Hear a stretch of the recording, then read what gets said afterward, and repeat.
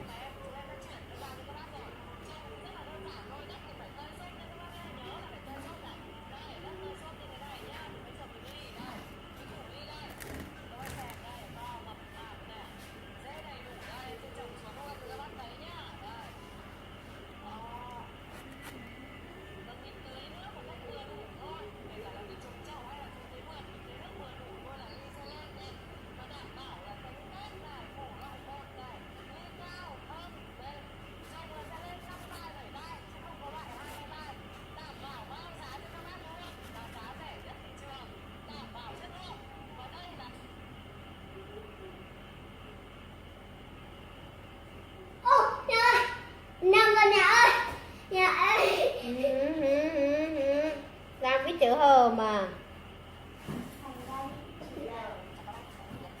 Đang viết chữ hờ phải.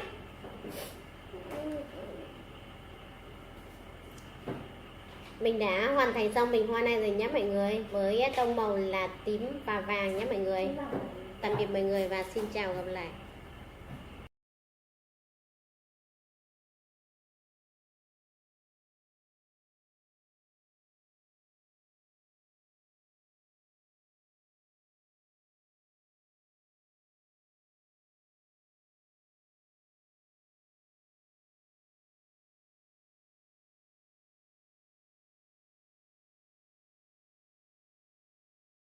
You're condensating. More biggie options so you can get more of what you really want at Wendy's.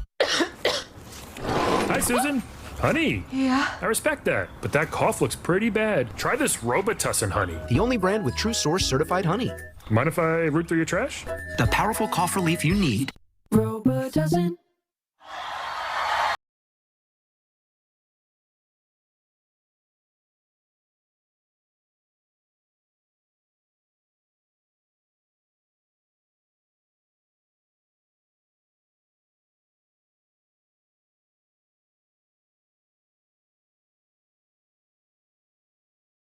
Out together, dancing cheek to cheek. I'm Jordan, by the way. Tom. Dreaming of getting to the big game? I wanted to go since I was a kid. Try Priceline and get a last-minute flight deal. Travel safe, man. Child. Priceline. Gillette Labs is just a fancy-looking Fusion 5? No, it ain't. It's Gillette's best shave. And its ultra-sharp blades last 50% longer. Hey, Joe, come feel my cheeks. Dad. Gillette, the best a man can get. Keeps getting better. Well, it's only Monday, or Wednesday rather, but it's been a heck of a week so far in the Big Ten. We wind you back to Monday. How about Lamar Wilkerson putting up 41 points in the win against Oregon for the Indiana Hoosiers. And then yesterday, a couple of top 10 road wins. It was Purdue winning at Nebraska in overtime. And how about the Wisconsin Badgers beating number 8 Illinois in OT in Champaign? Just a couple of huge road wins, LaFonso. Yeah, Boyd and Blackwell, difficult to deal with Wisconsin. Boyd gives them something that they've not had in a long time. A point guard that plays with great pace and speed to go along with that spacing that they have. And you help, and all of a sudden they're spraying out to wide open threes. All 5 guys on the floor from Wisconsin can knock it down. And Wisconsin was down 12 with right around 8 minutes to play. Heck of a comeback on the road for the Badgers. John Blackwell's having a superb season for the Badgers as well. Adams able to draw the foul here out of the timeout. Maryland kind of gone cold. They haven't scored in 4.5 minutes. Because notice, all of a sudden for the last 4 minutes, they've not been able to get anything in transition, not pushing as hard as they have. And got to give Iowa a lot of credit because they're starting to fill those gaps now, and it's taking away angles for guys like Andre Mills to be able to attack the rack. Really good adjustment by Coach McCollum. Adams, the McDonald's All-American, gives it up. Here's Mills. He hoists, and he has 11. DeAndre Mills. He's got that look in his eye tonight. Boston native, former top 100 recruit, has over half the points for the Terps. That's what we talked about with Solomon Washington, number 9 in white. We've seen him guard Bennett Sturts. We've seen him inside with Manial. He's everywhere defensively. Buzz Williams loves what he can do on this end of the floor. They're going to have to put it up. Into the shot clock. They're not going to get it off. I don't think that Cale Combs realized the time was ticking. Mills having himself a terrific night. We've seen him score at all 3 levels. We've seen a 3-ball, seen him get to the front of the rim, and a nice little pull-up J there from 15 under duress. But what a remarkable defensive possession there for the Terrapins. I thought Darius Adams, the freshman, number 1, did a terrific job of keeping Bennett Sturts in front, which kept them out of rotation, which kept guys, five guys on 5 bodies, and making it tough to get a clean look off. Here's Diggy Coy. He's scoreless so far. Again, he's their leading scorer on the season. Foul, and this one is going to send us the other way. I think they got that on Solomon Washington, and that is 2, so that's a big development here. There's still almost 6 to play in the half. Yeah, that's huge because now you lose your most versatile defensive player and a guy who's a menace on the offensive glass. But look at all the bodies that are around Diggy while he's out there on the floor. So they're making him a passer, which is a really smart move. That was certainly a point of emphasis today at shoot-around for Ben McCollum. Get the ball out of the hands of number 8. Howard finds the cutter for Fulgaris. They say the defense clean by Metcalf. Fulgaris was looking around for a whistle. And then Fulgaris knocks it out of bounds. It'll be on this end with the Terps. What a reaction by Colin Metcalf. I thought he was completely out of the play, and I thought it was going to be an easy layup here, and no. He's able to challenge over the top and block that one. Metcalf had 78 blocks last year at Northeastern. That was top 10 in Division I. Yes. So he does that at a high level. Without Pharrell Payne, they're going to need him to have an impact on this game, especially with Solomon Washington out with 2 fouls. Coit on the step back. There is the first bucket for the bucket getter, Diggy Coit. Folks, that's that lefty step back 3 that he loves so much. Nice. But on the other end, that's too easy. A lob up top for Banks. Whenever you're playing against a 1-2-2-3 quarter court, full court pressure, if you can get it over half court and get it to the foul line area, now you have 2 offensive players on 1. I will execute it beautifully there. Well, now Alfonso Diggy's starting to feel comfortable. He's got 5 quickly. Ben McCollum was not happy with that sequence, and he takes a timeout.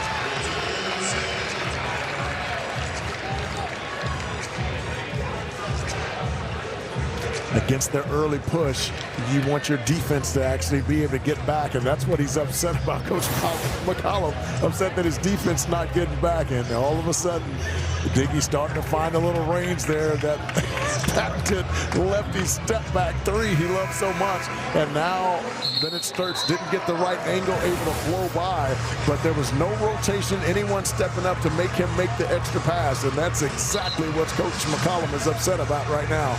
You look at Diggy Coit, it's kind of been feast or famine. He's got 5 games of 29 or more, including last time out, but also 9 games in single digits. Yeah. But I think as the season has progressed, he has been playing better when the lights are brighter as of late. Yeah, what I love about him, BG, is that he doesn't really force anything out there. He plays within the rhythm of the game, and if he's called upon to be a passer, a facilitator, he does it.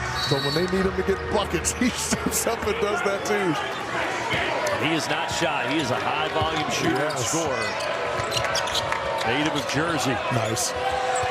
They get a great look for Sturts. That bucket's going to count. Now there's a foul underneath, and I think that's going to go on Diggy Coit.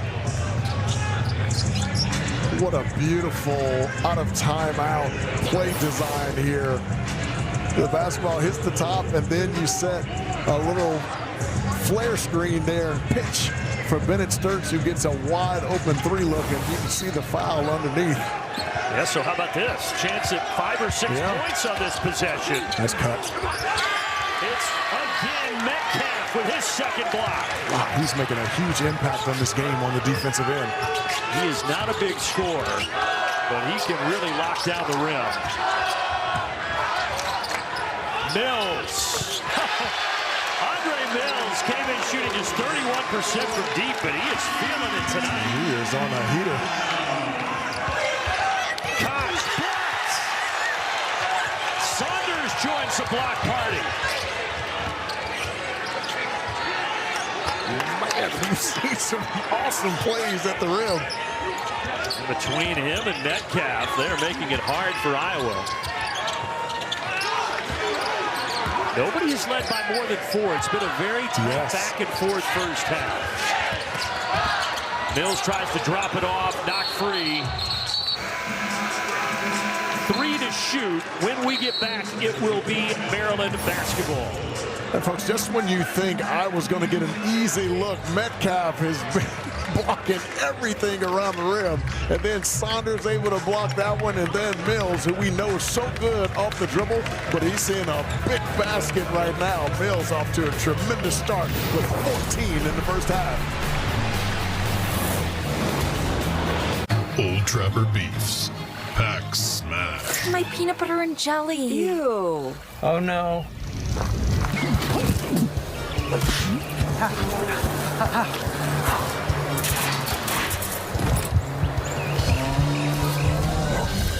Yeah, I guess my ham and cheese didn't make it. Old Trapper, what's your beef? Now that's a great view. Yep. We can't hire you right now, but we'll keep you in mind. You'll keep me in mind. It's a good day for a good deal at Outback. Get down under favourites like the Aussie 3-course starting at $14.99. Any reason is a good reason to celebrate at Outback. This or that. Here they come, yo. Here they come. You can Venmo this or you can Venmo that. You can Venmo this or you can Venmo that. You can Venmo this or you can Venmo that. I think you Venmo this, yo. Swears that. Yo, niftily. Yo, we can make it hip to me. What we are, cuz what we be the epitome, do, da, dippity. You can Venmo this or you can Venmo that. I think you Venmo this. Get your Venmo debit card today and get up to 5% cash back.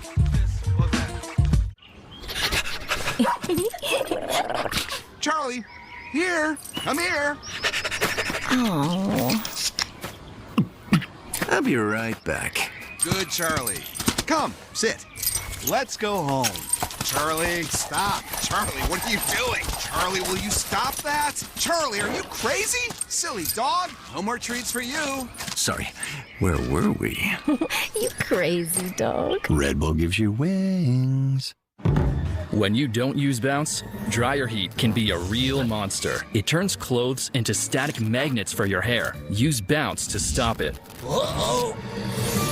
If you want static-resistant clothes, What makes Marco's Specialty Pizzas so special? They're specially crafted with premium toppings. From garlic parmesan white sauce to 4 high-quality meats to 1 loaded with everything. To this and this. Oh, and this. Phew, got them all. Upgrade your next pizza night with $3 off all Marco's Specialty Pizzas. Okay, you got this. It's just a laxative. How scary could it be? You can do hard things. Honey, relax. It's Miralax. It works with the water in your body to hydrate and soften for gentle relief.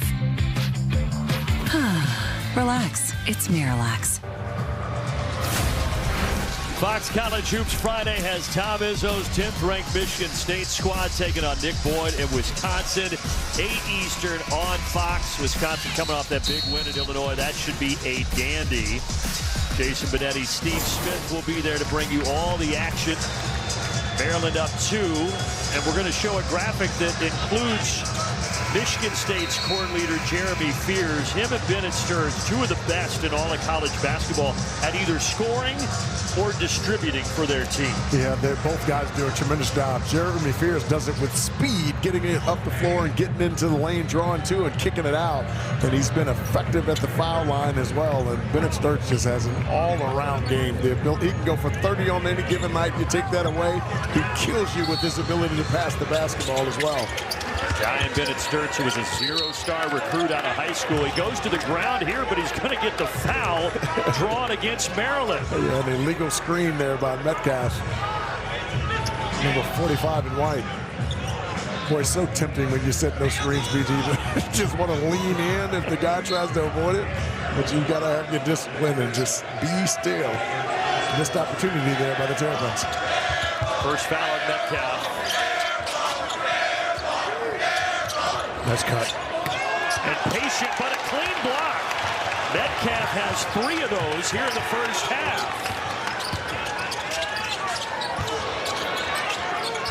Here's Diggy Coit. Sturts all over, curls it around. Saunders, mid-range, pull up. Yes.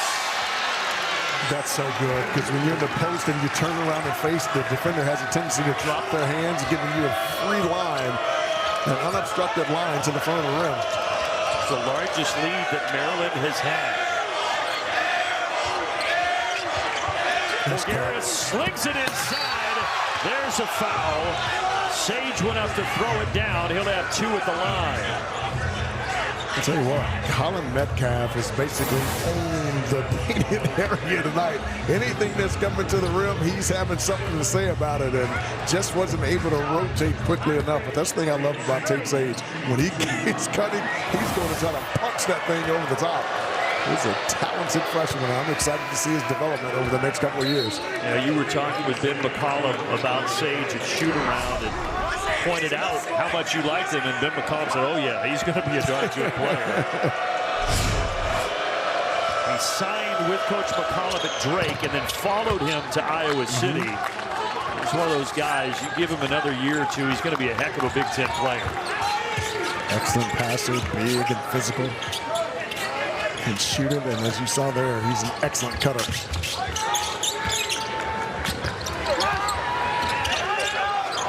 Coit calls for a screen. Metcalf comes to set it. Back to Diggy Coit. 3 on the timer. Step back. What a tough shot. Almost hit it. Well, his separation that he's able to create off that dribble, as small as he is remarkable. He's making Bennett Stearns work on that end. Here's Stearns giving it up. Inside of 2 minutes. Cross court, open. Isaiah Howard, way off the mark. Serenaded with air ball chance, and it belongs to Maryland.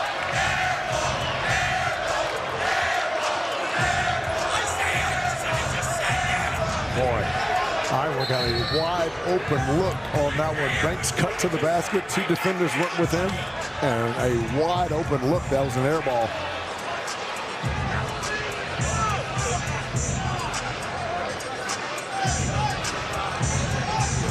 Iowa is challenging the ruling on the floor that it is Maryland ball. All right, so If you've been following college basketball, you're aware, but always like to remind everybody, you get a challenge. If you are correct, you get one more. If you are incorrect, you are done with challenges the rest of the game. It looked like that went off of Andre Mills' left hand of Maryland, at least from that vantage point. Tavion Banks, number 6 in black, was adamant that he didn't touch it. Takes a lot of trust from the coaches, especially if they don't get a chance to watch the replay in advance, to trust your veteran that he's right. But you got to be judicious, because again, if you get it right, you only get one more, so you have to pick your spots. Let's take one more look at it here. Yeah, I think you're right. The call on the floor, the question always becomes in this situation, is there enough to overturn it? And I don't know the angles that they have, but wow, that's clearly off of Mills. Officials Paul Sells and James Breeding still taking a look at this.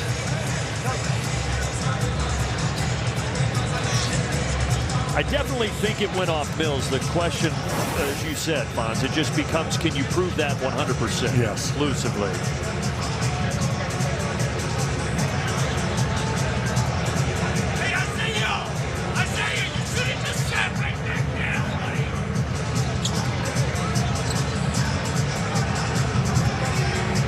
And Iowa comes in here as hot as anybody in the Big Ten. They've won 6 straight.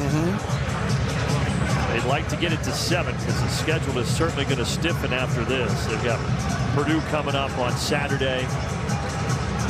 So Ben McCollum would love to stack as many wins as he can before the schedule gets even tougher. For that gauntlet. And that Big Ten win streak, that's the longest since 2015-16. So it's been a decade since they've done this. They won 7 in a row back during that 15-16 season.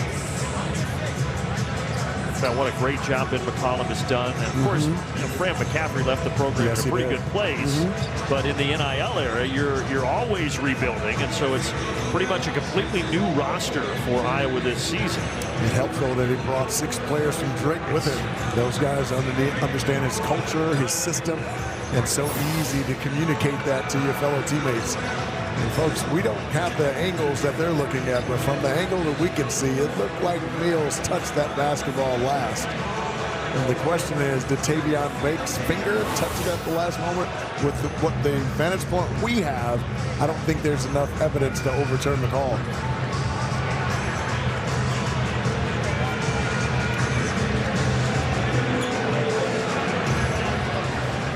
Turning into a long review here with 1:51 remaining in the first half.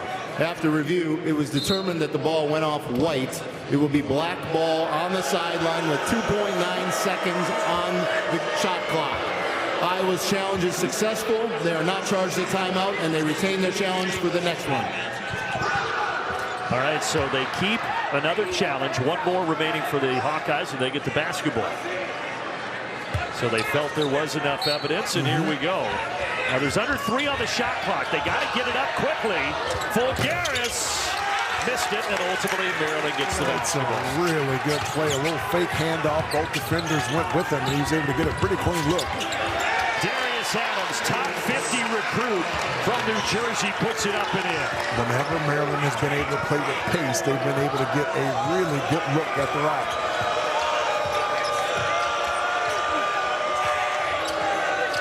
Sturts on the drive and kick. Whistle. Foul on the floor. It's against Maryland. They're going to get Adams. Well, coming up on the Ram Trucks halftime report, preview of that Michigan State-Wisconsin battle we talked about on Friday.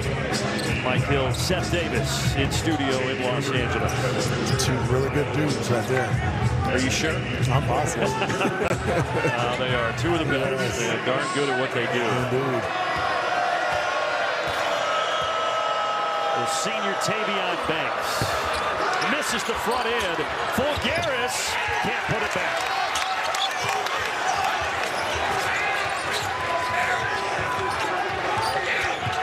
Buzz Williams has to be pretty pleased with his first 19 minutes. On both ends of the floor. Got just their second Big Ten win Sunday at Minnesota, trying to take that momentum forward here tonight. Diggy Coit, he got fouled. He goes to the line. Sander is doing a nice job on the 13 and white. His post action took away their baseline help, which allowed Diggy Coit to get a fairly clean look.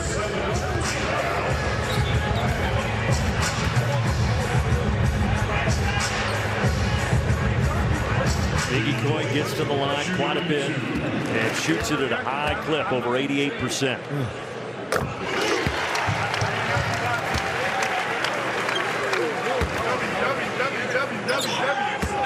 Coit, two-time Big Ten Player of the Week. Gets the bounce. Largest lead for the Terps. It's been a good formula for Maryland here early. Is this little full court token pressure that takes some precious ticks off the shot clock. It doesn't allow Iowa to get to the third side of the floor, which is where most defenses typically break down.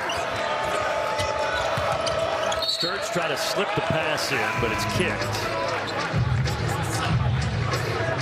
Sturts has 10 points, 4 of 5. What do you think of the job Maryland has done on him defensively? Well, all you can do against a great scorer is you can try to make them inefficient or make it hard for them to get the 20, and they've done that so far. Just as we say that, he steps back and nails a three. Yeah, well, you can't stop him from scoring now. All you can do is try to make it more difficult, and he does a nice job as well with that little right-left crossover to create separation to be able to get his shot off as well. So impressive. He has been efficient now, 5 of 6, 13 points. Couple seconds difference here between the shot and game clock. Adams on the angle, right to the rim. Final seconds here. Sturts. Step back three. That one he missed. And a strong first half for Maryland. A 5-point lead against an Iowa team that has won 6 in a row. This is a team that really struggles to score the basketball, while Andre Mills was superb in the first half with 14. That December 6th game in Iowa City, the Hawkeyes were in control at half, up 14. Different story here tonight in College Park. We'll take a break and we will return to the Xfinity Center for stats and analysis of that first half after this timeout.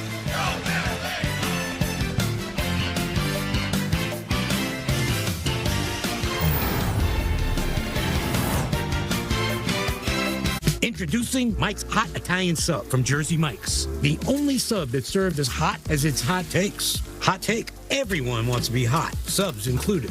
Here's another hot take. Melty cheese pulls, way too hot for TV. Third hot take. Chopped pepper relish is a love language. Hot take. A regular for only $8.95 is too hot a deal to pass up.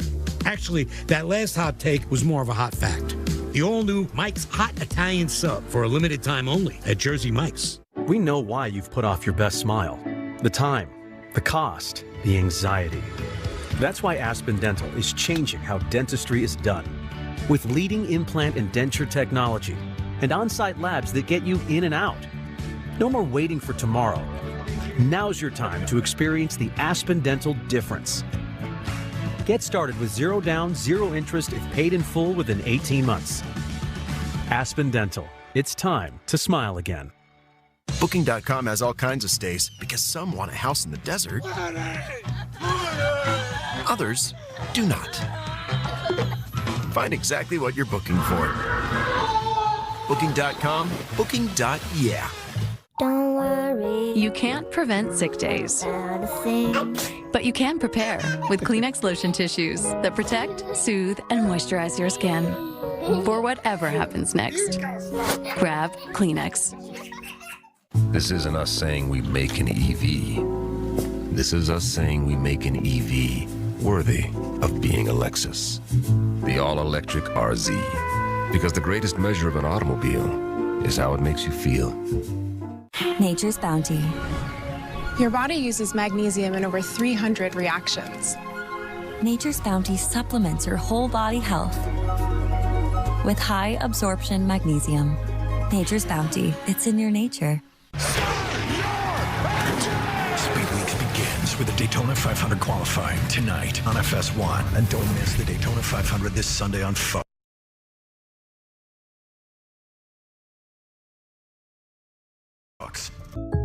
So you guys are just like State Farm, right?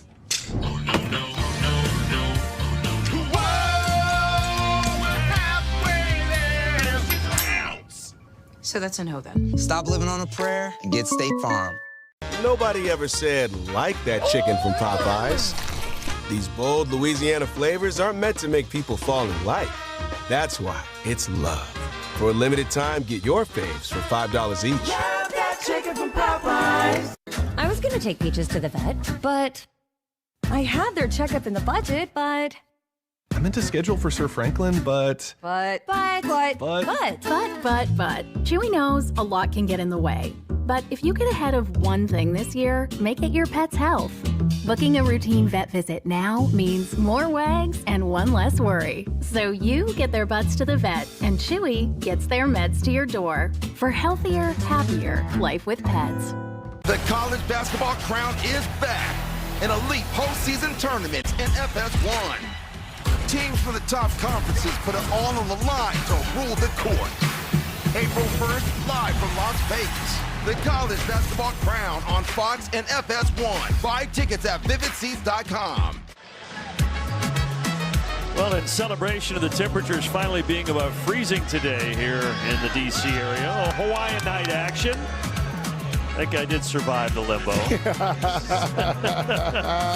5-point lead for Maryland, and it was Andre Mills who led the way, Fonz, with 14. Yeah, after settling for too many threes early, after that first media timeout, all of a sudden this team started to get going, and much of it had to do with Andre Mills. So good getting to the rack and finishing through contact and over help defenders. He's able to get to his mid-game, knock down his three ball as well. 14 points in the first half, 2 of 3 from 3.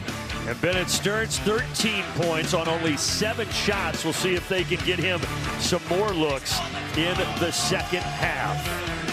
Ram Trucks halftime will continue. After the break, we'll go out to Los Angeles. Mike Hill, Seth Davis, giving you a preview of what's coming up Friday, the battle between Wisconsin and Michigan State.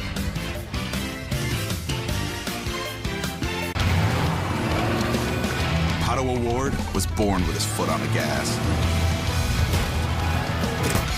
He once met Slow. They didn't get along. You could put him behind any wheel, and he wouldn't just have fans. He'd have groupies. Fortunately for the people of Concord Acres, Pato chose to drive here. You want to catch Pato O'Ward? Welcome to the fastest racing on Earth. Every truck month, trucks talk tough. Only one delivers the trucks worth talking about. Ram Truck Month. The most powerful light-duty gas lineup in America. Backed by America's best powertrain limited warranty. Built to never stop. Hurry in for great deals during Ram Truck Month. The only one worth the talk. Nothing stops Ram. Purchase this Ram 1500 and get 0% financing for 60 months or $6,500 total cash allowance on select 2026 Ram 1500 models in dealer inventory. And get a 10-year, 100,000-mile powertrain limited warranty.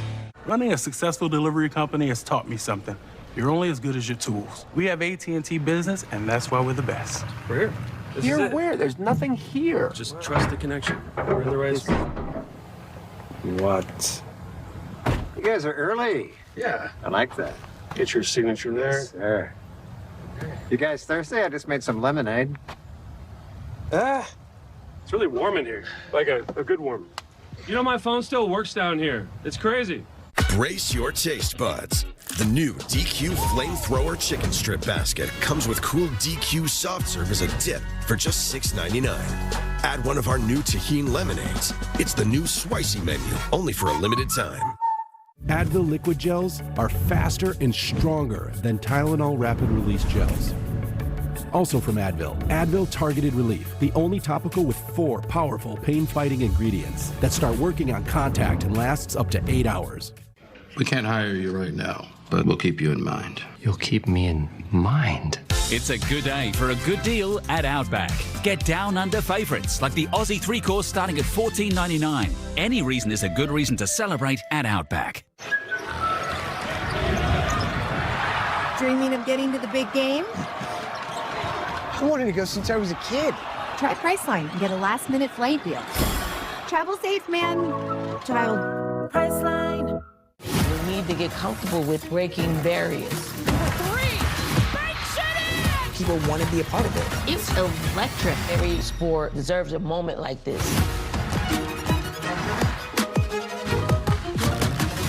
The ACC and Big Ten collide in the Nashville Hoop Showdown. Watch this. Virginia takes on Bruce Thornton to the bucket and Ohio State. Saturday at 8 Eastern on Fox Primetime Hoops. Welcome to the Halftime Report powered by Ram Trucks. Nothing stops Ram. Hey there, welcome inside our Fox College Hoops Studios. Mike Hill alongside Seth Davis. Friday night in primetime, we got 10th-ranked Michigan State visiting Wisconsin in a key Big Ten battle. 8 p.m. Eastern on Fox. It's another chance to see Flight 55 in action. Cohen Carr, Flight 55, Michigan State University. Flight 55 ready for takeoff. There's Carr. Oh, goodness! Carr doing Cohen Carr things. I mean, the first thing I should say, he jumps out of the earth. Flight 55 is probably the sweetest nickname in college basketball. I don't even remember when that started, but yeah, that's kind of what I go by now. This is not something or somebody you see every day. Look out, Beers collar! Coming back, left-handed sledgehammer! I've had some guys that have won the dunk contest on Jason Richardson. Richardson above everyone! Shannon Brown. He took that thing from 18 feet. My goodness. Giving all that I got, you can't This one, you know, he's a special dunker. Oh, man, it's Carr. He may be the most electrifying leaper in the country. He is definitely the best finisher in college basketball, and Wisconsin's going to have to try and ground him in Michigan State. But Wisconsin flying high right now themselves, coming off a 12-point comeback win against Illinois in their last game. Yeah, so super impressive. The thing about Wisconsin is they can be really scary through shooting the three-point shot. They were 16 for 36 in that win at Illinois. They did the same thing when they won at Michigan, just lights out from three-point range. And Michigan State, even though they are one of the top defenses in the country, fourth on KenPom in efficiency, Mike, they're 42nd in the country in three-point defense. But you know what I like best about Wisconsin's win at Illinois is the fact that it came just a few days after a really disheartening and disappointing loss at Indiana. And coaches will have an expression when you lose a bad game: let's not lose this game twice. They came into Illinois ready to play. Even if they hadn't won the game, I know that Greg Gard would have been happy with their competitiveness. They'll be ready to play in this one. They've won some big games already this year, including the Illinois-Michigan game as well on the road this season. Both of those games on the road, see what they can do against Michigan State. Meanwhile, Michigan State also coming off a win against Illinois and in that 12-game winning streak that they had. What do we make of this Michigan State team right now? Well, they certainly know who they are. It's defense and it's rebounding, arguably the best rebounding team in the country, one of the top point guards in the country, and Jeremy Fears. If this gets into a three-point shooting contest, we know the battle. No, 5 and 6. So Michigan State is going to have to really win the stylistic battle.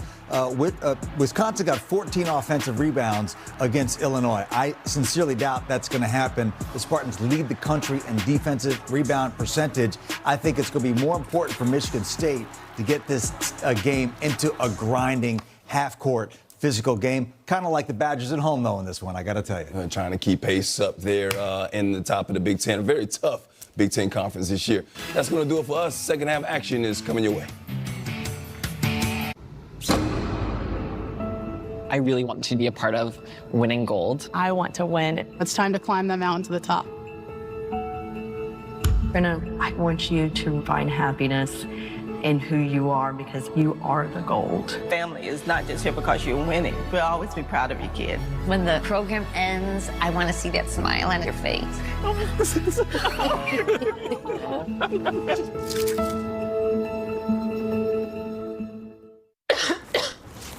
Hi, Susan. Honey. Yeah? I respect that, but that cough looks pretty bad. Try this Robitussin honey. The only brand with True Source certified honey. Mind if I root through your trash? The powerful cough relief you need. Zeno, Brandon Coley, Jablonski Auto Body, LLC. Yeah! Woo! What'd she call Harper? Oh, you mean Jablonski Auto Body, LLC. We actually sold the Twins naming rights. You know, like stadiums do. Kids are so expensive these days.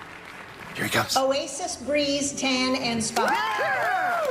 If you need a tan, I'm your man. Could do business with you. Or we can look at some investment options for you. Works for us. The right money moves aren't as absurd as you think. Old Spice Gentlemen. Guess I've always been a gentleman. Paraben-free. DJ? Son, what's going on in there? I'll be out in a few hours.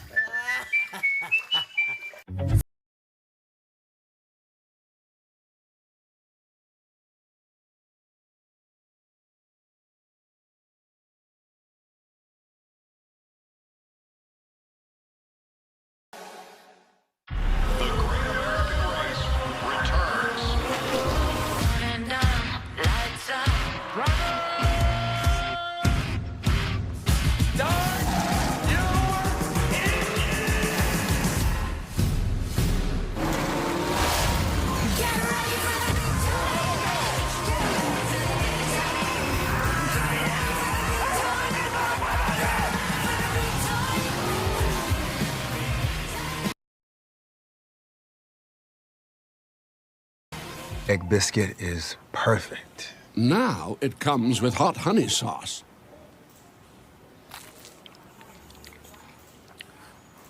I stand corrected. That's Wayne Gretzky. Who's Wayne Gretzky? He was accepted into the Hall of Fame. That's nice. But with Discover, I get accepted basically anywhere. Well, I got it, Dwayne Jetski. Discover is accepted at 99% of places nationwide. The Disney Resorts Collection is the most magical place to stay at the most magical place on Earth. And with extra time at any of the 4 theme parks, why would you stay anywhere else? Start saving today.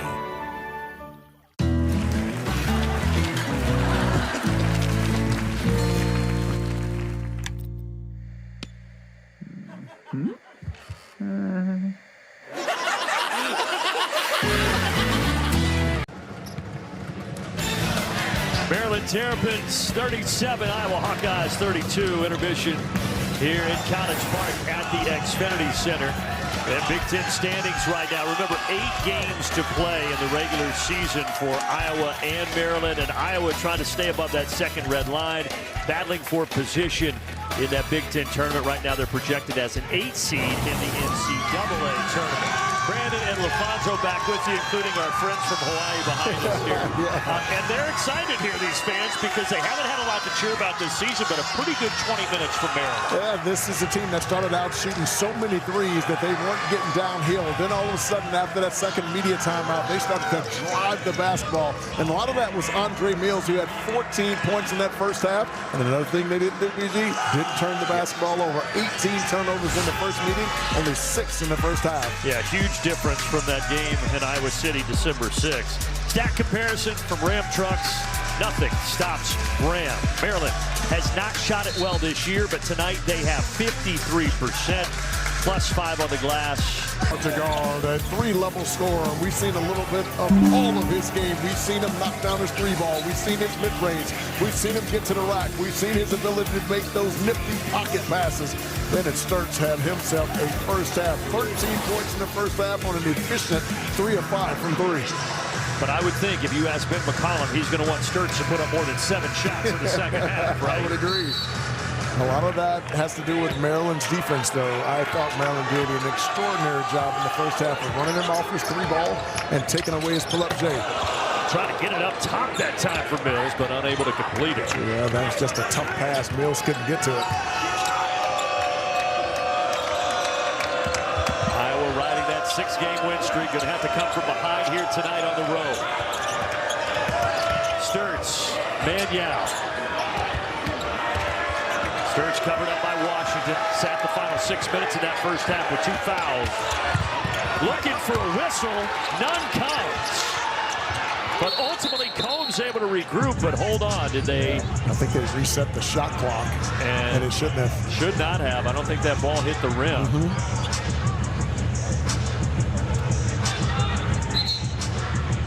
And they're going to go to the monitor and take a peek. Bennett Sturts, he thought that he got fouled, and he just kind of hoisted it towards the rim, but looked like it just hit all backboard. I agree. take a look here on the previous drive. play is under review for a shot clock timing error. Yeah, it didn't look like that basketball hit the rim to me. Take another look here. Ooh. It's tough to tell. It's tough, yeah, because it does look like it nipped the opposite side.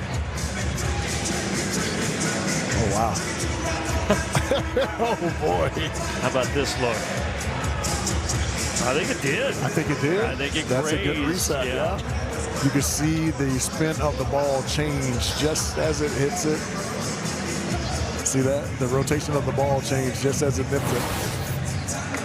And after looking at that, I also think Bennett Sturts may have had an argument that Elijah Saunders hit him on the arm, but did not get the foul call. Oftentimes, BG, if you're the defender, and even though there's contact, if you can show your hands to the official is considered to be body contact and not that you're impeding it. So let's see if he impedes his dribble here. That's the foul with his right hand, if it was going to be called.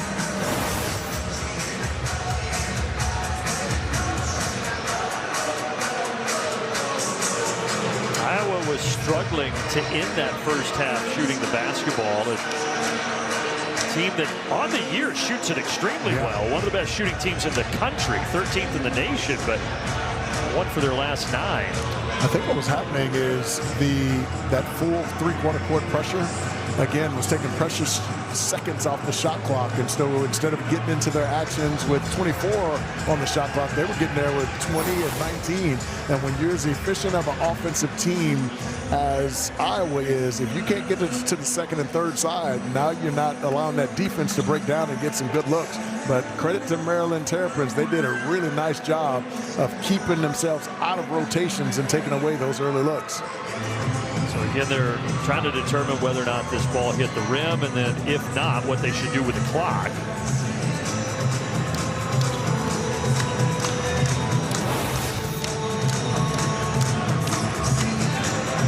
Tough job here for Paul Sells, James Breeding, and Steven Anderson. And no fault to these guys. They're doing their job trying to get it right. I do wonder in the future, Fonz, if they should put a limit in place. Say 1 minute. You get 60 seconds to review. If you can't determine it, you got to make a determination and move on. I would agree, because we're talking about the pace and speed of the game and the length of the game, and we don't want it going past 2 hours. This is college basketball. There was a long review in the first half as well. And again, no fault to these guys. They are doing their job. But they're terrific referees. I wonder if there will be a rule in place at some point in this continual effort to try to speed the game up to limit how long they can be at the monitor.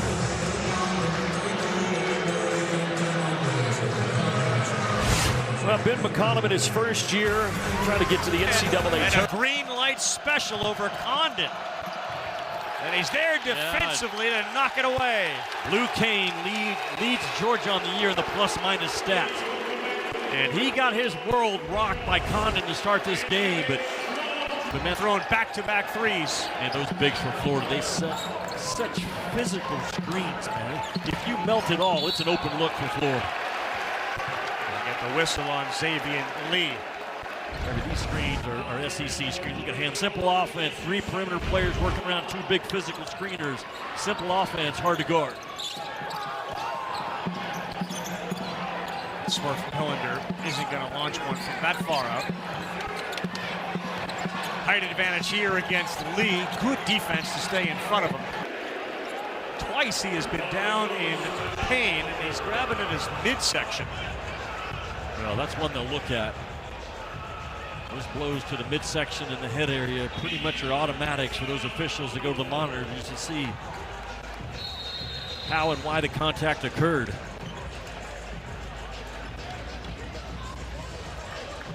Jimmy, we're going to take a timeout here as they look at it, but we'll let you see what they're about to look at. The previous action during the shot on the rebound is under further review. This is an official initiated review. This will also be inside the window of our 12-minute media timeout. Excessive unnecessary right there from behind. That is an F1. Excessive unnecessary contact on blue. Refs will look at it. We'll update you.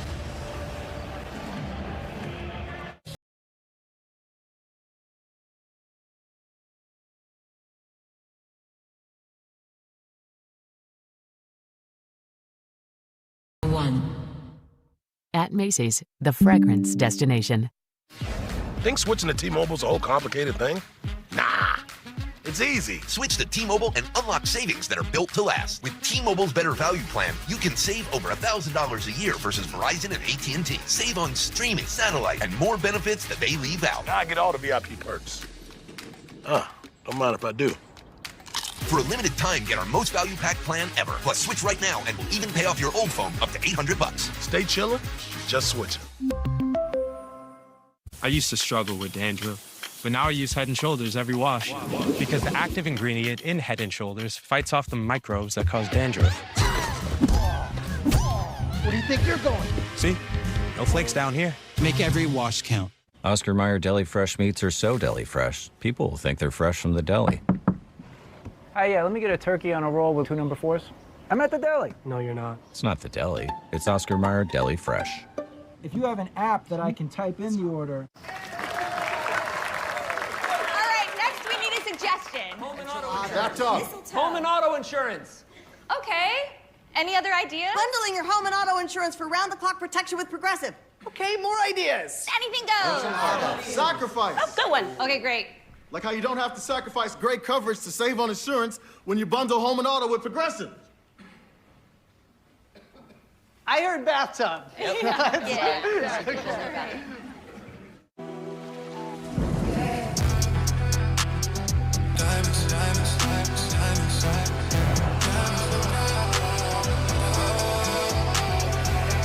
Enjoy 20% off store-wide.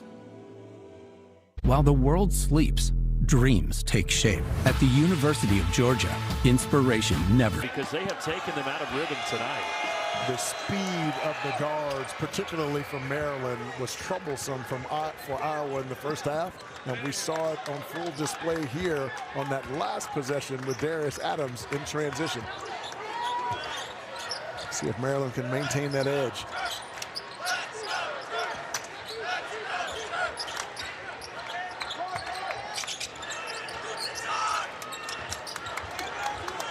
Metcalf hands it to Adams. Adams has 9 here tonight.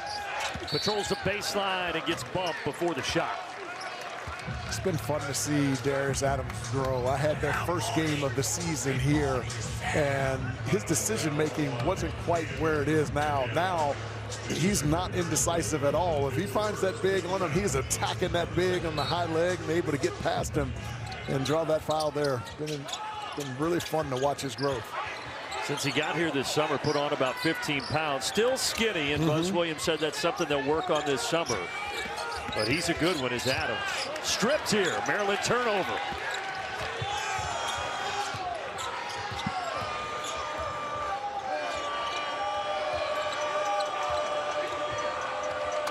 This is where Sturts becomes even more dangerous when he's playing off the basketball. Shot fake, Cooper Koch has it stripped, but it falls right to Cam Manyow.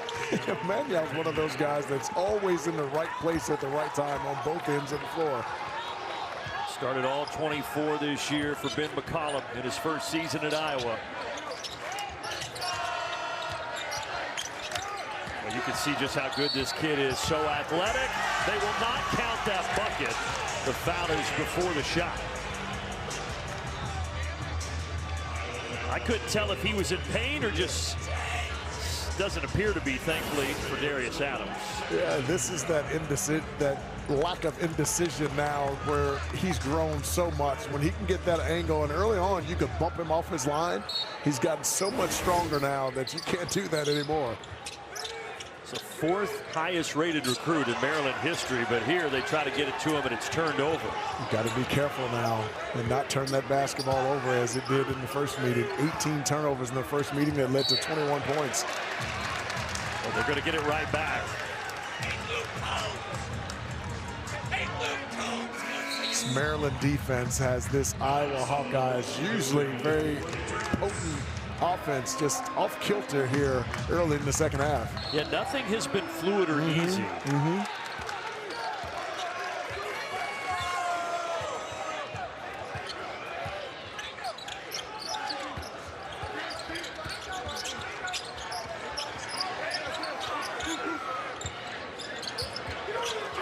Adams Adams on the baseline. That one does count.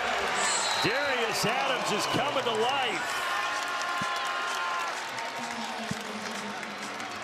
That takes us to our media timeout. 11 now for Darius Adams, Fonz. He's been so aggressive off the bounce, and the speed of the guards for the Maryland Terrapins have really imposed their will on the defense of the Iowa Hawkeyes. And Darius Adams got it going here, and his teammates love it.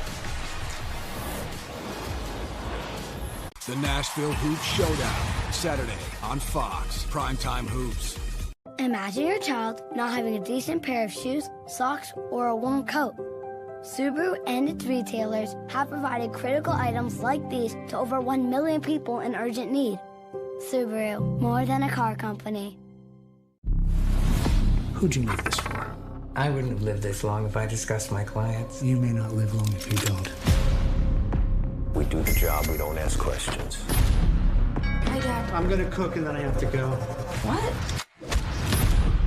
My mind, it hasn't been right. I'm confusing time. No one can know. My secret. Memory of a Killer. All new Mondays on Fox and watch anytime on Hulu. A game-changing challenge has the families pairing up. We gotta go to war. But will self-sabotage leave survivalists dead in the water? They haven't gone nowhere. Oh, look, a circle. Extracted. All new Monday on Fox.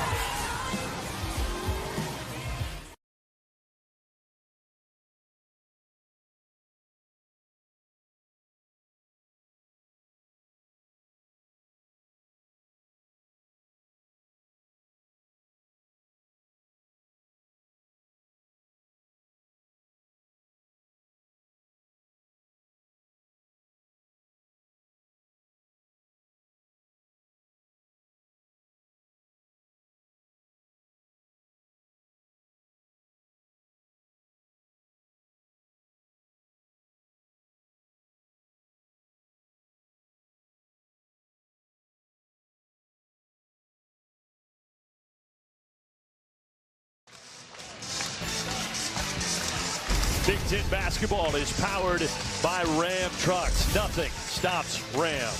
They always unfurl the flag here at the under-16 media timeout of the second half over that student section. And they're enjoying what they're seeing right now. Maryland is up 5, and Darius Adams having a big second half. Yeah, the 6'5" freshman has taken this game over in the second half. We've seen all aspects of his game as well. The three ball, the ability to change speeds, change direction in tight spaces. And he's been so aggressive off the bounce, able to get to the rim. Now what a beautiful read there. 11 points here on an efficient 5 of 7 from the field for the freshman.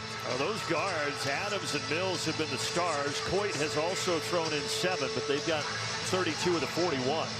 Yes, so far in this game, Iowa has not been able to, with any consistency, of keeping those guys out of the paint.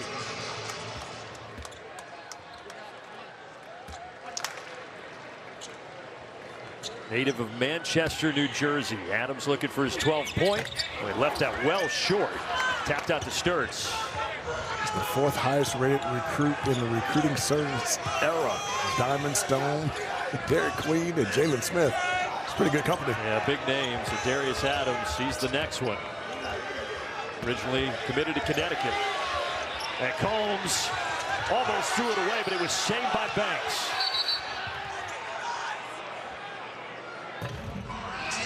I think he's going to warn, Paul Seltzer's going to warn Buzz Williams for being outside the coach's box. He was way outside the coach's box near half court. You get one of those, the next one would be assessed a technical.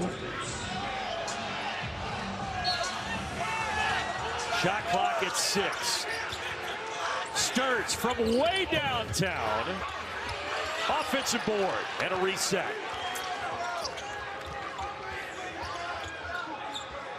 Now Banks, who was able to keep the possession alive, back to Sturtz on the angle, and fouled, knocked down by Darius Adams. Well, that's that burst that we talked about in the first half. When Sturts turns the corner, and if you're on the side or behind him, he has a next level when he gets around that B1G. Watch him turn the corner here, folks. He's got Darius Adams trailing him, then boom, a little burst there to get to the front of the rim. You just do a little John Madden, boom, tough acting, Tinactin right there. I didn't realize it. It just came out. Anybody under the age of 25 listening has no idea what we're talking about. But I love guards. I love any players for that matter when they can get into the paint and they have that next gear. I mean, it's so noticeable. Dennis Sturts one of the best at it. And he's got 15 now. Iowa bench trying to get up and give their guys a little juice here. Adams offensive. He went bowling right over Brendan Hassan.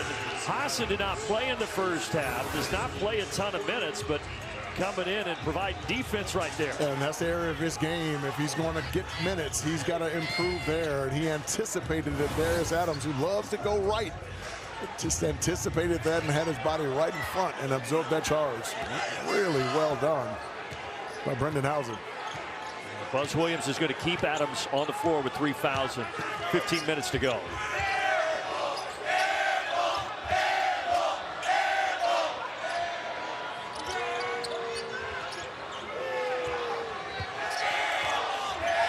Nice cut. Backdoor, what a cut and what a pass by Fulgaris. If you're going to switch that action, you have to stay under because Sturts always reads it. If you're on the top, he cuts right to the basket. And what a beautiful pass over the top and finish. Fulgaris hasn't scored, but a couple of assists tonight. And Buzz Williams not happy with that possession. He's going to take a timeout. We'll take it with him. Terps up a penny.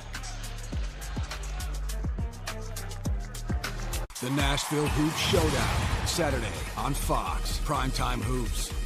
Chevy, and maybe you got it too. Chevrolet, together, let's drive.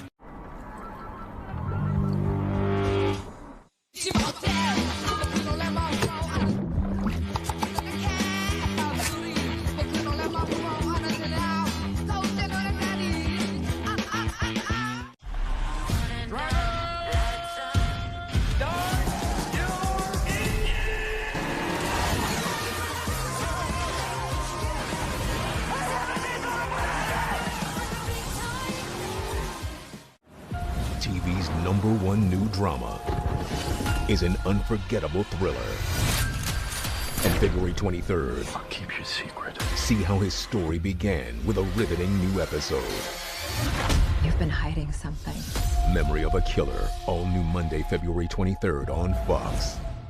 Yeah, you probably know these TD moves. Touchdown! But guess what? There's another TD, tardive dyskinesia. It causes uncontrollable movements, constant blinking, finger tapping, mouth and tongue movements.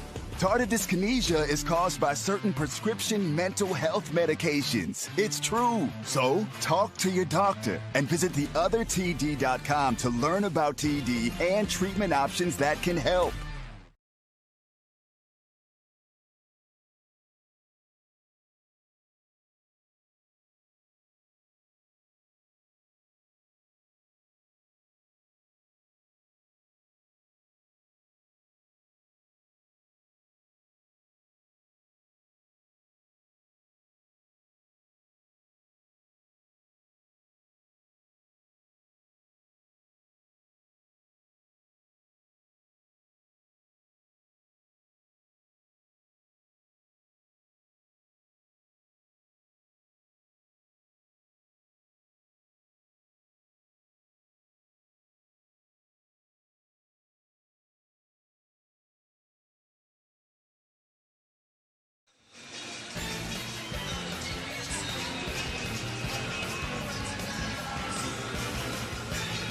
(41-40) Maryland by 1 here, 14:29 second half. All right, Fonz, take us to school on Bennett Sturts. Folks, keep your eyes on David Court, number 8 in white, and Darius Adams, number 1 here. David Court's going to play on the high side of this possession because he's expecting to switch with Darius Adams. Darius Adams doesn't switch. There's confusion, and now there's no help on the backside. And what a beautiful read there. And able to throw that one over the top, and the finish by Bennett Sturts. You cannot be confused in your coverage against number 14 in black, or he'll make you pay, and he certainly did there. Been quite a February. 32 against Oregon, career high, and then a couple of days ago, 36 against Northwestern. New career high for Bennett Sturts. 17 tonight. And he does it all within the flow of the offense, which is what was even more incredible. He doesn't force anything, never sped up. Solomon Washington with a bucket out of the timeout. I'll just shed the defender and step right inside and able to score that over the top. That was nice. Another backdoor cut, and if that's on Adams, and it is, that is now 4 on the freshman. And that's another example there, BG. If you're going to switch that, you got to switch under because of all of your help, and you want to force it to the basketball. If you stay on the top, Iowa reads that beautifully, and they cut backside, and now all of a sudden you're in trouble as Darius Adams picks up another foul. 4 fouls in this game for him. Watts will replace him. One of their guards, Miles Rice, is out for the third straight game tonight, so Buzz Williams and company a little short-staffed. Sturts with a nifty move to the rim. Yeah, a little mismatch there with Elijah Saunders, the big, and did what guards should do when they find those bigs, is drive them right to the front of the rim and a little scoop underneath. That was nice. Cutting inside, here is Watts, transfer from Washington State.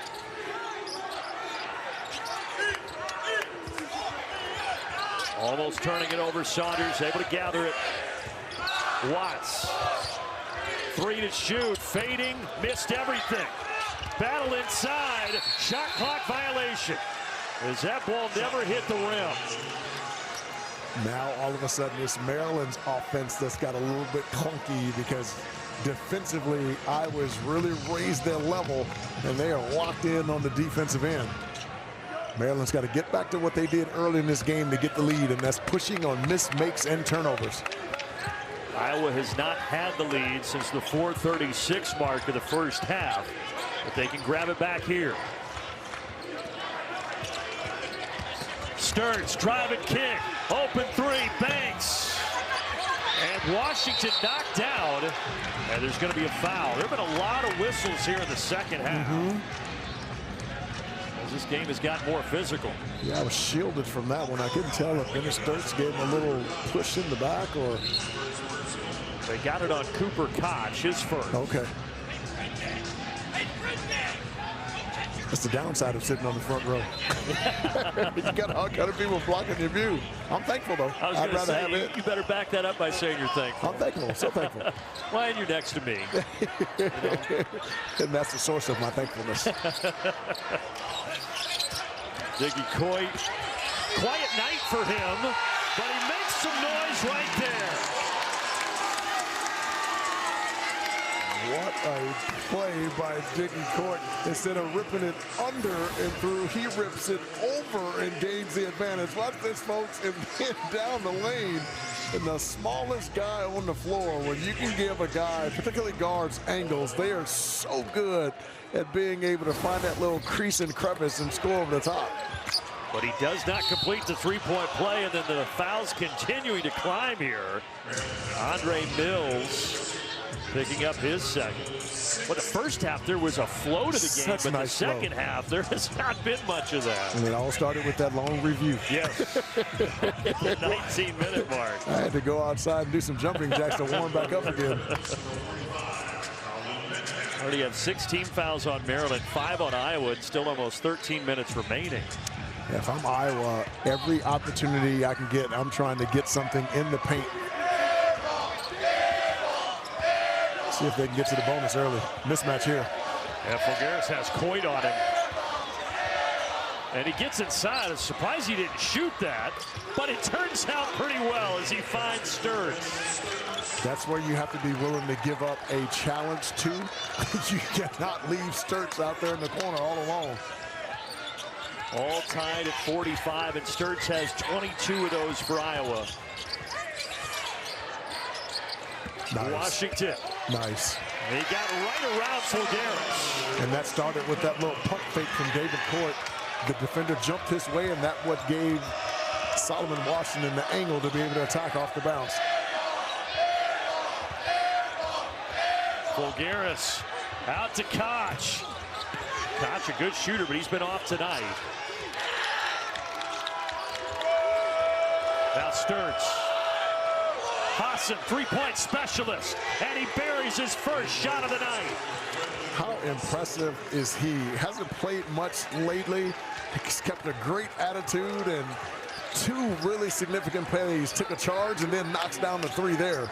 He hit 90 of those last year at K-State, did Hassan. But the answer from Andre Andre Mills. Mills is having himself a night. 17 for the freshman from Boston. Here's Hassan again. Trying to get it to Sturts.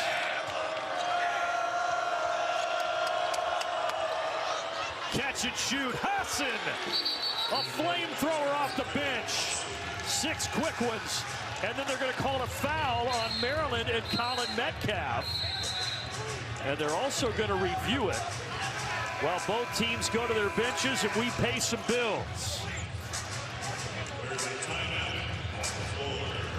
Folks, all of a sudden here, both teams have just been raining threes. Housen comes off the bench and knocks down a huge three to get some momentum. And then Sturts a little kick out wide open from three. All of a sudden, I was getting back in this game. And then a quick little three ball from there. Maryland able to respond. The Nashville Hoop Showdown, Saturday on Fox. Primetime Hoops.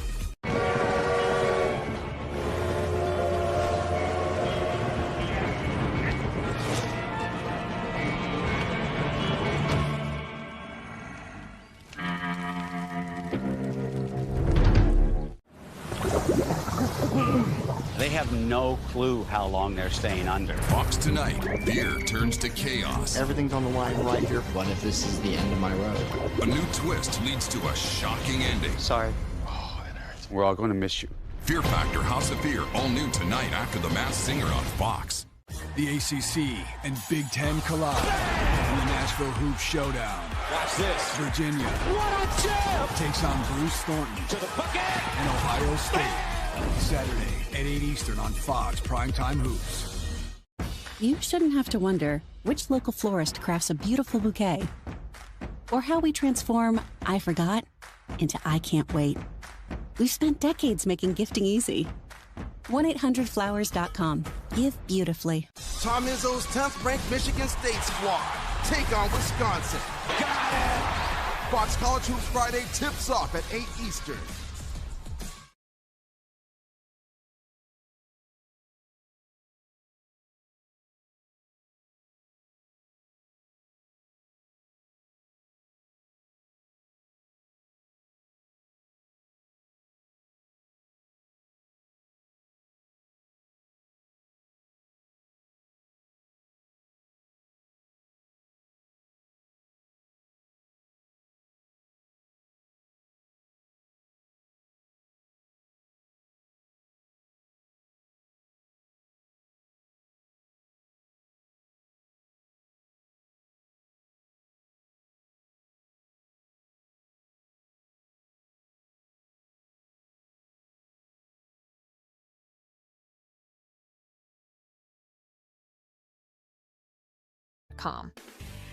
Coming up next, it's Daytona 500 qualifying.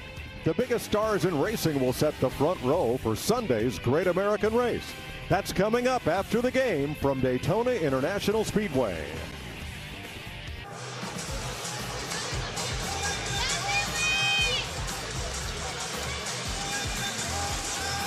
Iowa by 1. Here's the call on that last play.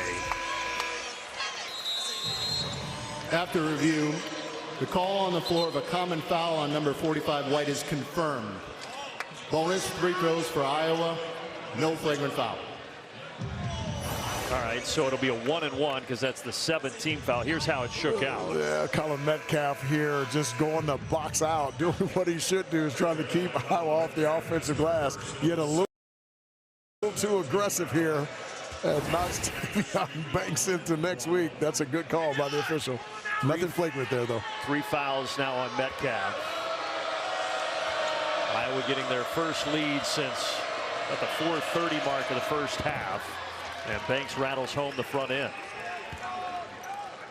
And fouls will certainly be something to keep an eye on because the whistles have been coming in. Adams mentioned already with 4. Washington, Metcalf, Maniau all with 3.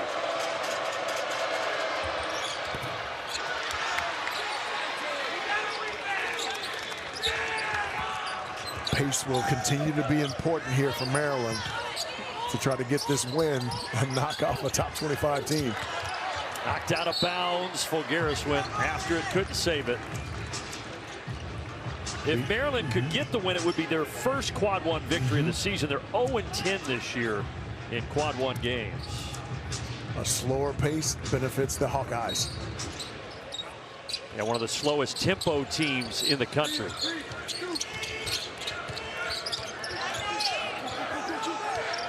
Iggy has 9 points tonight, coming off 29 against Minnesota. 5 to shoot. Mills navigating his way to the rim. He has 19 points. He has an uncanny way of changing direction in tight spaces and still has the wherewithal to be able to finish.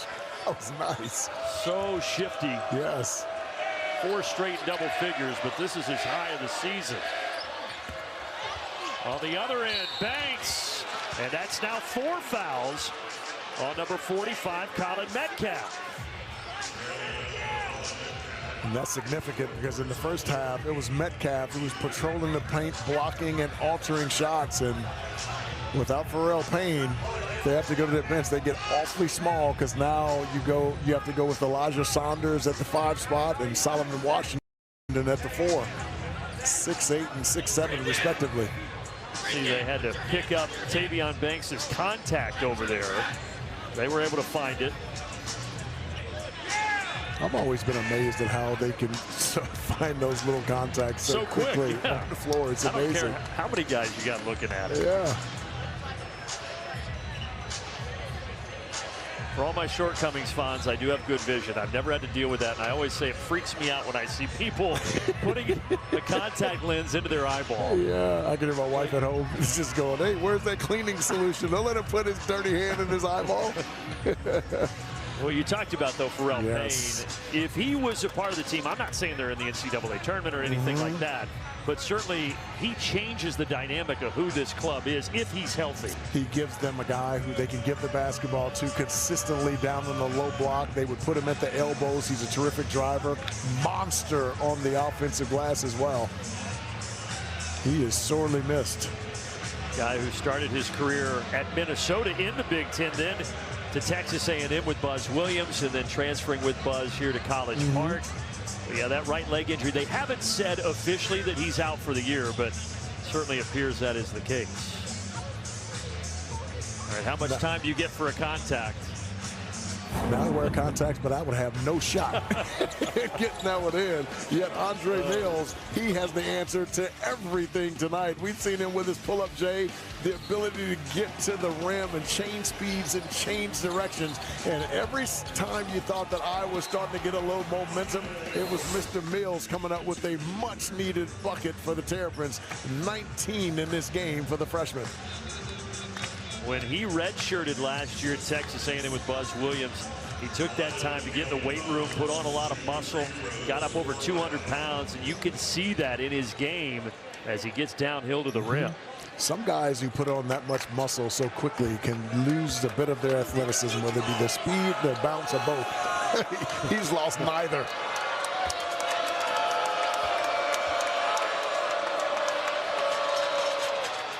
So Banks has fixed his contact, but he is now on the bench as Combs goes to the line.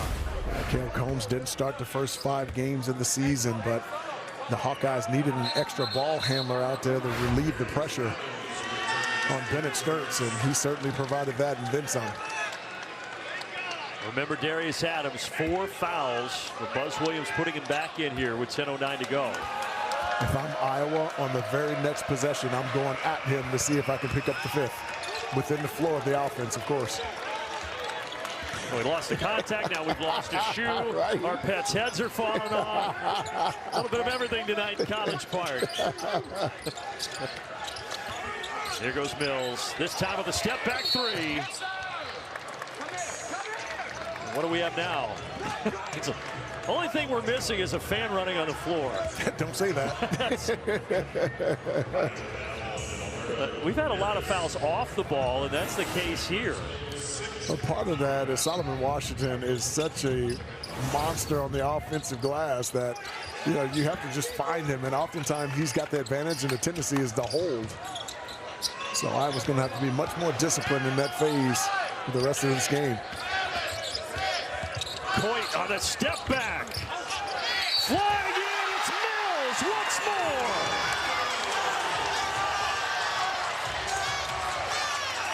Andre Mills is Superman tonight here at College Park. The Maryland Terrapins are so good at crashing the glass, and they do it from 2 angles. They do it from the corner, and they do it from the weak side wing. That time from the corner. Andre Mills, he's got a cape on, flying in out of nowhere and able to tip that one in. An opportunity for a 3-point play here. Unable to convert the free throw. All tied at 54. A Maryland team that has struggled this year, just 2-10 in conference play. Iowa's 6 straight Big Ten wins, but they're getting their money's worth tonight. Mismatch inside, if they can see it. Fulgaris. Yeah, they go to him with Coit, but he kicks it out. Starts on the drive, and he adjusts in midair. Yeah, Darius Adams had to give it to him because he's got 4 fouls. Bennett Sturtz reading that beautifully and able to get to the front of the rim. Yet another 20-point game for Sturtz, who averages right around 20 a night.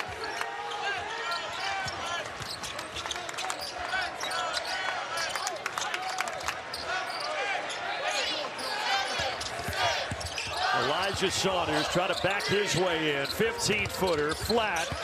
Who else? It's Mills. Surprised that didn't go the way that he is playing tonight, but he will get to the free throw line again.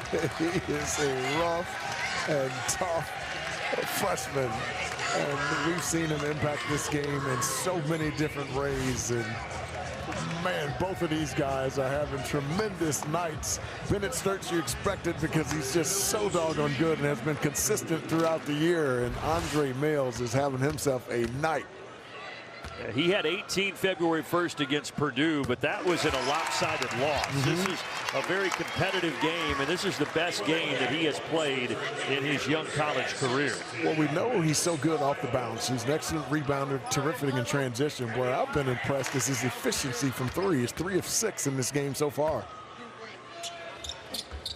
And he's able to convert. Tied again. 10 ties. We've also had 9 lead changes in this back and forth affair.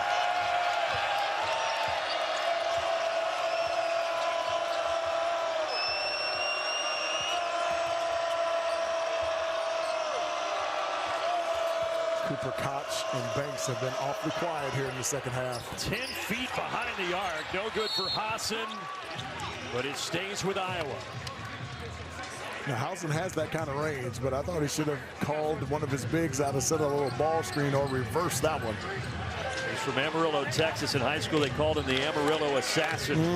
Went to Villanova, then, as I mentioned, Kansas State. Yeah. Now finishing with Iowa. Aptly named because he can stick it. Fulgaris kicks it. Koch from the wing. Rebound to Coit. I love the push. Here we go. Mills step through and back to the line goes Andre Mills. They just have not been able to contain him off the bounce. Folks, I spoke earlier about the burst that Bennett Sturtz has when he gets in tight spots. Well, on the other side of the floor, Andre Mills runs as if he was shot out of a cannon. And his ability to be able to change directions at that pace is incredible.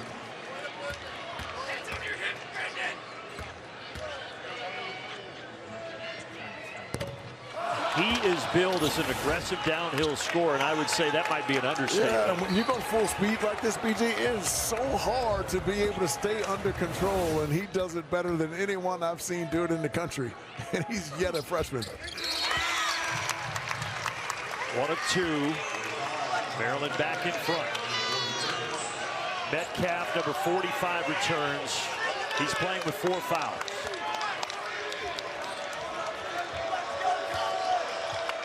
I would get Metcalf in some actions here and try to take advantage of him because he's got to be cautious with 4 fouls. And Fogaris can't get it. And it's Metcalf ripping it down.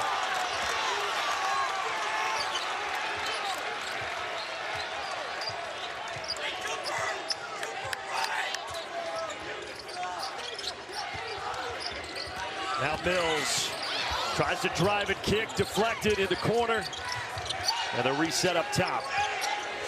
Now Diggy, it's his time. He rises and buries it.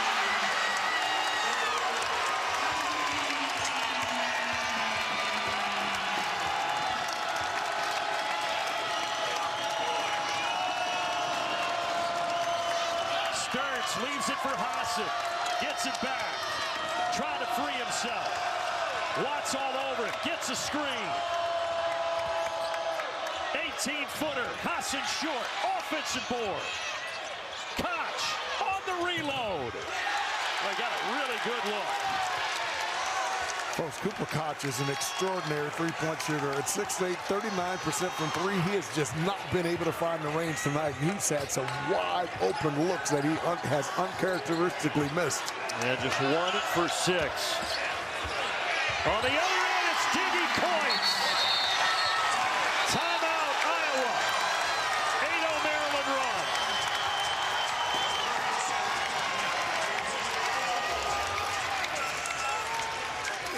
Folks, we've told you how lethal David Coit can be from the 3, and he just drills that one so good when he can get to his left hand, but he's so speedy down in the lane, and he's having a major impact on this second half, and his coach loves it. Tom Izzo's 10th-ranked Michigan State squad take on Wisconsin. Got it! Fox College Hoops Friday tips off at 8 Eastern. Meet IndyCar champ Joseph Newgarden. Joseph once ripped a man's heart out on live TV. Don't worry, he's harmless. As long as you meet him here and not here. You want to catch Joseph Newgarden? Welcome to the fastest racing on Earth. Start your weekend with a slam on Fox College Hoops Friday. Big-time rivalries. These two teams, they don't like each other. Every Friday. Big time. All season long. To the bucket. Oh! Michigan State, Wisconsin on Fox College Hoops Friday.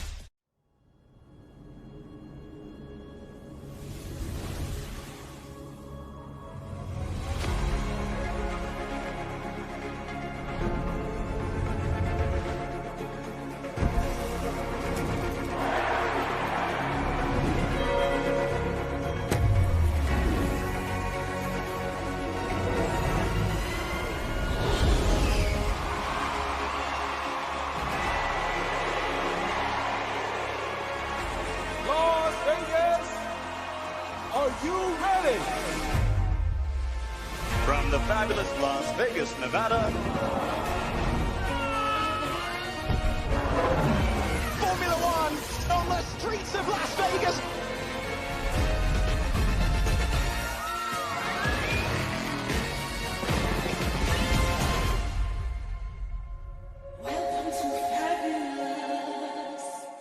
The Chevy Equinox EV is more than an SUV. It's your chance to catch up, your quick pit stop, and it takes you further on a full charge. It's your Equinox EV. Chevrolet. Together, let's drive.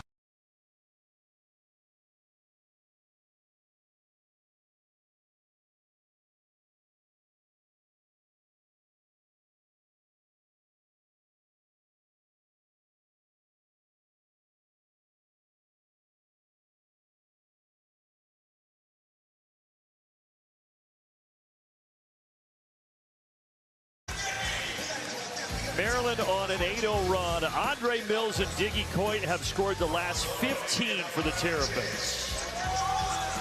Part of the way that they've been able to do it has been, folks, keep your eyes on Coach Buzz Williams over there on the side, and then look at number 12, Isaiah Watts, clearing out this area. And what that does is it creates a single gap. There's no help on that side. Buzz Williams orchestrating it beautifully, and he knows he has a speed advantage there and able to take advantage of it and able to lay that one in. Diggy Coit, man, making a huge impact on the second half, but that is excellent coaching by Buzz Williams. Talked about some great games in the Big Ten this week, and we're gearing up for another one here. 10 ties, 10 lead changes, and right now it's Maryland by a half dozen.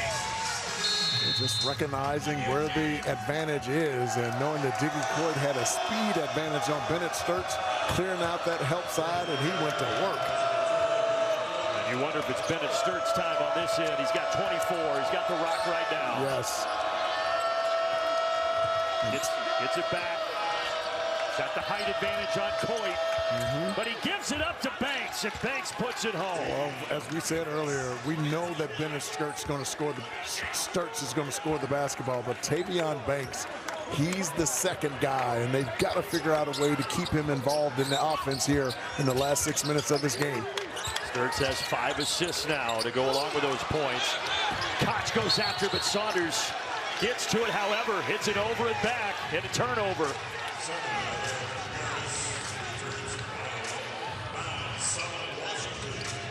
$13 turnovers for Maryland early on. You mentioned it, Fonz. They did a good job taking care of the ball. That has changed a little bit here in the second half. Yeah, so far they've been fortunate because Iowa's only been able to convert those into 7 points, but you can't continue to give the Hawkeyes extra possessions. Iowa winning big time back on December 6th against the Terps in Iowa City. Terps looking for payback tonight. Fade away. What a tough shot by Bennett Sturtz. I love that one because Ben McCollum just did exactly what Buzz Williams did. He wanted to get Diggy Coit one-on-one in space and allow his best player to take advantage and go to work. And that's exactly what Bennett Sturtz did on that possession. Ben McCollum doesn't like the analytics of mid-range shots unless it's Bennett Sturtz. Then he'll let it fly. And this time Sturtz is going to be called for a foul. He thought he got that clean. PG, this is awesome. 2 point guards going mano and mano at each other. And Buzz Williams is hot at something. Diggy Coit knows that he has that speed advantage, and ball fakes there and able to get Sturtz, fouled him over the top. And the same way on the other end, Ben McCollum putting Sturtz one-on-one with Diggy Coit, and Sturtz able to take advantage. Coit, excellent free throw shooter, but misses the first.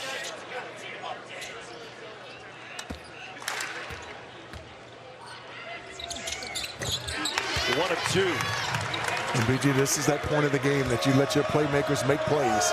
So it'll be Bennett Sturtz on one end, and it'll be Diggy Coit on the other. And Sturtz forces the issue, and they're going to call a foul on Iowa. They get Cam Manyow, and that is 4 on the junior.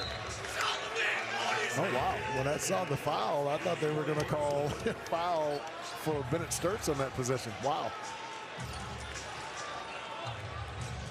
Both teams in the bonus here for the final 5 minutes. And it's double bonus for the Terps and Colin Metcalf. But this guy does not score much. He is a defender. He's a shot blocker. He's only scored 16 points all season. And it stays at 16. CAA all-defensive team from Northeastern. Switchable defender. Block shots, rebounds. We've seen a little bit of that tonight. He gets the second.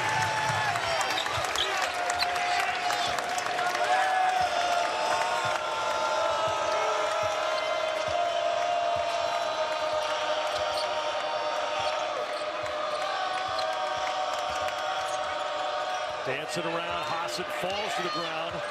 Now Sturtz to Hassan, who's hit a couple of threes here in the second half. Pulls again. No.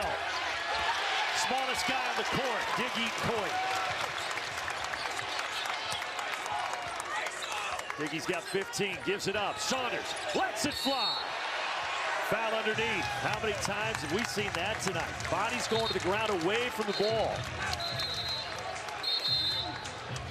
Looks like they're going to review this one, too. Yeah, I don't even know that they said who the foul was against. They just whistled it.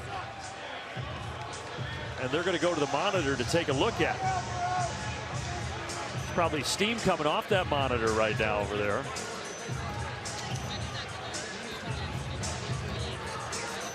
This is turned into a media timeout, so when we come back, we'll take a look. What a game tonight in College Park. Previous play is under review for potential flagrant one foul.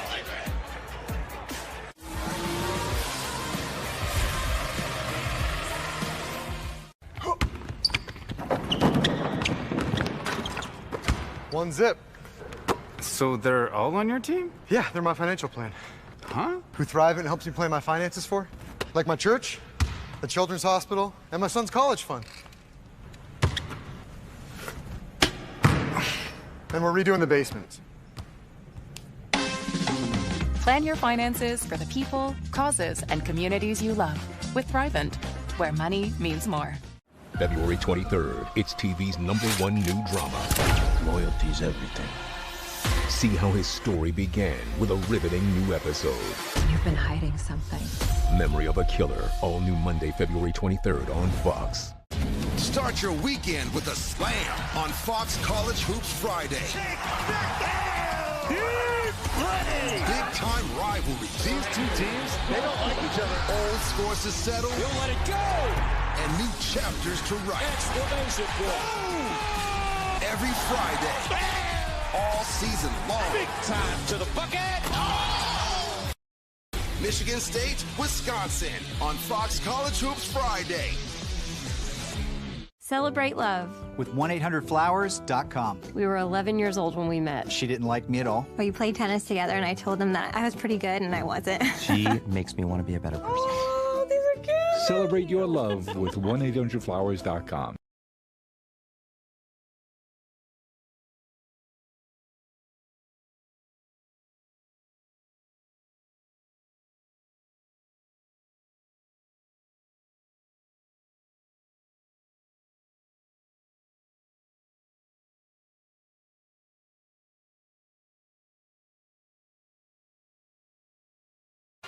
Thank you.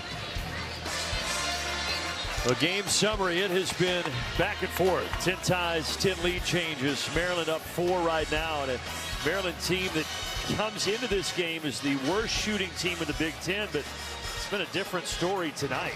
56% for the Terps. Now, you got 4 guys with 4 fouls. So certainly the final 4:22 here, LaFonso. Free throws in the foul situation are going to be a huge story. Huge, and for Maryland taking care of the basketball and not allowing Iowa to get extra looks.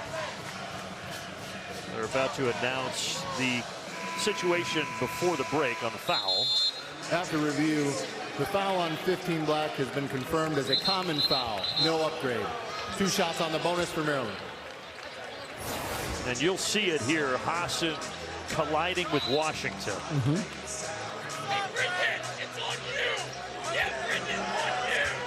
Just an aggressive box out there, and nothing there. It's the common foul.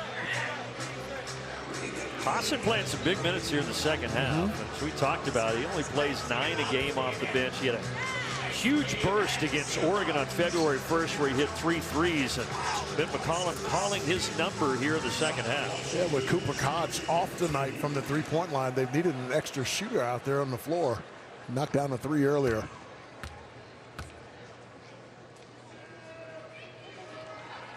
Two shots for Washington, who struggles a bit at the line, right around 65%.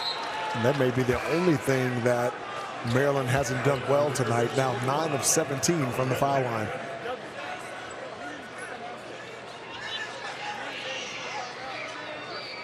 Metcalf and Darius Adams both on the floor for Maryland with 4 fouls, excuse me.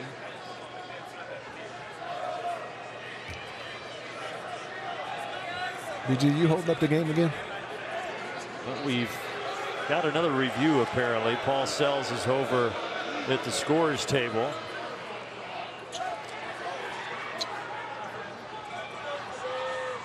And I think they are saying that Ben McCollum was saying that Metcalf should not have been able to substitute there because he left the game before the foul. No time went off the clock, so you can't sub someone back in that situation. So Metcalf returns to the bench.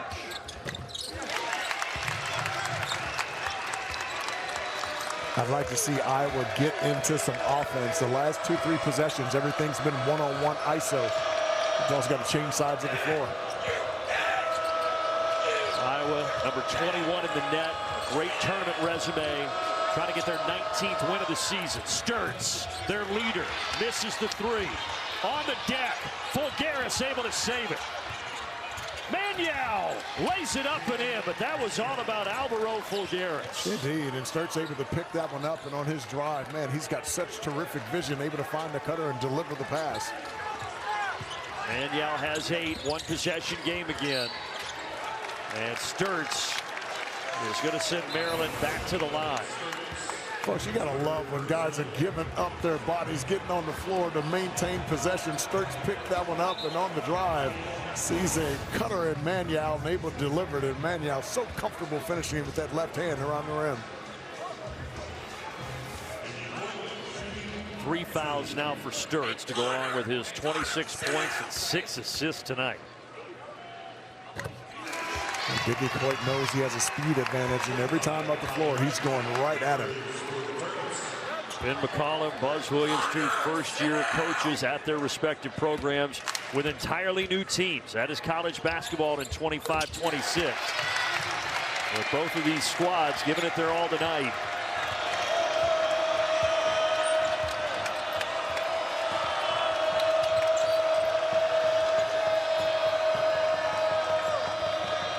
Sturtz is just going to pull. Front iron. Washington, best rebounder on the floor, and he grabs another one. Another isolation play by the Iowa Hawkeyes. Coit, step back. And Hassan comes in to grab it. Here comes Sturtz. Steps through and puts it in. And Ben McCollum going to use one of his 2 remaining timeouts with 3:09 to play.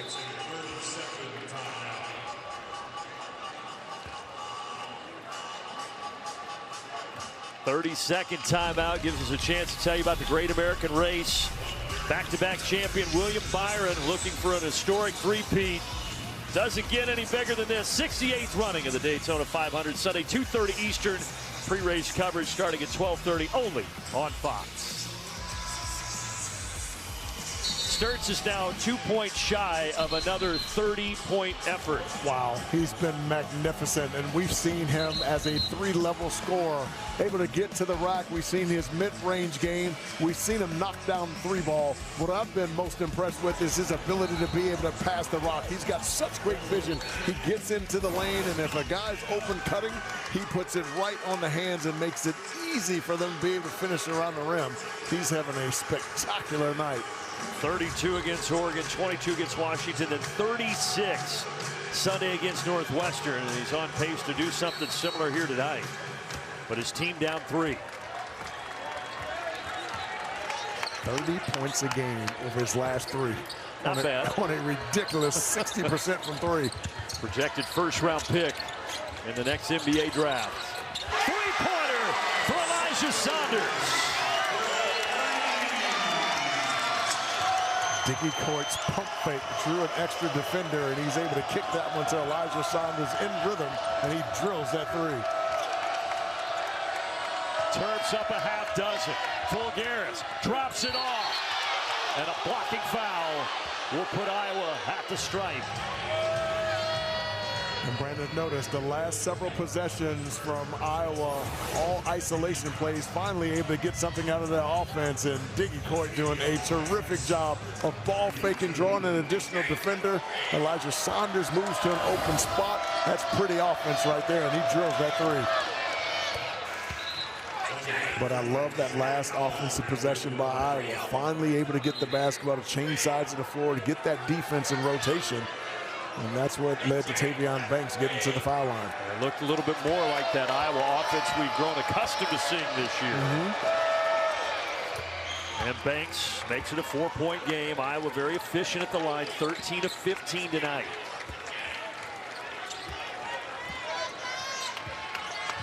.230 to go.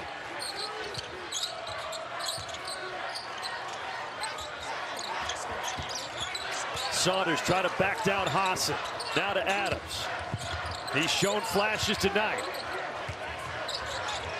Picks it up and throws it away. Howard with the interception. Too much dribbling. And Maryland, those turnovers starting to climb a little bit here, especially in the second half. Hassan gets an open look. Now that's his game, but he left it short. And then an Iowa foul, and we will walk to the other end for free throws. Boy, it's been an uncharacteristic shooting night for the Iowa Hawkeyes. How many wide open threes have we seen them miss tonight? Yeah, they're 7 of 25 of the Hawkeyes, Fonz. And again, coming into tonight, 38% from deep. It's one of the best shooting numbers, not only in the Big Ten, but in the country as a team.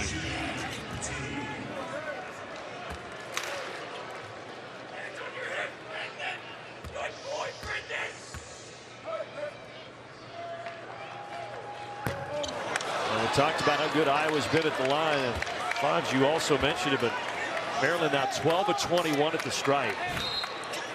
That's been one difference in this ball game. If you want to knock off a top 25 team, you've got to make good on every opportunity you get.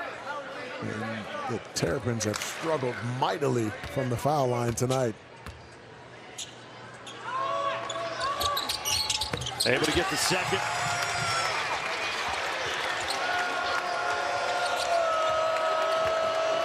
Down 5. They missed their last 7 threes. Can they find the touch here late? Sturtz gives it up. Manyao. Stripped. Knocked out. Iowa basketball, 17 to shoot. That's really good awareness by Andre Mills, number 7 in white. Able to get down into the paint and able to swipe that one away. What's taken away what would have been an easy layup at the front of the rim. Sturtz comes to grab it. Hoists a 3. Off the heel. Rebound to Metcalf. 7 of 26 from the three-point line now for Iowa. A Maryland team with only 2 conference wins. Now looking for back-to-back Big Ten wins. They're going to run a little clock here and not look to get into offense until around the 8-second mark on the shot clock. And Diggy Coit's going to be the man to go. With Sturtz on him. He pulls. And Sturtz with a rebound. Iowa needs a bucket on this possession. Sturtz kicks out. They get it back to Bennett Sturtz. Inside of a minute. Hassan. In and out.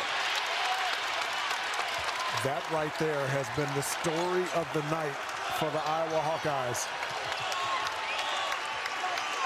And now they're running out of time. Iowa's going to play it out. Precious seconds ticking away. Coit, they want to get it out of his hands. He puts it up. Left it short. On the leak out. Has it deflected. But it gets to Sturtz. And it's a goaltending call. No foul, but they will count the bucket. Although Metcalf fell on Sturtz. And Iowa just hoping that their star is okay. He appears to be. Let's see that basket. Yeah, that basketball hit the backboard first. That's definitely a goaltend. Again, no foul, just a goaltend. Now they're going to go to the monitor to make sure they got that right, but I'm with you, Fonz. The previous play is under review for potential goaltending. Yeah, no definitely goaltending. So it's going to make it a 1-possession game with 19.2 remaining.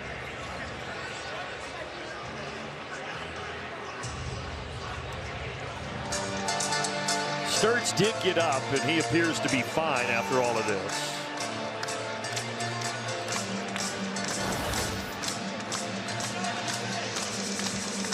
What I was lobbying for is that there was a blow to the head. But of course, you can't go back and retroactively enforce a foul. That's right. And I don't think there was anything there that was of ill intent. So Agreed. Ben McCollum, he's not going to win that argument.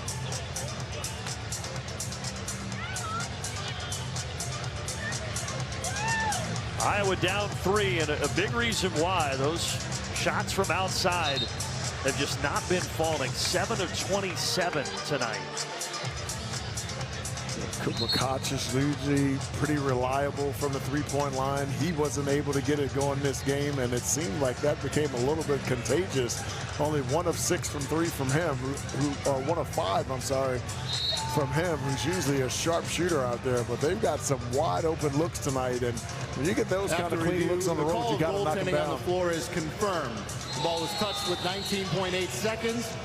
It will be Maryland ball on the baseline, running the end line with 19.8. All right, so a 1 possession game just inside of 20 seconds. They're down 3 here. You want to try to go for a steal quickly.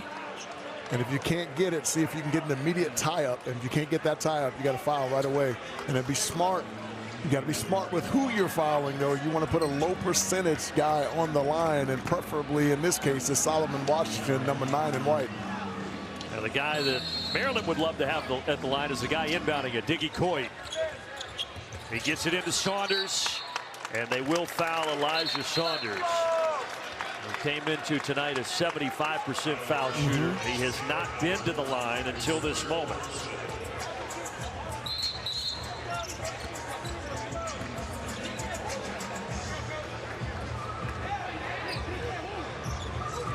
Some pressure foul shots right here, especially when you've not been to the line, and this first one becomes paramount.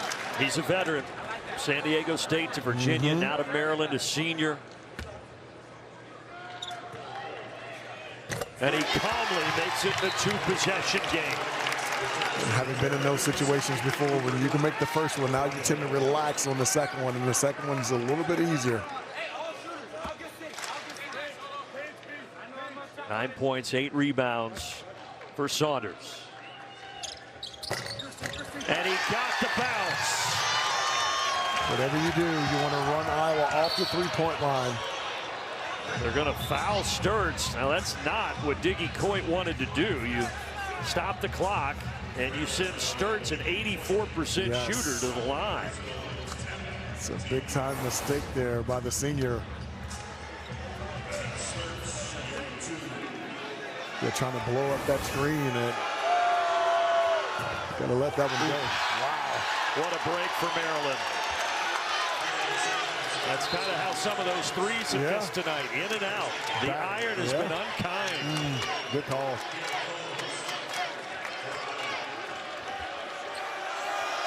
So even if he makes it, it's a 2-possession game. He missed both, but he got it back. Oh, Bennett Sturtz. Wow. Back to 3 here. Teams working on it all the time. Free throw blockouts.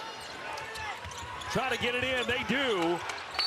And they foul Saunders once more. Bennett Sturtz up over 30 points now. None bigger than that last sequence.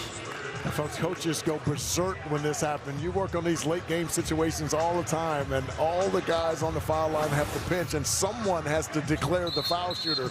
Neither of those two things done, and Bennett Sturtz makes the Terrapins pay there. So right back to the line, Elijah Saunders, guy who Buzz Williams calls an elite leader. And he hits again. He looks like he's been there before. He also has a 2-year-old son at home that was born a couple years ago, so he handles pressure a little better these days. Yeah, it looks that way. He wants to come here to be a difference maker, and he has.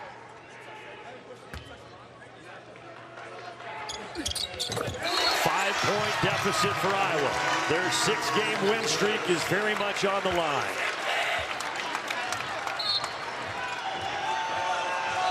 Maryland, you don't want to foul here. Hassan leans, misses. Rebound to Mills.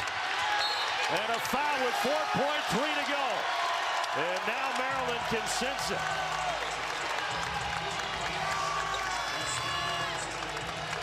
Our smoking player of the game, sponsored by Old Trapper. What's your beef? And it is Andre Mills, who tonight has 24 points. Spectacular, able to use his speed to get the front of the rim and got a couple layups going, and then his three-game got going. Able to knock down the three ball in transition and in the half court. 3 of 6 from the three-point line, and man, he's impacted this game in a major way. Storybook ending, coming up with that defensive rebound on that last possession. And not bad for Diggy Coit either. He now has 19.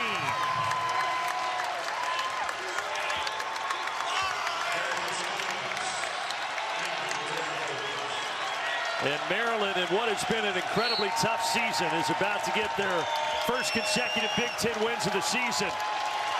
And Iowa's 6-game win streak is over. 77-70 is the final here at College Park. First win against a quad one opponent this year. And Buzz Williams and the Maryland Terrapins outlast Iowa 77-70.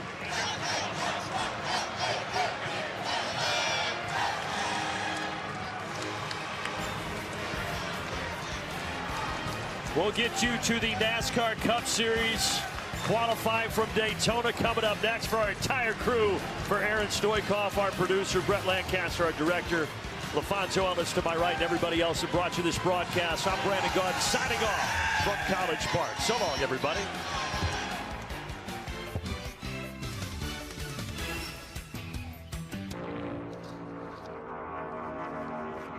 We want to welcome in those of you that were watching the Iowa-Maryland college basketball game. Welcome to Daytona, where we are setting the front row for the Daytona 500 and determine 2 others struggle to find speed in practice. Little off here. They'll have a chance to race their way in on Thursday. The 8 cars that will be shown in yellow are those trying to time in, and only 2 will do it. Todd Gilliland.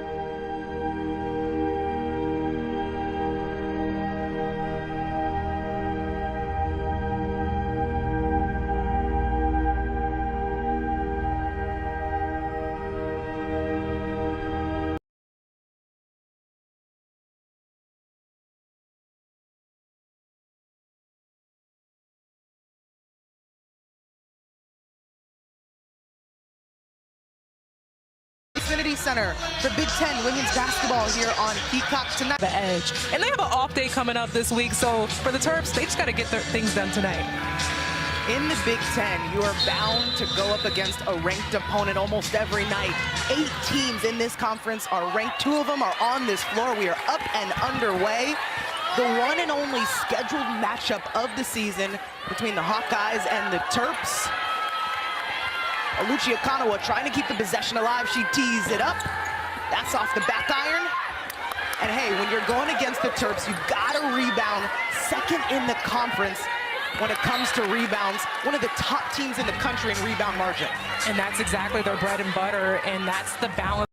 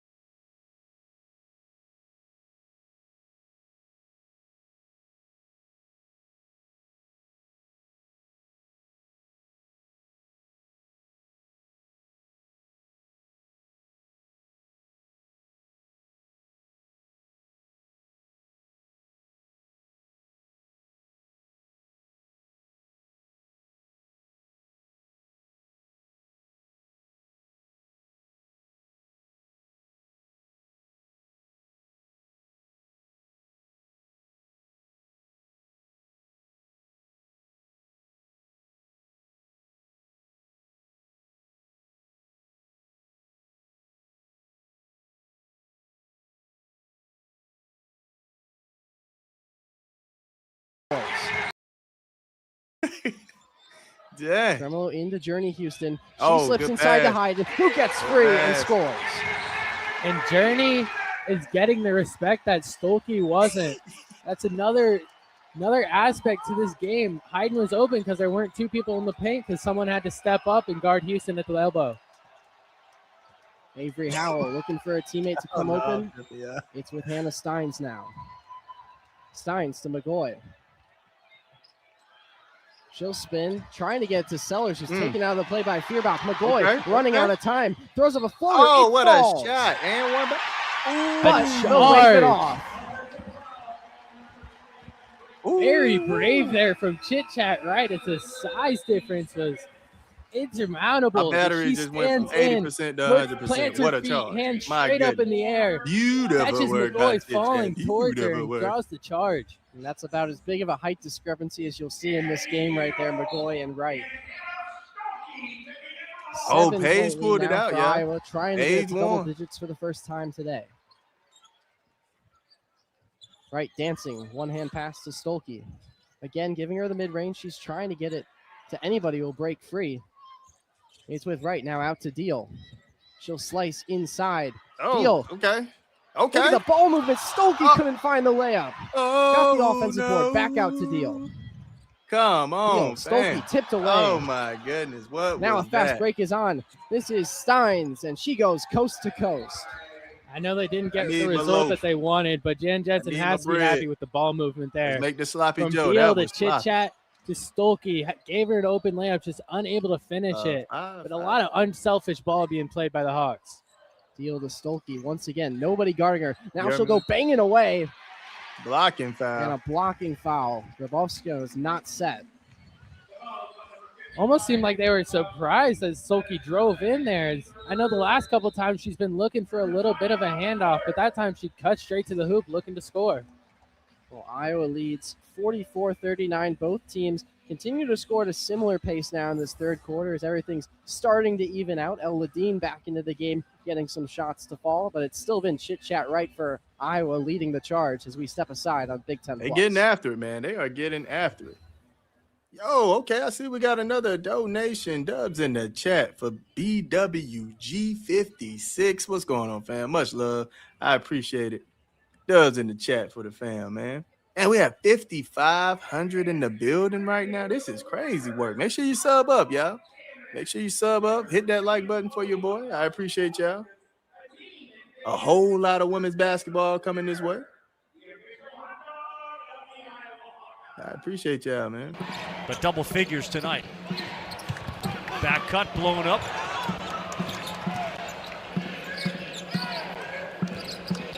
The Kane-Condon matchup's been the great subplot of this game. That time it was Hauk who came over to help out.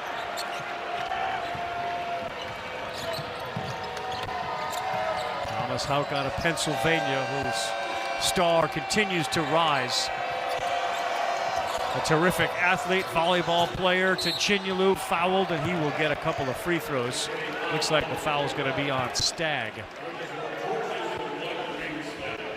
We go to the hump next, Jimmy, in Starkville. Amet, Tennessee. They take on Mississippi State. That game will follow us. Saw that Tennessee-Kentucky game. Todd Golden 7-1 against Georgia in his career. Mark Pope's had his number when it comes to Rick Barnes. What's up with that? I'm not sure. Just done really well against them. Kentucky's won. Yeah, just one of those. We talked about it Saturday. Kentucky, I believe, against Tennessee, since Mark Pope's been there, has shot like 47% from the three-point line.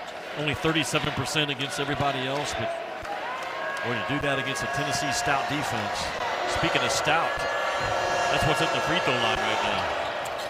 Chinyelu knocks it down. Free throw shooting has been really good tonight for Florida. 8 of 10, obviously 80%.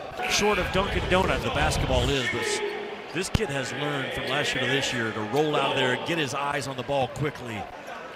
Really good footwork. And there's Georgia. In NCAA ball, no one has dunked more than the DAWGS. I've heard it for 2 hours with the student section right behind us. Fair point. Have you not? I have.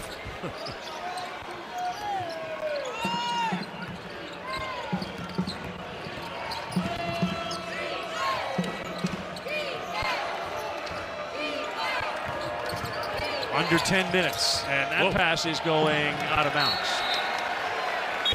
Condon Australian rules football, sort of a snap there, like a long snapper. Todd Golden showing a lot of patience. But he may send him.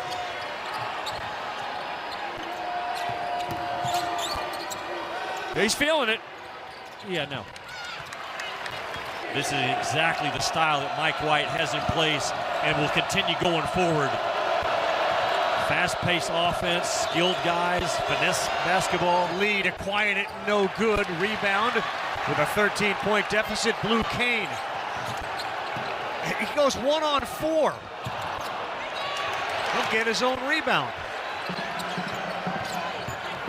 Millender, that was an alley-oop. Surreal, hammered, and he's down again. Sompto punching back tonight. That's a lot of weight coming down on the wood at 265. We still got a game. Georgia fighting, scratching like a DAWG should.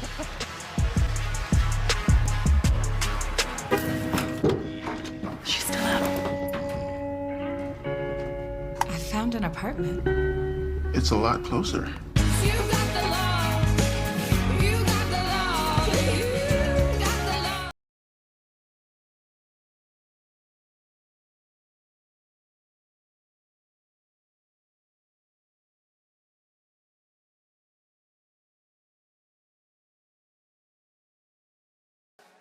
A man who works hard, sweats hard. Old Spice swagger fights sweat, so coach thought I was slacking. So I trained with my Old Spice, and I became the best player ever. Sometimes, a man must overcompensate. I'm gonna go to Disney World. Boy, I'd love to go to the Super Bowl one day. Maybe we can. I'm ready. Me too. Sir, I've chartered a flight pass to the Super Bowl. This is the way. We're going to the Super Bowl. We gotta move. Be on your best behavior. One big happy family. I'm going too. Everybody got their ticket? See you in 2027. Big new car sales lead to an abundance of trades, and that's what's going on at A&B Kia. Over 200 local trades. From $249 a month. Cars, trucks, SUVs, import and domestic. All priced below Kelley Blue Book for quick sale. An epic used car blowout. 29 lenders. $25 million in auto loans. Push, pull, or drag in that old junker. We take anything in on trade. The epic used car sale is going on now, and only at A&B Kia. A&B, located directly off the Box Run Road exit in Benwood, West Virginia. How do we stop it? We need someone who can code in COBOL. What's COBOL? This is a job for sponsored jobs. Indeed can help you get it right the first time. Sponsor your job on Indeed and get matched with quality candidates. Visit Indeed.com/hire now. That's Wayne Gretzky. Who's Wayne Gretzky? He was accepted into the Hall of Fame. That's nice. But with Discover, I get accepted basically anywhere. Well, I got it, Dwayne Jetski. Discover is accepted at 99% of places. NBA All-Star, 7-time All-NBA team, Hall of Fame 06, 21, almost 22 points a game. It was the slam dunks. And involved in one of the great games of all time when the Hawks and the Celtics met. You saw a little clip there. Bird had 60 in the game. Wilkins had 36 and was overshadowed badly by Larry Bird, 60. By Larry Legend, 60. That was a game in which all the Hawk players were falling all over themselves on the bench. Dominique left here as the Georgia all-time leading scorer. His son's got a lot of natural, raw explosiveness in his game as well. There's that number jersey retired to our right side. Come on, Jimmy, you got a 12-point game, 7:22 to go. Florida's been a little high on the turnovers tonight for them. They came in averaging 9. They're at 11 right now. Georgia stays in the zone on defense. Houck is your playmaker in the middle of that zone, screening up top. It's that shorter lineup with Lee, Brown, and Fland on the floor. They get it to Houck, who throws the alley-oop. How well was that done? To my point, just a matter of time before he becomes the playmaker inside that zone. Slid off to the elbow and a very nice touch, finesse pass to the weak side. Thomas Houck, 5 assists to go with his 11 points. The blue blazer, as you said, with his versatility.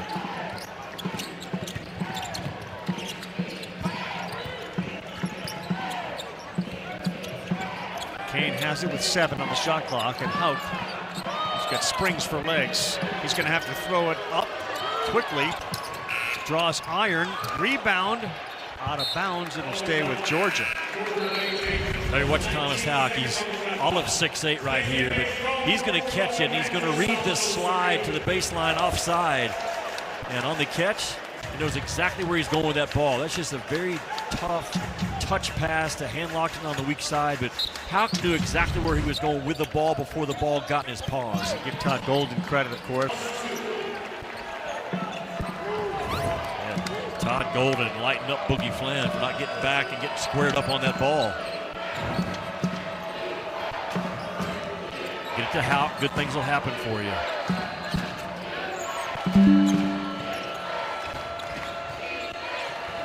Lee. Georgia comes in averaging 27, 28 three-point shots a game. You can never be surprised when they let one launch. They're tracking that number as well tonight. Georgia stays in that zone. Brown has come up with big shot after big shot in this game. He is their best overall athlete for the Florida Gators. And in the first half, he is a key piece. He's a versatile defender. He's tough. Got some physicality about him. Toughened by his brother AJ, who was on this team and redshirting this year. Of course, that famous story of their game in the driveway when younger Isaiah was trailing, and it was 14-13. He said next bucket wins. He made it 14 all. AJ chased him in the house and said, we go to 21. We are not done right now. Now, he's also got a lot of experience with the Puerto Rican national team, so you start talking about, as Seth did in the studio, 8 guys, and he's one of those 8. That was just a big bucket, though, wasn't it? Yeah. Execute the 2-man play out of the corner. They get it to 10 with 4 minutes to go. catchings. Oh, he got a foul on Brown. He is a physical defender, and he picks up another one. Ravi, to your question, yes, a chance to get it to 10 as they go to that free throw line. And as fast as Georgia plays offensively and as loose as they are with that three ball, Todd Golden knows this thing is far from being put on ice. Third foul on Brown. They were down 22. And a chance to get it to 10. You had said, I think the last thing you said to Mike White was, I know you're going to fight tonight. And he assured you were going to fight tonight. They've done that. Currently being projected as a 9 seed in most of the brackets that I read. And, man, this would be a huge, not only comeback, but a huge win to stamp on their solid resume already. Most coaches will tell you, we get it to 10 with 4 minutes to go, we got ourselves a chance. And certainly if it can be single digits as they go to the under 4 media timeout. They need a stop and a basket. The zone has really changed things. It has, and again, you got a couple of playmakers now with Condon and Houck are both very good, skilled passers. It's a 1-3-1 that pretty much becomes a 2-3. In Lee's third three, he had been 13 for 53 in conference. Stagg drives right at Chinyelu, can't get it to go. Missed opportunity, another one in the paint. What could have been single digits is now back up to a 13-point Florida lead. Lee. If you're a Florida guard, to quote John Calipari, you don't have to make them all, but you can't miss them all. And they have done their heavy lift points between them both. That's 31. Big.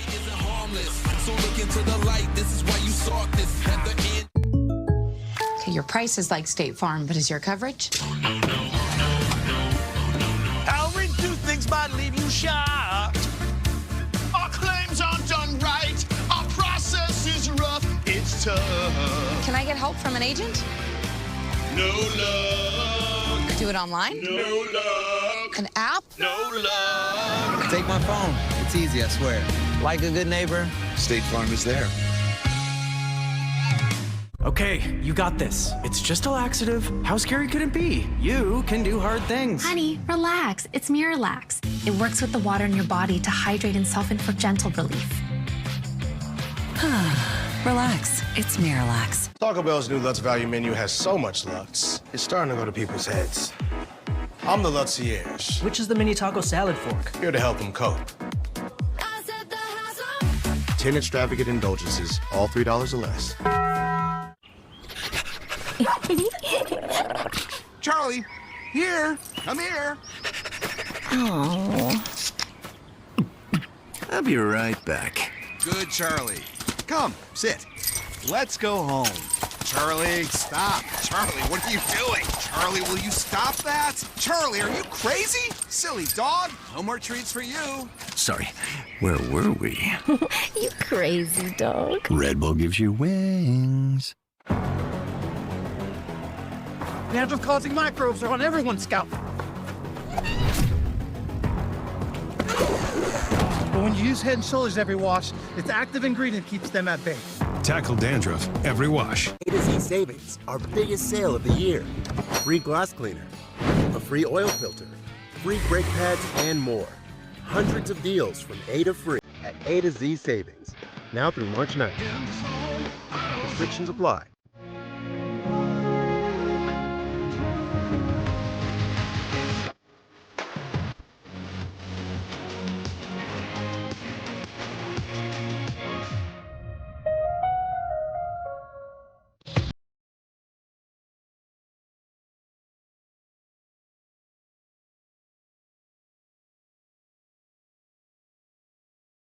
The One.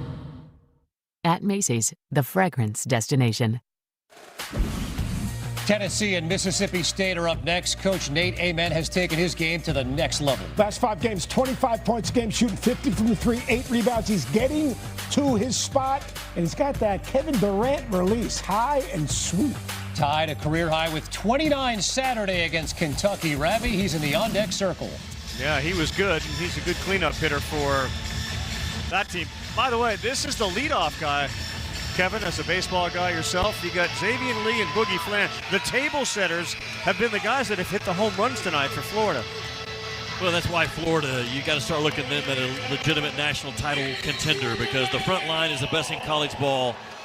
The guards are playing clean with it. They're hitting singles, and they just have to make 33% from three on the rest.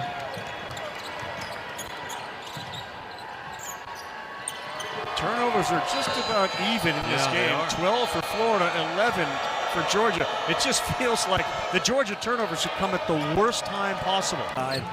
So he pivots baseline, lets that baseline defender fly by, and then the easy two. Jimmy, a 7-0 run. Yeah. This has been the story of the night. They've gotten close, but not nearly close enough. Forwards to guards, guards to forwards, interchangeable in their conversion offense. Yeah, well said. And how about Xavier Lee? Thank you. 18 points, 6 assists, yeah, 0 turnovers. That's a near perfect game. Yeah, especially on the road. Jimmy talked about it a lot. I judge guard play by what you do on the road in conference play. Yeah, Boogie Flan and Xavier Lee have been Final Four good tonight. If you think about Flan, Lee, and the 12 points from Brown, so that's 45 points between those three. And then you go Chinyulu, Hauk, and Condon. Yeah. What is that, 28 they have? I mean, the three shooters have outscored the big guys. And that's the story coming in. They haven't been able to make shots. I said it earlier, Florida's only been out-rebounded one time all year. That was game 1 against Arizona. I don't like the word elite because everybody's elite at something. It gets used so much. Like, what's truly the definition of elite? Is it just really good or not? But they are actually elite at cutting. Their bigs are without the ball. Man, what a game we're setting up this Saturday, right? Yes, sir. Kentucky at Florida, ABC, 3 o'clock Eastern. First place in the SEC will be on the line.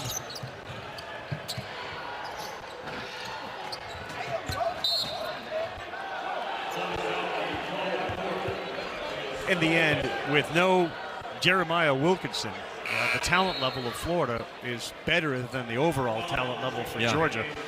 And they really fought, man. They threw punches, but they never really got it to a manageable deficit.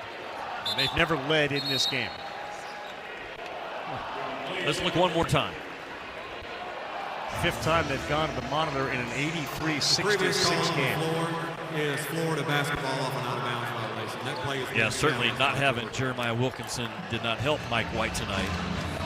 It's interesting. Jeremiah Wilkinson played really well on Saturday. Played great. He had 18 against points, LSU, 28 minutes, and then comes up with a sore shoulder. Why he's not playing tonight, which really frustrating as a coach to have a guy full speed on a Saturday and not be ready to go on a Wednesday. Well, this was originally called for Florida. It looked like it may have gone off of Hauk's hands. The risk in reviewing all these things is many times it reveals something else, which they then can't call. Yeah, it does. But it's quite clear that Blue Kane grabbed the arm of Thomas Hauk, which caused that ball to go off his fingers. So they're not going to call the foul on Kane, but they are going to give the ball to Georgia. That is a successful challenge by Georgia. It will be their ball on the baseline with 20 on the shot clock. It's kind of been a role reversal tonight from Florida, correct? Which I would think is about as good a news as you can get if you're Todd Golden. Like, wow, we can win that game too. No doubt, especially considering on the road, those guards stepped up. Georgia had a good game plan coming in, going under, and Florida made him pay.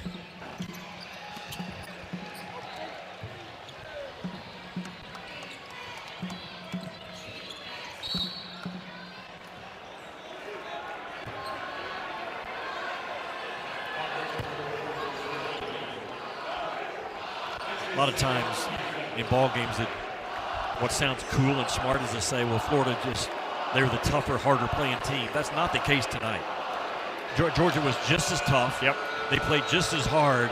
Florida just played better. Mike White had his guys ready to go, but he was up against a team right now. This thing's got to come to a close. Like, just enough is enough. Georgia up against a team tonight that's playing as well as anybody in college basketball. Arizona, Kansas, UConn, Purdue, Michigan, it doesn't matter. These Gators have got their chomp right back in their DNA. And their fan base is here, and Chinyelu is celebrating with them. Yeah, BTA. Do you want to expand on that? Nope. Okay. Self-explanatory. Like a BLT? Well, one thing about Florida, they do have a swagger, moxie, confidence about them no matter where they go. And that's what makes Florida Florida. It starts with Todd Golden, and they don't apologize for it, nor should they. He doesn't apologize very much. They've made 10 threes for the third time this year. And he's saying enough is enough. Just play smart, finish this thing out. Let's get out of here and get ready for Kentucky on Saturday. You expect it to be a little different story, Jimmy. Their last 4 games, the Gators have dominated all of them.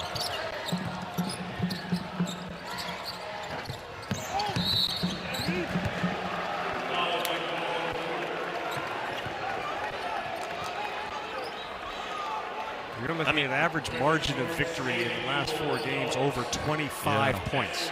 25 they've beaten their last 4. 27 currently. Mike Notaro here joining us, and the notes from Notaro have been, for the most part, accurate. Yeah. I know the game obviously is dragging the last 40 seconds. It doesn't matter. You still have to call fouls when they're fouls. I would agree. You don't have to ask for reviews. No. And here comes our favorite Florida Gator. Ollie, here he comes.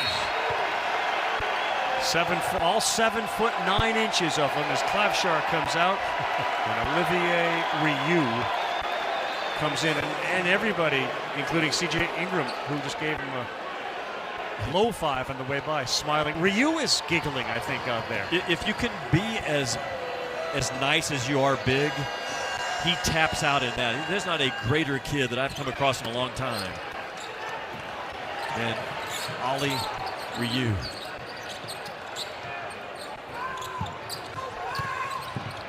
And Ollie picks up the board. 7-9. Takes him a while to get on the floor, but it was the first one to the floor. That'll do it for Stegman Coliseum for Jimmy Dykes. And our buddy Mike Notaro, our researcher, who has helped make us look smart all night. Scott Matthews, our producer. I'm Carl Ravitch. Everybody, the college basketball continues right now. Carl Ravitch, thank you very much. You're watching the SEC on ESPN here. Richard Hendricks, Roy Philpott. So glad you could join us at Humphrey Coliseum as the Florida Gators get it done. They continue their ascent into first place in the SEC standings, underway at the Hump. The opening tap controlled by the home team as Josh Hubbard has it for the Bulldogs. Tennessee just had its 4-game winning streak ended in Lexington. The comeback Cats did it at Rupp on Saturday. Volunteers jumped out to a 17-point lead, couldn't hold it late. Kentucky continues to play some good basketball. And now it's Mississippi State going to work. George off the mark, and Tennessee with a touch. 7-point advantage for Northwestern. Michigan can be susceptible to the offensive glass at times, especially when you pull Mara out to Andy's point. There's Coach Gard over there. Mara needed a little help and didn't get it, and it's a turnover. Looks like he just kind of gave in right there. Kind of gave in, dribbled. Look at Cadeau jumping out of the way, and an easy 2 for Singleton. Yeah. Hope he's okay. Yeah, definitely hope he's okay. It seems to be moving all right. Hyperextension right there. He's a tough kid, man. Talked to Coach May earlier. How good has he been all year? There's so many good guards in the Big Ten. Probably doesn't get all the love that he deserves. This is his 98th straight college basketball game tonight. Page thought about that triple again. He's attempted 2 tonight. Martinelli with 5 to shoot. Gonna have to hurry. Splits 2 defenders. The scoop to the rim. No, but Singleton is there. Almost got the and one. He'll go to the line for a pair after the foul on Merez Johnson. That's his first. It's a huge Saturday night hockey doubleheader. First, the Wolverines face off with Penn State in a top 10 matchup. Then Wisconsin battles Ohio State. Coverage begins at 5 Eastern, 2 Pacific on the Big Ten Network and the Fox Sports app. Fantastic rebound by Singleton right there, his second in a row. And again, Michigan actually among the bottom of the conference in defensive rebounding, giving up offensive rebounds, and percentage-wise at least. Trey Singleton exploiting that early. But offensively, Ayrton Page made a mistake right there. He had Marez Johnson Jr. Martinelli had Will Cheddar. He pitched it to him to go set a screen. That's not the matchup you want if you're Northwestern. Singleton bails him out. It is a 9-point lead for Northwestern. Michigan hasn't scored in 4 minutes. Here's Cadeau trying to change that. Explodes to the rim and a lid on that basket. West will pull it out of there. On the push, it kicks into the corner. Out to Martinelli, and the extra pass. Singleton leaning in for the triple. Northwestern has the largest lead that any team has had this year on Michigan.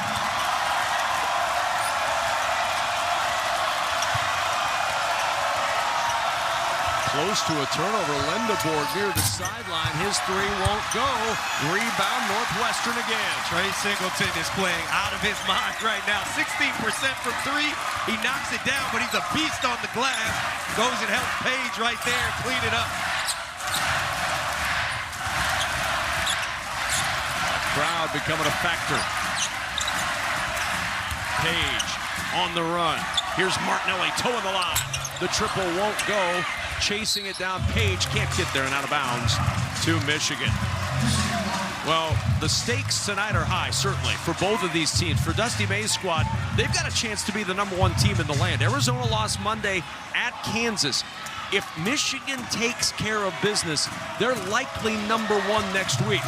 It has not been a great start here in Evanston. No, not for Michigan, but for everybody else in this building it has. And that will stop a 12-0 run with an emphatic flush for Yaxel Lendeborg. And that looks more like it. Just a great set right there. You pop lift Marez Johnson and lift Cheddar. You got to bring help on Cadeau. And that leaves the sideboard coming out of the corner. Here's West. Extra pass Page. Page going to work against Johnson. Up and under to the rim for two. How about Ayrton Page? Listen, you bring the big boys to town. The talent comes out. Ayrton Page, this kid can play. He hasn't had the best year. He's got all the talent in the world. He's putting it on display right now. Only 6 points per game over the last 10. He's already got 5 in the first half. Cadeau blocked off. Through the defense to Burnett. Back out there with 2 fouls. They need his offense. Yeah, that's a mistake right there. They're doing a great job at crowding the paint. But there's Lendeborg and there's Amari Burnett on the same side. You got to leave Lendeborg and close out to Burnett. West, drop off Martinelli, the leaner. Nobody does that little leaning floater better than Martinelli. Nobody plays in that short roll better than Northwestern right there. It's incredible execution, not much defense for it. Timeout on the floor with Northwestern up 11. Northwestern playing well, but Michigan trying to figure it out. Here's a single high screen. You bring away Ayrton Page, and then here comes Lendeborg coming out of the corner because Singleton's got a tag. And here's Page right here. Here's the footwork. Woo! I got that. Northwestern is rolling. When a shopping cart smashed my headlight, we worried we'd have to fight to get paid for such a small claim. And life would revolve around the shopping cart, shopping cart, shopping cart.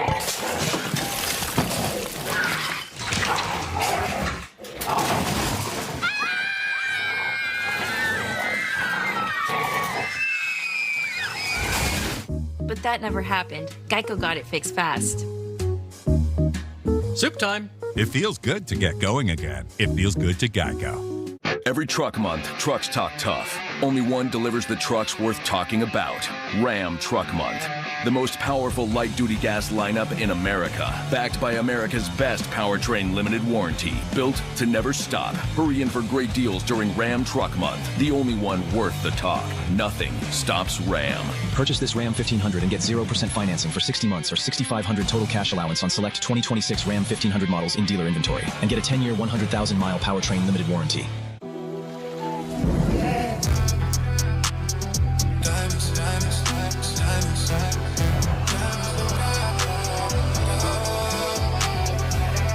Enjoy 20% off store-wide Fumble. He dropped it. My mother told me.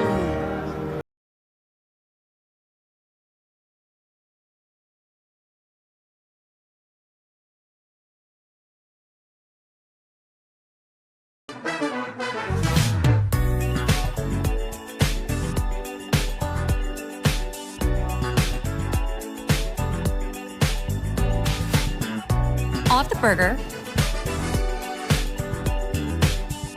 Actually, I'll have the chicken. I feel like everyone's looking at us. Told you that barber was legit.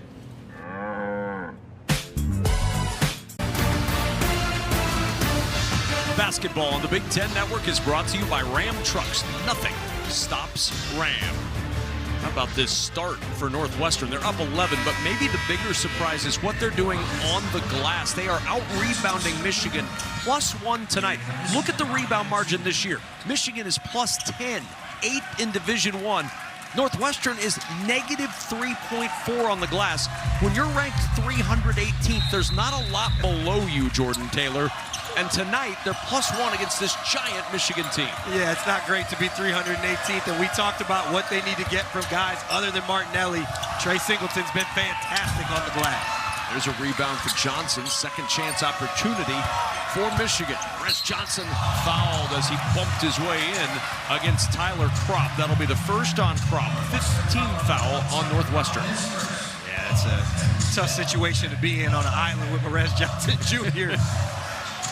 But these young guys from Northwestern here early, Jake West, Tyler Kropp, and Trey Singleton have answered the call for the Wildcats.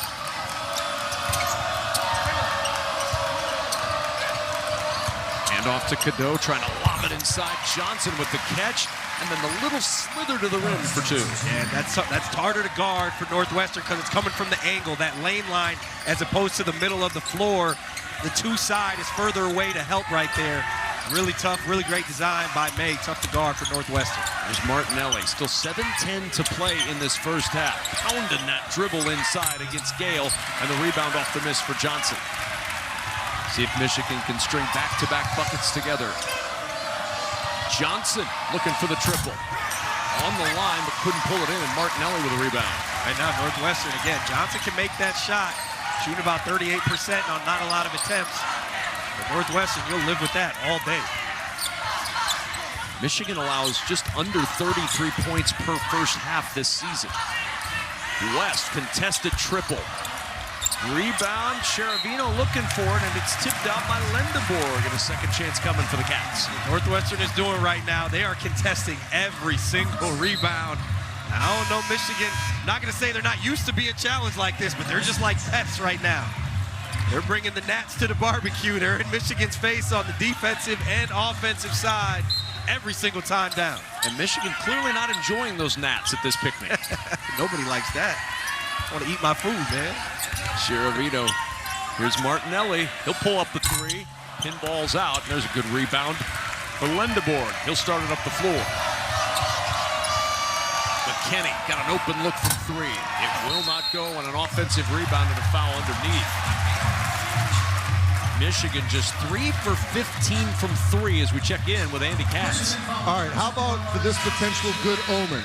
The last time that a number 2 ranked Michigan team came here to Evanston, it was 1977, and it was a 99-87 victory for Northwestern, led by this man right now, the all-time great Billy McKinney. He had 29 points. Talked to Billy before. He remembers that game like it was yesterday, the last time a second-ranked Michigan came here to Evanston. And he talked about that and said, Andy, that they had lost to Michigan badly 3 weeks earlier in Ann Arbor, and he said the fans were laughing at the team. He said that drove them, and he said he told his mom and the young lady he was dating at the time they were going to beat that team here that day. He said, I'm surprised they didn't check me into a hospital to have my brain examined after that prediction. Billy McKinney, a man of his word, clearly. And another turnover by Michigan. They're all out of sorts offensively. They are, but a lot of that has to do with Northwestern. The way they're rotating, swarming in the right position, it's energy, really. And when you have that, it's hard to make reads. They don't have a lot of playmakers, Michigan. Elliot Cadeau is one. Kaysen's improving. Yaxel's a solid playmaker, but he's more of a downhill guy. So you can swarm, you can force them into some bad decisions and make them a little turnover happy.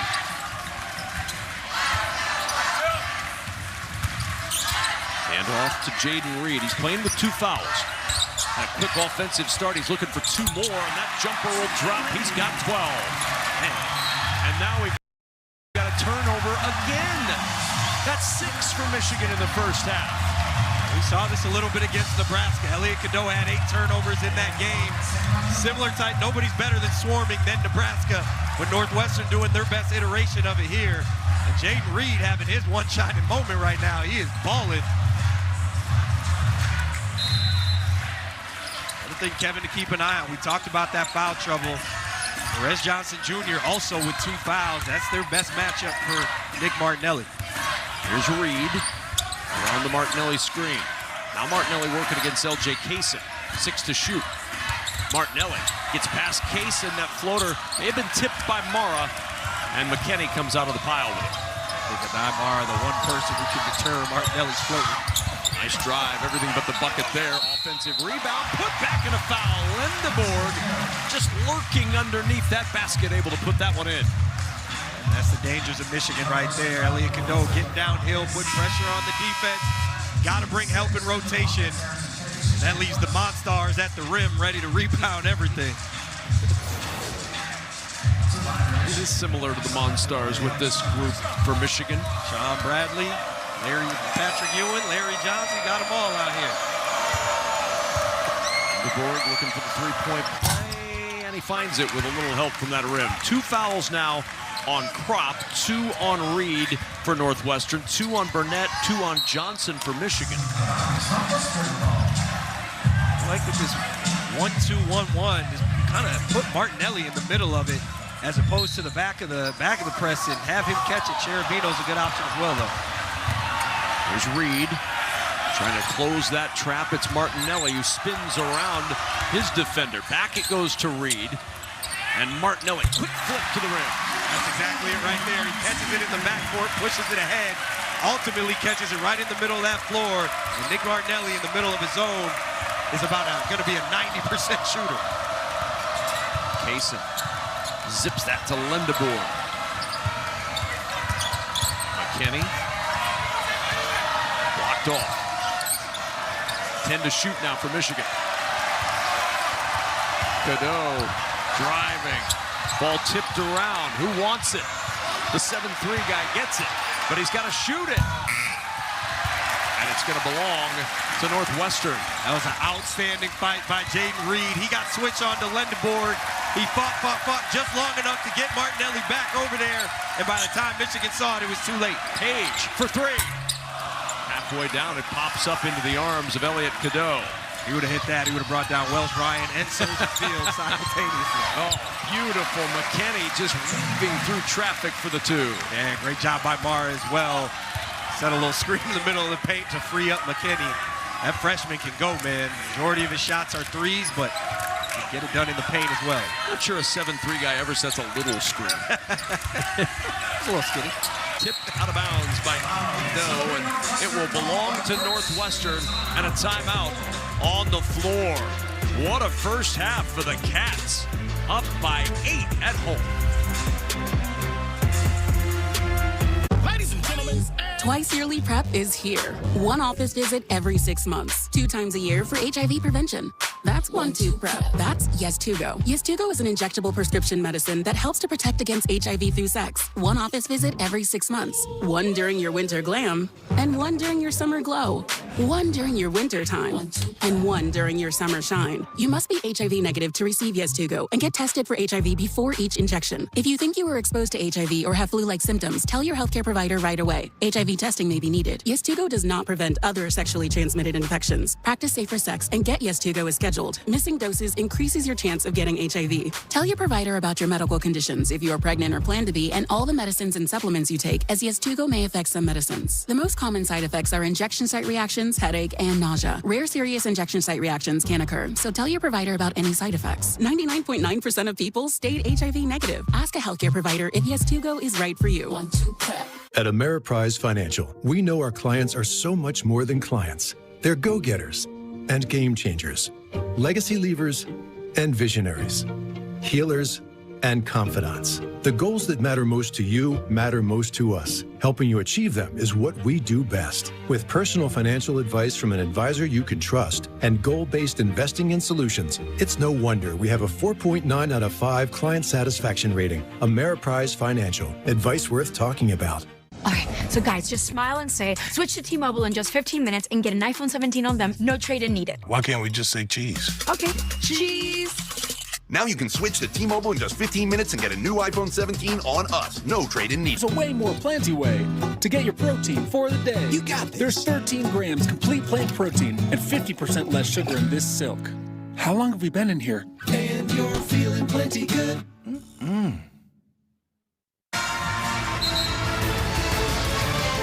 Right now, get 3 months of Big Ten Plus for just $5.99 a month with promo code SAVE26. You get access to hundreds of live Big Ten sporting events, full and condensed replays and highlights. Scan the QR code on the screen or go to BigTenPlus.com. Make sure to enter SAVE26 when selecting a monthly pass at checkout to take advantage of this offer. Kevin Kugler, Jordan Taylor, Andy Katz back in Evanston.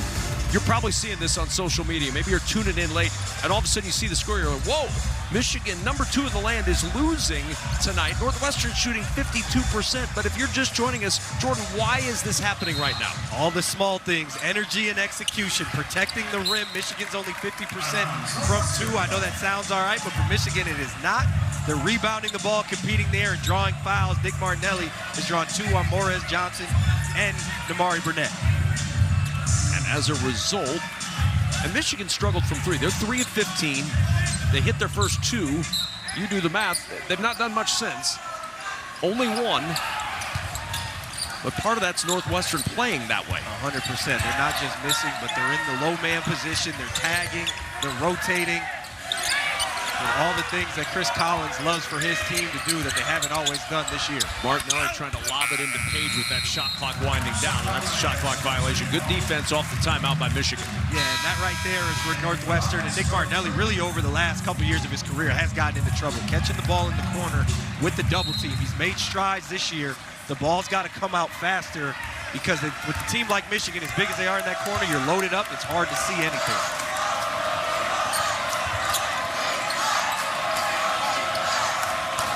A dime Mara. Lendeborg, 13 to shoot. Lendeborg on the drive. That floater will not go. Mara's tip. His second one drops in. Chris Collins was saying, hey, that's offensive interference. It was in the cylinder. Yeah, I don't think it was. I think that Go-Go Gadget arm just went over there, tipping it a couple times. Not much Page could do with that one once Mara already had position. 7-3 length, a reach of 30 feet. Page, back out to West. They skip into the corner. Jordan Clayton, the 3. And Clayton, just 29% on the year, dreams of 3 in the corner. And Jordan Clayton is a gamer. Came off a red shirt last year and scored 13 against Washington. He can play. And Cadeau with the answer. Good ball movement to find the open man on the wing. And again, good rotation by Northwestern. That's a third 3 from that spot for Elliot Cadeau. Going back to that Northwestern 3, it's great recognition by Jake West. Attack the elbow, slide from Clayton, take advantage of Michigan, who's playing in the gap tonight. Normally they stay more attached, three-point shooting. Lob down low, tough catch for Martinelli, and as he went out of bounds, tried to save it. It ends up with Kaysen, and Michigan now on the push. Kaysen, Lendeborg, good catch. Page challenged that shot and ends up with Clayton. It's a Page. That's the second time tonight he's challenged the shot. Northwestern has missed Matt Nicholson this year because of that, but Page bringing it tonight. Halftime show presented by State Farm coming up. Mike Hall and friends from our studio just down the road in Chicago. 42-34 Northwestern. And I'll be honest with you, as many good players as there are right now, not a lot of them can do what Eric Page just did. And a turnover again. Michigan airmailing the pass from corner to corner.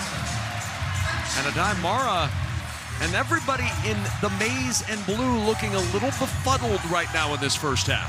And again, that was looked like maybe a foul right there. But for the officials, when you're that aggressive and you're swarming, it just looks normal. It's tough to call. Elliot Cadeau looking around. Another good defensive stand for Northwestern. Martinelli against Cadeau.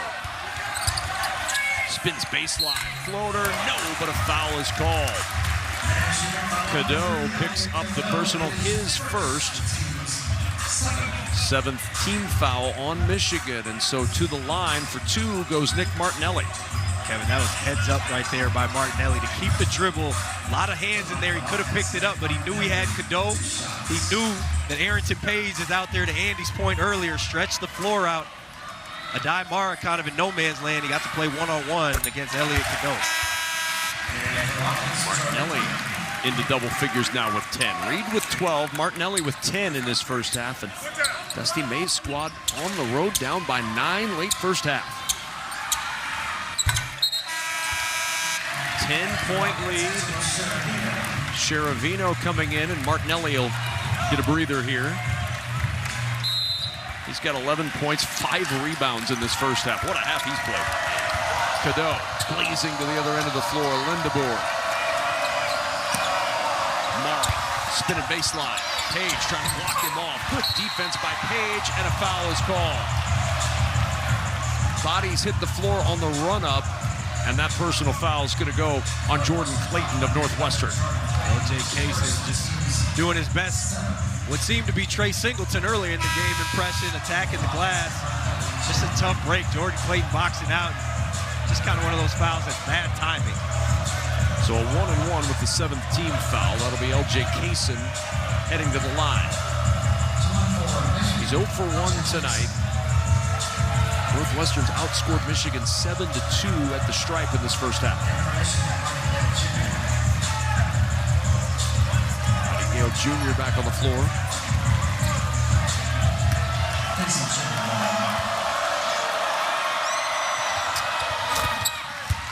One more to go for the sophomore from Lakeland, Florida, LJ Kaysen. The way Arrington Page is playing right now, he's actually turned some of these matchups for Northwestern into advantages. Right? You got Nomarez Johnson right now because of foul trouble. Roddy Gales got 1. Amari Burnett with 2. Will Cheddar over there on the bench. You can get those switches with Martinelli. It puts Mara in a tough spot because of the way Page is a threat.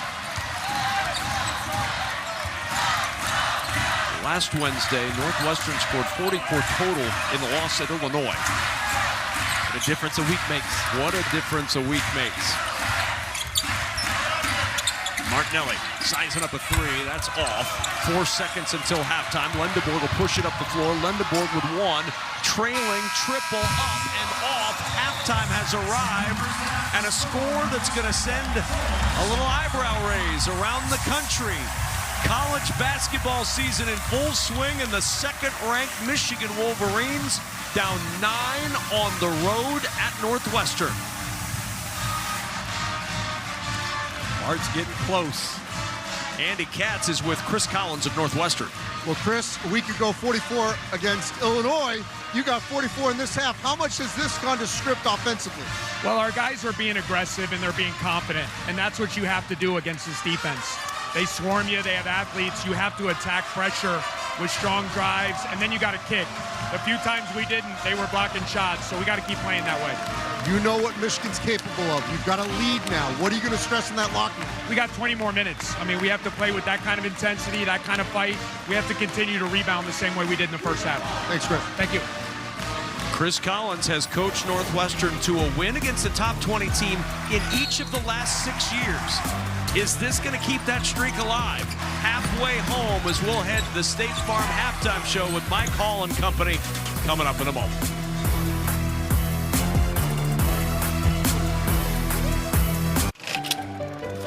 This is the true story of Alex. Recently promoted, he was earning more, but investing for the future, I definitely needed a plan.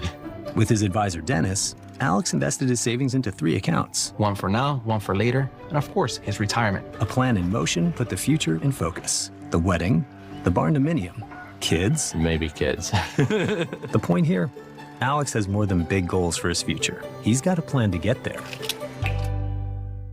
Old Trapper Beefs. Pack smash. My peanut butter and jelly. Ew. Oh no.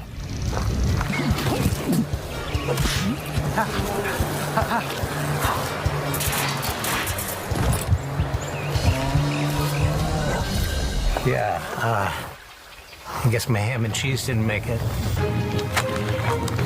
Old Trapper, what's your beef? Now that's a great view. Yep.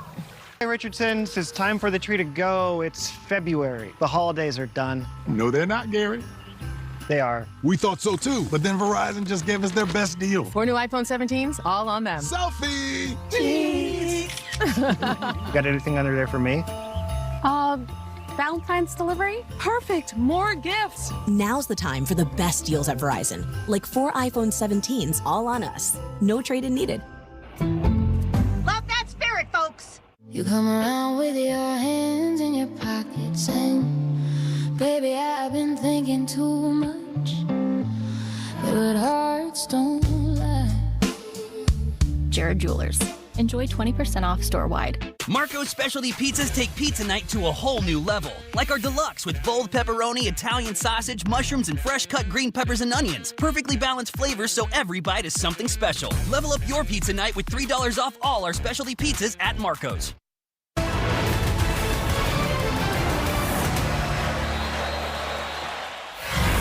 Jaden Reed already has more points in the half than he averages per game. He's got a dozen, and that score is not a typo. Well, the Wildcats up by 9. It is the largest deficit in the half all season for the Michigan Wolverines. Glad to have you with us in our State Farm Halftime Report. I'm Mike Hall. That's Bruce Weber. This is Rafael Davis's suit. So it's a big surprise of a game thus far for Northwestern. What is it that's going on? Northwestern just playing harder right now. They're playing harder, they're playing tougher, they're quicker to the basketball, and they've done a marvelous job of keeping Michigan in the half court. If you let Michigan dominate you on the glass, Northwestern's competing there. If you let them get out in transition, they can demoralize your feelings on the offensive end. And you look at Northwestern right now, they've made it a half-court game, then offensively, they've had their seniors step up. They've had their upperclassmen answer the call. You think of Jaden Reed, you think of the big fella Arrington Page down low, those guys came to play. Yeah, it's both ends. Northwestern offensively, 44 points against Illinois. They got 44. They're shooting 52. 42 from 3. 7 for 7 from the free throw line. But their defense is good too. Yeah, I mean, 35. They've held Michigan at 35% and 23 from 3. So they're playing both ends. As Rafael said, they're playing hard. You know, this is what happens. This is Big Ten basketball. Right. Playing home and away, it's a big difference maker. The struggle all season for Northwestern has been their defense, and yet their defense has given up only 35 points to the 6th best scoring offense in the country. We got an interesting second half coming your way. We've got highlights coming up next of the earlier action in the Big Ten, including another surprise with Iowa and Maryland.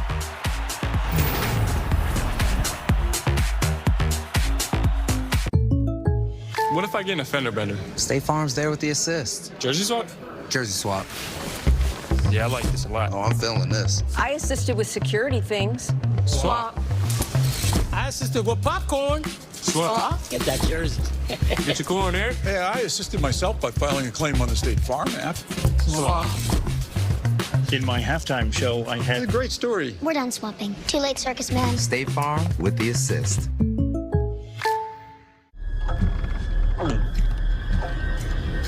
Len? Why are you screaming? Because you're screaming. Are you hiding from used car shopping? Yeah. What if I overpay? I get it. Nearly half of all used cars have been in an accident. But that's nothing to be afraid of. Show me, Carfax. Knowing how a car's accident history impacts price means you don't have to overpay. Way better. Popcorn? Definitely. No fear, just Fox. Say show me at Carfax.com. All right, so guys, just smile and say, switch to T-Mobile in just 15 minutes and get an iPhone 17 on them, no trade-in needed. Why can't we just say cheese? Okay, cheese.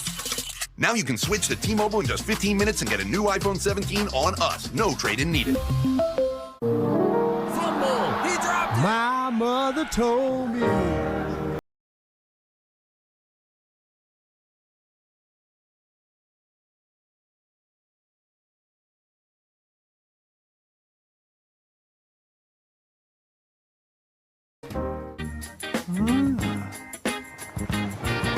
The big stuff.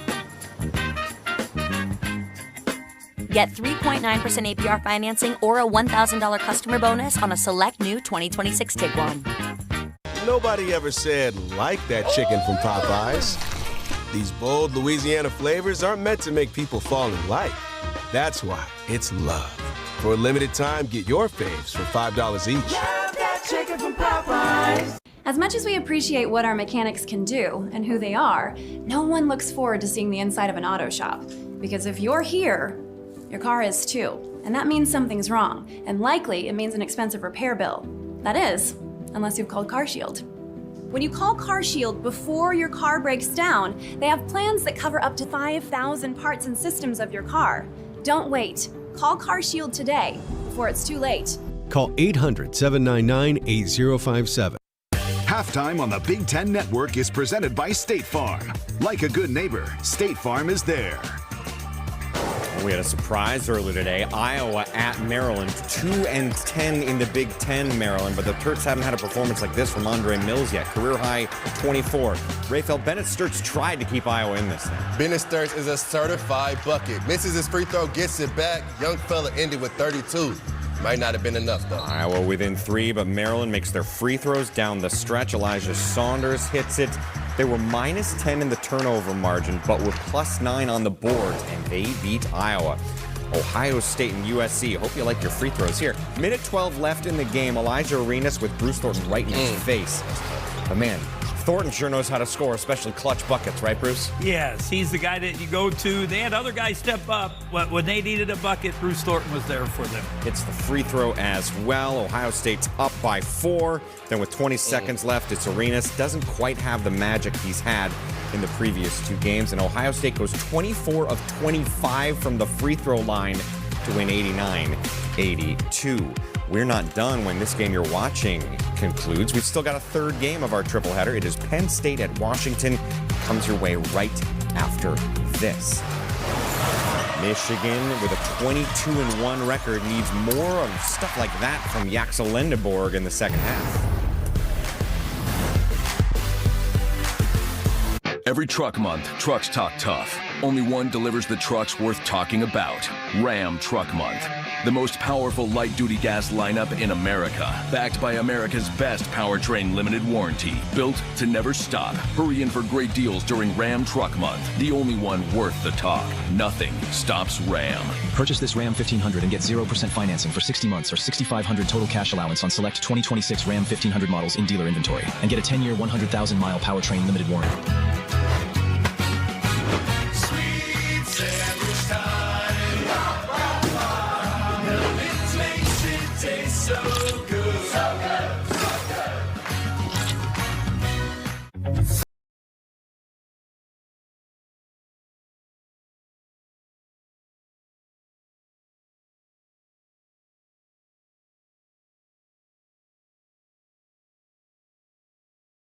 Nobody ever said, like that chicken from Popeyes.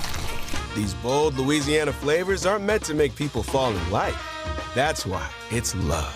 For a limited time, get your faves for $5 each. Love that chicken from Popeyes. I'm Patrick, and this is my Ford F-150 hybrid. Being able to learn to increase my efficiency, getting the battery to kick in, it's kind of fun. To have the capability with the efficiency is really something. I am from the future, and I'm here to set it right. Look homeless, bro. I'm not homeless. I come from a nightmare apocalypse. This is the height of fashion. Judgment Day. Wait, we're expendable? Yeah.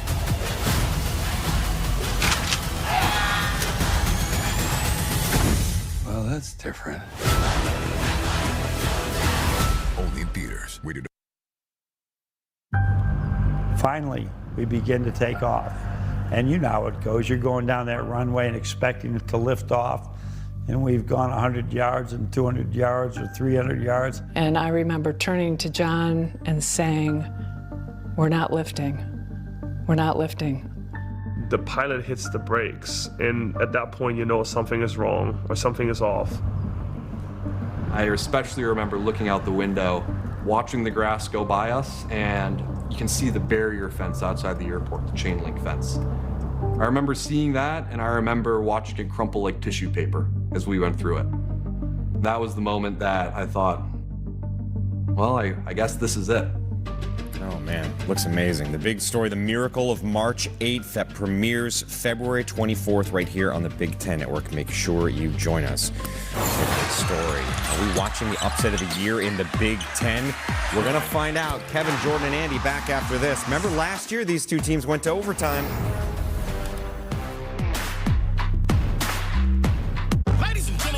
Twice yearly prep is here. One office visit every 6 months. 2 times a year for HIV prevention. That's 1-2 prep. That's Yes2Go. Yes2Go is an injectable prescription medicine that helps to protect against HIV through sex. 1 office visit every 6 months. 1 during your summer sun, and 1 during your winter fun.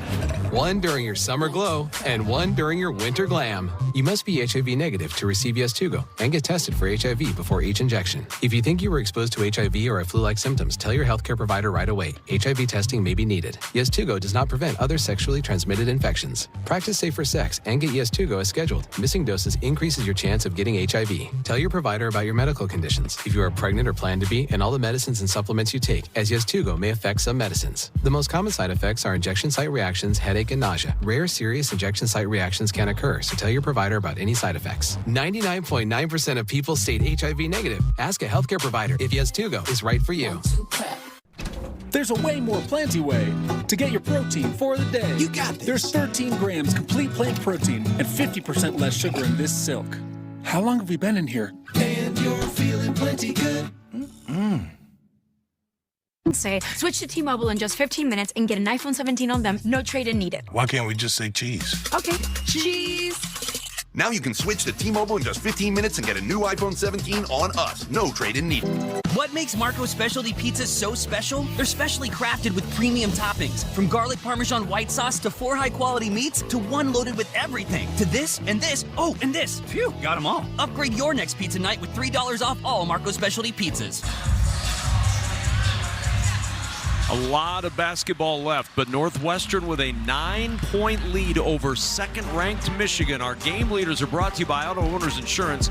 Elliot Cadeau, 9.6 assists. Jaden Reed off to the terrific start, 12 points and 3 assists to pace the Wildcats. Welcome back courtside alongside my partner Jordan Taylor. I'm Kevin Kugler. First 5 minutes of this second half feels huge for both of these teams. Yeah, well, Northwestern came out through a Mike Tyson-sized haymaker. They got to dial up the Evander Holyfield one here in this first 5 minutes. It's extremely hard. Michigan started to take a little bit of momentum late. 8-0 points in the paint last 8 minutes.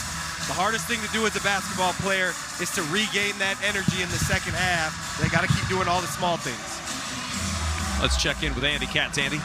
Well, I talked to Dusty May walking onto the court. He said, first of all, offensively, they're only making 1 pass and then shooting. He said they're playing too cool.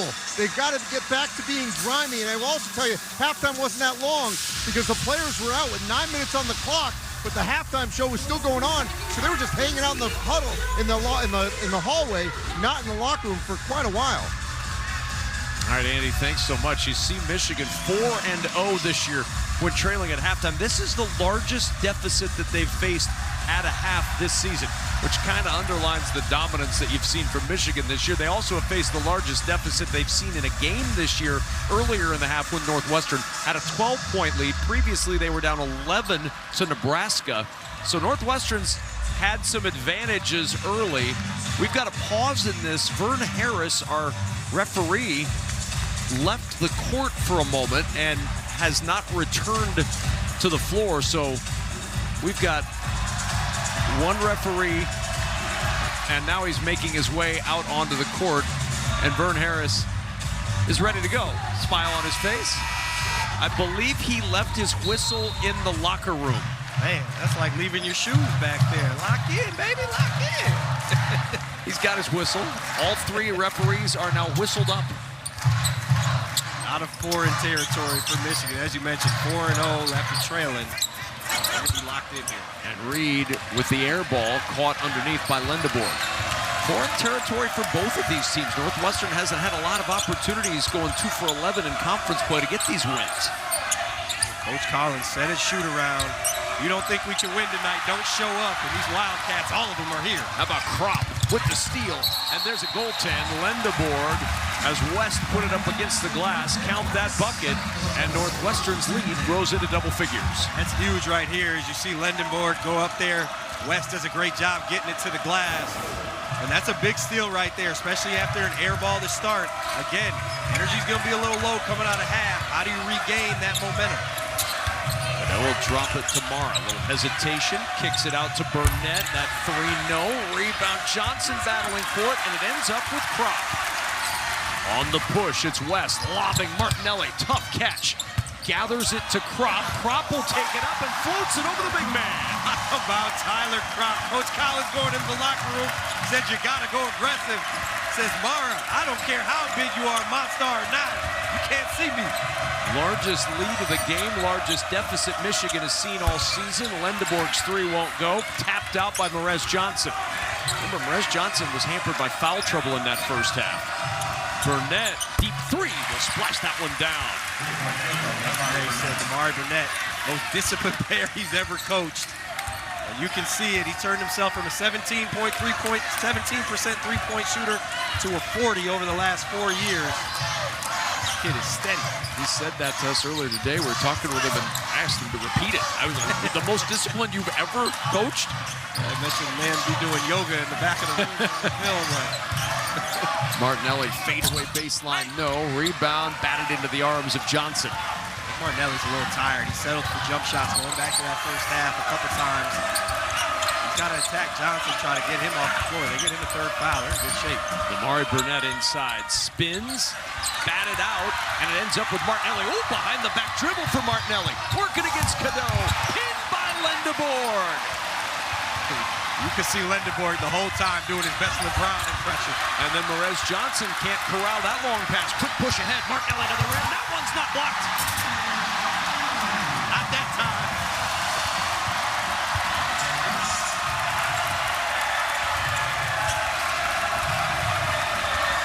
Cadeau will drop it. Mara running to the rim. Count that bucket of the foul. Adai Mara, as Trey Singleton fouls, he'll go to the line for a chance at a 3-point play. Michigan with a concerted effort right now to find Mara in that pocket. They got into Damari Burnett 3 earlier, he just missed, and then here again. Check it out, look at Lendeborg timing that up. He was timing that up from half court as soon as Martinelli went behind the back. A little bit of a la LeBron James at Golden State, but then the next time Martinelli says, you know what, this time I'm gonna just go hang up on this rim. Leave it up to no chance. 2 great players going at it here in Evanston. And Mara completes that 3-point play. That's not the strength of his game. He's a 49% free throw shooter, but he will get a breather now as Roddy Gale Jr. comes in. So a much smaller lineup. That's relative for Michigan. They've still got Lendeborg out there. They've still got Merez Johnson out there. Roddy Gale is not small either. No, he is not.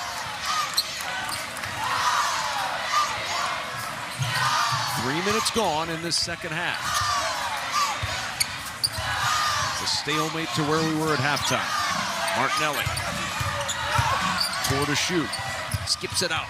West on the attack. Drop off. Singleton. 1 on the shot clock. Count the bucket. And the foul. What a pass by Jake West, the Philly Bull. Great pass from Martinelli. Look at that, the left hand wraparound. Gale gets there a little late. And look at the young kids. The young kids on the block are hype at Welch Ryan. They're having some fun.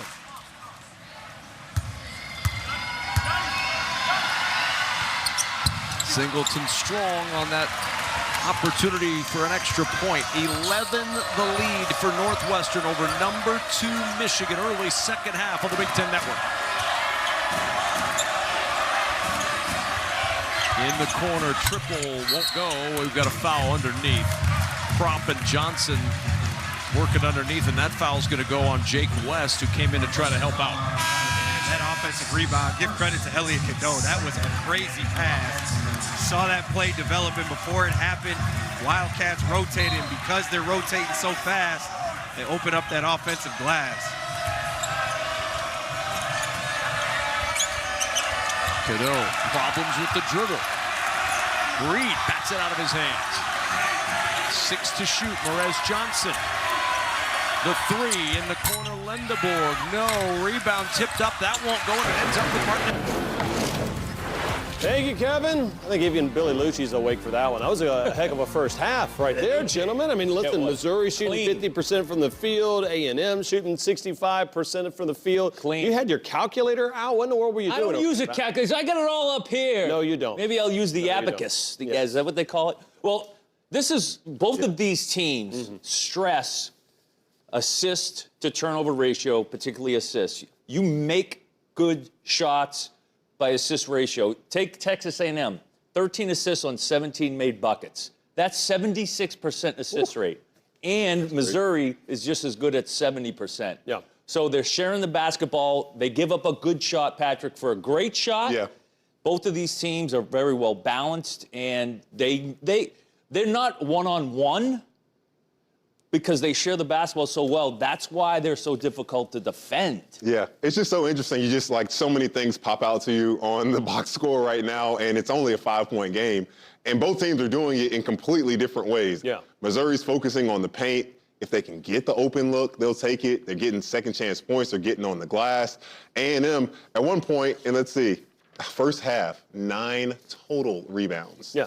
9 total rebounds. Well, when the ball's going in, you don't have to rebound a lot. Worry about rebound. By the way, the more impressive 9 is 9 different Aggies made a 3. That's crazy. In that first half. And yet, even more impressive, Missouri on the road, only down 5. Yeah. Still in that ball game. We'll get you ready for that one coming up in the second half. But down in Stark Vegas, Bully trying to get the crowd rocking.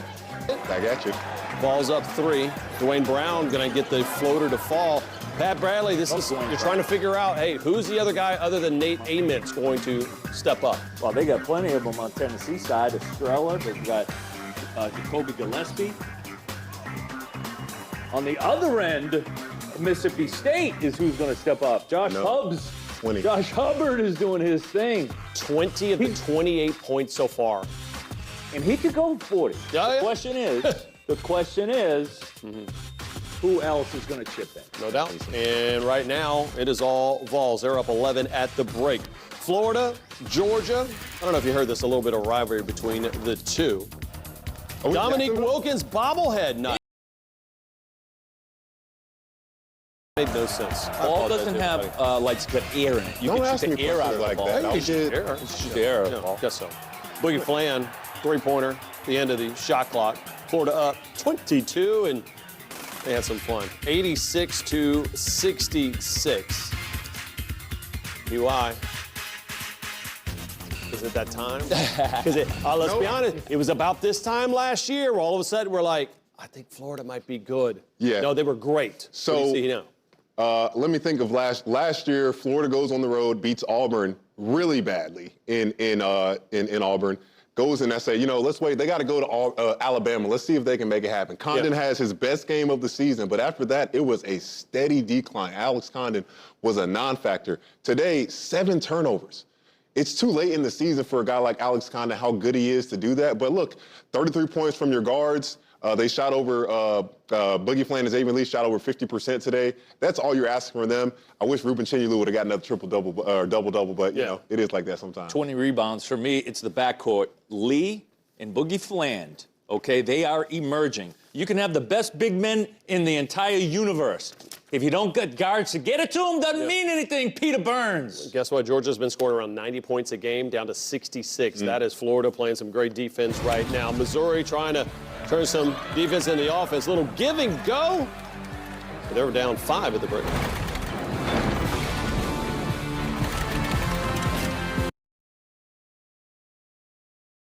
Of trades, and that's what's going on at A&B Kia. Over 200 local trades from $249 a month. Cars, trucks, SUVs, import and domestic, all priced below Kelley Blue Book for quick sale. An epic used car blowout. 29 lenders, $25 million in auto loans. Push, pull, or drag in that old junker. We take anything in on trade. The epic used car sale is going on now, and only at A&B Kia. A&B, located directly off the Box Run Road exit in Benwood, West Virginia. How do we stop it? We need someone who can code in COBOL. What's COBOL? This is a job for sponsored jobs. Indeed can help you get it right the first time. Sponsor your job on Indeed and get matched with quality candidates. Visit Indeed.com/hire now. A diagnosis doesn't define you. Even ATTR cardiac amyloidosis. You've come a long way. Your path was never set in stone. So why would life with ATTR-CM define you? You have the power of choice. Atrubi is an oral medicine used to treat adults with ATTR-CM to reduce death and hospitalization related to heart problems. Atrubi helps slow the progression of ATTR-CM. People taking Atrubi were 50% less likely to be hospitalized for heart issues. Tell your doctor if you're pregnant, plan to become pregnant, or are breastfeeding, and about the medications you take. The most common side effects were mild and included diarrhea and abdominal pain. If you have ATTR cardiac amyloidosis, ask your cardiologist if Atrubi is right for you. It's time to get busy living. Vicks VapoStick provides soothing, non-medicated Vicks vapors. Easy to apply for the whole family. Vicks VapoStick. And for on-the-go Vicks vapors, try Vicks Vapo Inhaler. Alabama's first game with no Charles Bediako after he's done for the season, allegedly, right now. Latrell Wrightsell back in the lineup, though. The lead was 8. Wrightsell, you're going to see a lot of him in this highlight, BY. Someone needs to cover that man. He has one job. Yeah, well. Knock down to 3. He was doing it well today. A.J. Storr, one-man wrecking crew for Ole Miss. He'd have 27 points, but just not enough. Wrightsell looked like Pat Bradley in his heyday. One of 7 threes he hit, ties a career high for him. They win 93-74. One of 9 different players to knock down a triple in the first half. Aggies up 5 in the minute. Big new car sales lead to an abundance of trades, and that's what's going on at A&P Kia. Over 200 local trades. From $249 a month. Cars, trucks, SUVs, import and domestic. All priced below Kelley Blue Book for quick sale. An epic used car blowout. 29 lenders. $25 million in auto loans. Push, pull, or drag in that old junker. We take anything in on trade. The epic used car sale is going on now, and only at A&B Kia. A&B, located directly off the Box Run Road exit in Benwood, West Virginia. How do we stop it? We need someone who can code in COBOL. What's COBOL? This is a job for sponsored jobs. Indeed can help you get it right the first time. Sponsor your job on Indeed and get matched with quality candidates. Visit Indeed.com/hire now. A diagnosis doesn't define you. Even ATTR cardiac amyloidosis. You've come a long way. Your path was never set in stone. So why would life with ATTR-CM define you? You have the power of choice. Atrubi is an oral medicine used to treat adults with ATTR-CM to reduce death and hospitalization related to heart problems. Atrubi helps slow the progression of ATTR-CM. People taking Atrubi were 50% less likely to be hospitalized for heart issues. Tell your doctor if you're pregnant, plan to become pregnant, or are breastfeeding, and about the medications you take. The most common side effects were mild and included diarrhea and abdominal pain. If you have ATTR cardiac amyloidosis, ask your cardiologist if Atrubi is right for you. It's time to get busy living. Okay, man. We need to vaporize that sore throat with Vapo Cool Drops. It's sore throat relief with a rush of Vicks Vapors. Let's go, let's go, let's go! Ah! Vaporize sore throat pain with Vicks Vapo Cool Drops. A los 45 te toca. Te toca examinarte contra el cáncer de colon. La prueba de Cologuard es para personas de 45 años o más con riesgo promedio y no riesgo alto. Pueden darse resultados falsos positivos y falsos negativos. Pide Cologuard a tu médico o en línea. Hockey is here. The Spinorama's here. Intensity coming in hot. Here. The final playoff push and the Stanley Cup final. Oh, it's here, baby, on ESPN.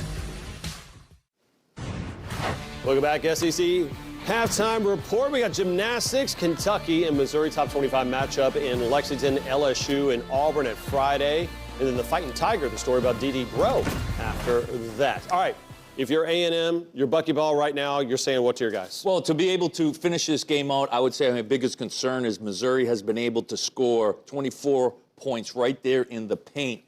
They went to a zone to try to keep them out of the lane. That's priority number one. Imposed your will, Missouri. You only had 3 team personal fouls in that first half. They give you 5, right? They give you 7 until you have to do, or 7 is to free throws. So I'd like to see Missouri just be a little bit more physical, especially running guys off the three-point line. If they can neutralize and not let them repeat 65% from the three-point line. I just like when Pat Bradley went full Vogue, like Madonna, just like strike a pose right there earlier. All right, this is halftime report. There you go. Nothing says like, are they at the Dixie Chicken? Whoa! Down there? Look at that balance. Talk about little the Texas footwork. two-step right there. Talk about the footwork. Texas two-step. Come on. Little Robert Earl Keen, Lyle Lovett, front porch song. Do-si-do. Me and Bradley, we're going to do that later. I don't think you could pick me up. That's true. To an abundance of trades, and that's what's going on at A&P Kia. Over 200 local trades. From $249 a month. Cars, trucks, SUVs, import and domestic. All priced below Kelley Blue Book for quick sale. An epic used car blowout. 29 lenders. $25 million in auto loans. Push, pull, or drag in that old junker. We take anything in on trade. The epic used car sale is going on now and only at A&B Kia. A&B, located directly off the Box Run Road exit in Benwood, West Virginia. A diagnosis doesn't define you. Even ATTR cardiac amyloidosis. You've come a long way. Your path was never set in stone. So why would life with ATTR-CM define you? You have the power of choice. Atrubi is an oral medicine used to treat adults with ATTR-CM to reduce death and hospitalization related to heart problems. Atrubi helps slow the progression of ATTR-CM. People taking Atrubi were 50% less likely to be hospitalized for heart issues.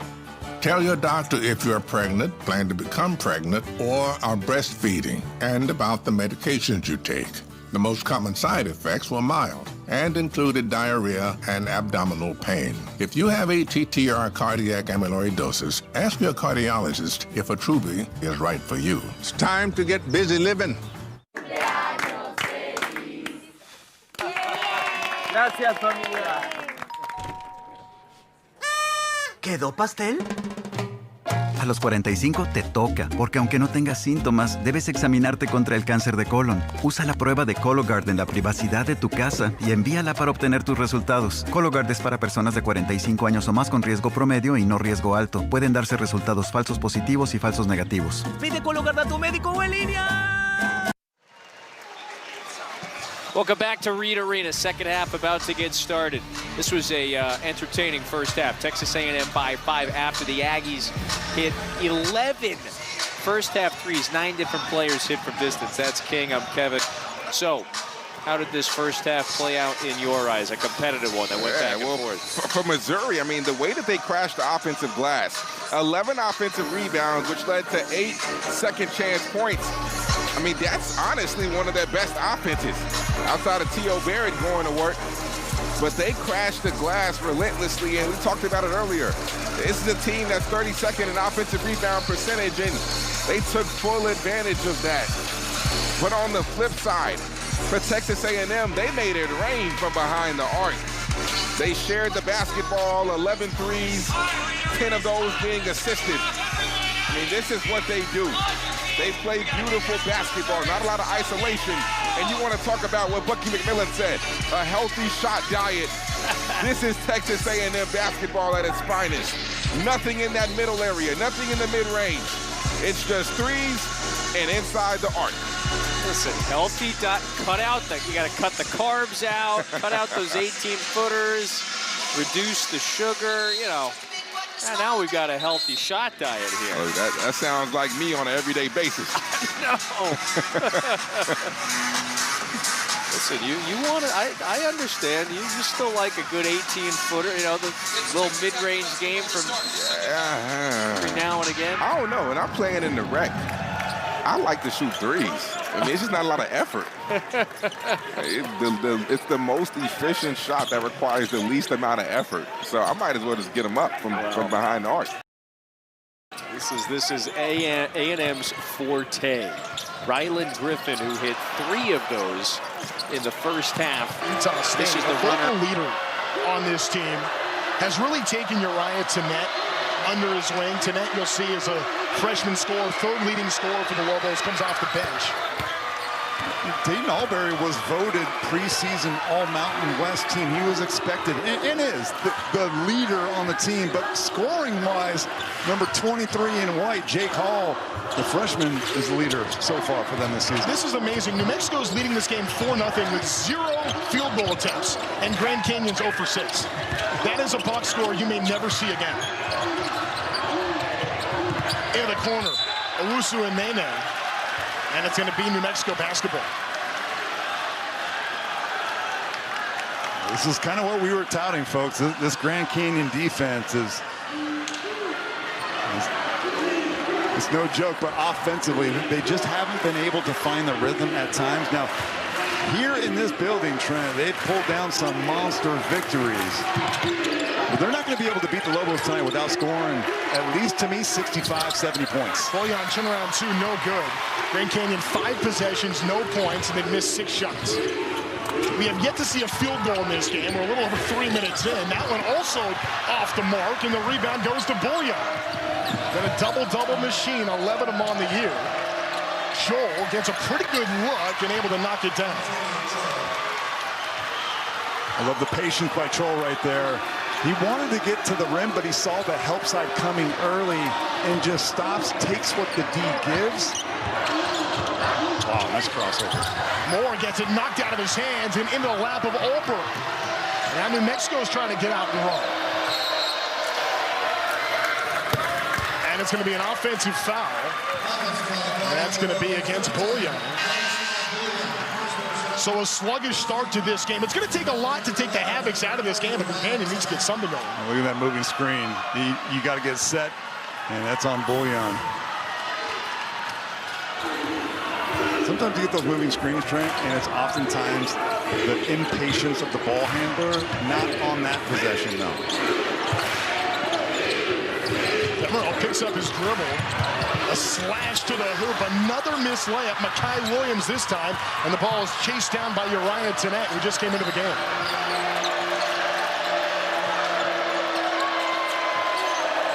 The 5'11 freshman, though 5'11 may be generous for Tenet. Boyan off the dribble, gets the reverse. Man, he went by F.A. Demerol like Demerol was a statue. And he's got to know Boyan is a driver. He's only made 4 3-point attempts all season. Owusu and Nene, 0 for 9 now to start for Grand Canyon. And it's an 8-0 run for New Mexico. Joel in the corner for 3. And now he's got it going. Timeout called by Grand Canyon. Joel had not made a 3 his previous 3 games, knocks down that one, and an 11-0 start. The Havoc was ready to party, and New Mexico said, "Nuh-uh, y'all got to sit down," at least for the first few minutes. The Lopes unable to score so far. The Nashville Hoops Showdown, Saturday on Fox. Primetime Hoops.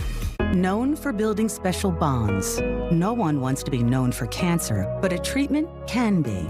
Keytruda is an immunotherapy known to treat cancer. FDA approved for 18 types of cancer, including certain early stage and advanced cancers. One of those cancers is a kind of uterine cancer called advanced endometrial carcinoma. Keytruda may be used with certain chemotherapies and then used alone in adults when your cancer has spread or returned.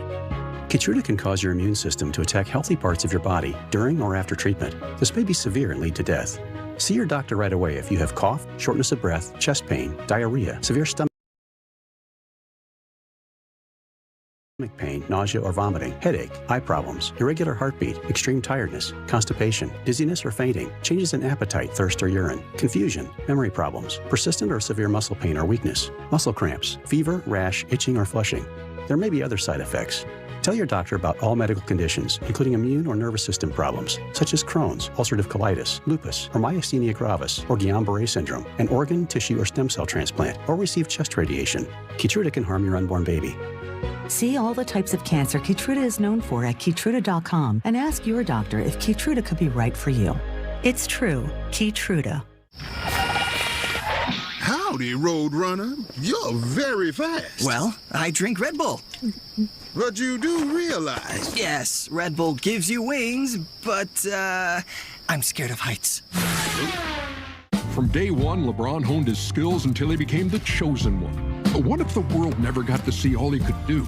Things would look a lot different. That's why the LeBron James Family Foundation is partnering with Indeed, because everyone's skills deserve a chance to be seen. I'm not him. I'm not Jack. Because a car that doesn't make you feel recognized is a car that stops short of amazing.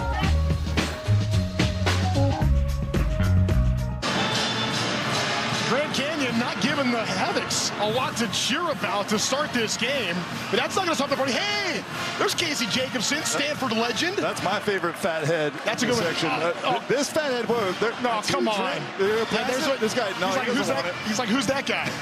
No, come on. No, keep it. Keep it. Come on. No, you know who that is. Oh, come on.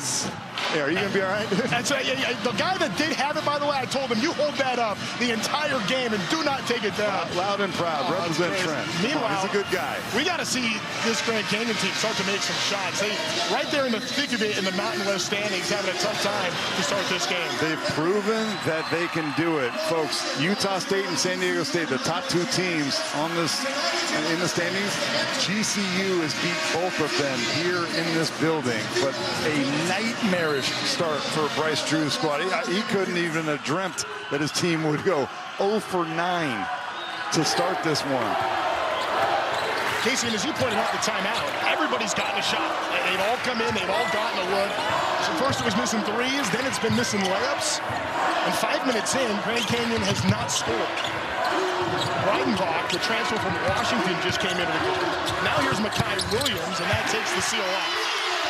And I looked at Mekhi, and he kind of just like breathed a sigh of relief. He almost missed that one so bad that it just deadened on the rim and fell through. Everybody here can breathe a sigh of relief. The Lopes aren't going to get shut out. This is a resilient group, man. They've come back from a lot of games this season. Tonight's too strong, and almost too many rebounders for Grand Canyon there. Turn on the Jets goes Williams. He gets fouled, and he's going to get a couple of free throws. These are two teams that do not mind to push the pace. New Mexico is tops in the Mountain West as far as pushing tempo, maximizing possessions, but Grand Canyon, especially at home, and Mekhi Williams, if he sees a crease, that was like a 1-on-3 fast break, but he didn't care. I think Mekhi Williams, to a certain extent, is like, let me just take matters into my own hands. Nobody else is scoring. Let me get to the hoop. And he's had an interesting role this year. Was starting, went to the bench, back in the starting lineup. Hasn't changed his production, but in conference, almost 5 points a game better than non-conference at 15.3. Yeah, Mekhi just needs to take care of the basketball in this one. GCU's last 2 losses, Trent, Mekhi Williams has had 9 turnovers combined. Jake Hall hits the corner 3. The freshman from Carlsbad, one of the purest strokes in this conference. I'm going to call it right now. He is the best shooter from three-point range in the conference. And his stats back it up. He's just a freshman, folks. And with that 3, 75 in his career, matches the Mountain West freshman record. He's still got a lot of season left. A lot of season left. That was Rashad Muhammad at San Jose State 8 years ago, and now he turns it over. Henley down to the block through 2 defenders. Breidenbach, second chance coming. Popcorn machine, count it, and 1. You mentioned it in the first possession, Trent, and how important offensive rebound is going to be, especially if you're having a bad night shooting, right? And you got to manufacture it another way. How do you get to the foul line? Wilhelm, former Mater Dei High School standout in Southern California, but this is Jake Hall. He's got a pure stroke, folks. When he catches it, do you see how he catches it high and keeps it high? As a shooter, I was a dipper. And when I caught it, I always dipped it down to like my belt level before I shot it. Jake Hall is one of those, he's much more efficient with it.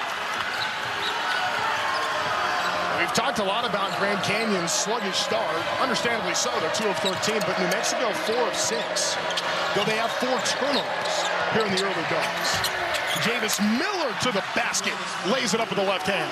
Yeah, he just went right down Main Street, didn't he? Dribble handoff there, and Miller going to that left hand, and he got a half step on Henley, who's super athletic, but still no help side for the Lopes. Moore's elbow jumpers missed. New Mexico ball. The point of every possession is trying to get 2 feet in that lane, Trent, right? To either finish at the rim or spray it out if help comes. There is no help side, so there's no stop sign. You just keep that foot down to the floor.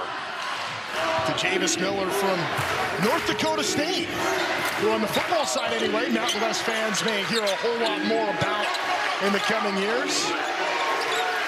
Look at how high Henley was playing. He was basically allowing Miller to drive baseline, and he chose not to. Joel hit 1 3 earlier and knocks down another.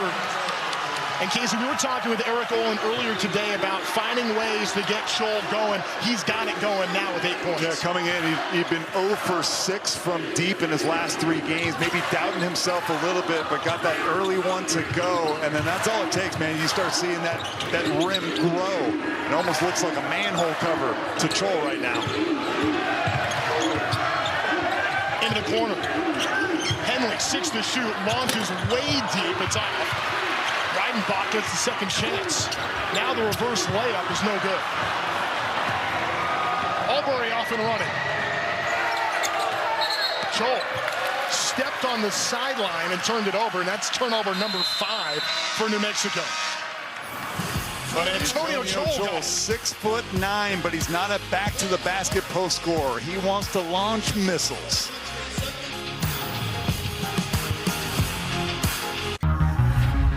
Taxes was so taxing. Now taxes is so free. Triple tax, free edition only. Roughly 37% of filers qualify. Simple form 1040 returns only. Now this is taxes, file for free and get the most money back. Guaranteed. Wake up Barstool, weekdays on FS1. Ever said like that chicken from Popeyes? These bold Louisiana flavors aren't meant to make people fall in like. That's why it's love. For a limited time, get your faves for $5 each. Love that chicken from Popeyes. I'm Patrick, and this is my Ford F-150 hybrid. Being able to learn to increase my efficiency, getting the battery to kick in, it's kind of fun. To have the capability with the efficiency is really something. I was gonna take Peaches to the vet, but I had their checkup in the budget, but... I meant to schedule for Sir Franklin, but... Chewy knows a lot can get in the way. But if you get ahead of one thing this year, make it your pet's health. Booking a routine vet visit now means more wags and one less worry. So you get their butts to the vet, and Chewy gets their meds to your door. For healthier, happier life with pets. All New Mexico off and running. 19-6 start for the Lobos here. Amid the chaos at Grand Canyon, let's go above and beyond. Sponsored by Jersey Mike's. Be a sub above. And the freshmen have been great. Yeah, the 3 leading scorers for New Mexico Lobos are freshmen. And you can see at the bottom, the only team in the NCAA to have 3 freshmen averaging double figures. Remember, Duke last year had some awesome freshmen, and they made it all the way to the Final Four. But this is the offense. How about the defensive drop-off for Eric Olin's team? This is the first 21 games, folks. They were a top 25 ranked team in the country. The last 3 games, they're giving up almost 86 points a game. Their forced turnovers have dropped way down, and they're searching for answers. They've been watching film, we've been talking with the guys about it, and boy, have they responded. Yeah, the defense been excellent for New Mexico. Grand Canyon 2 for 16 to start the game. Coming out of the timeout, make it 2 for 17.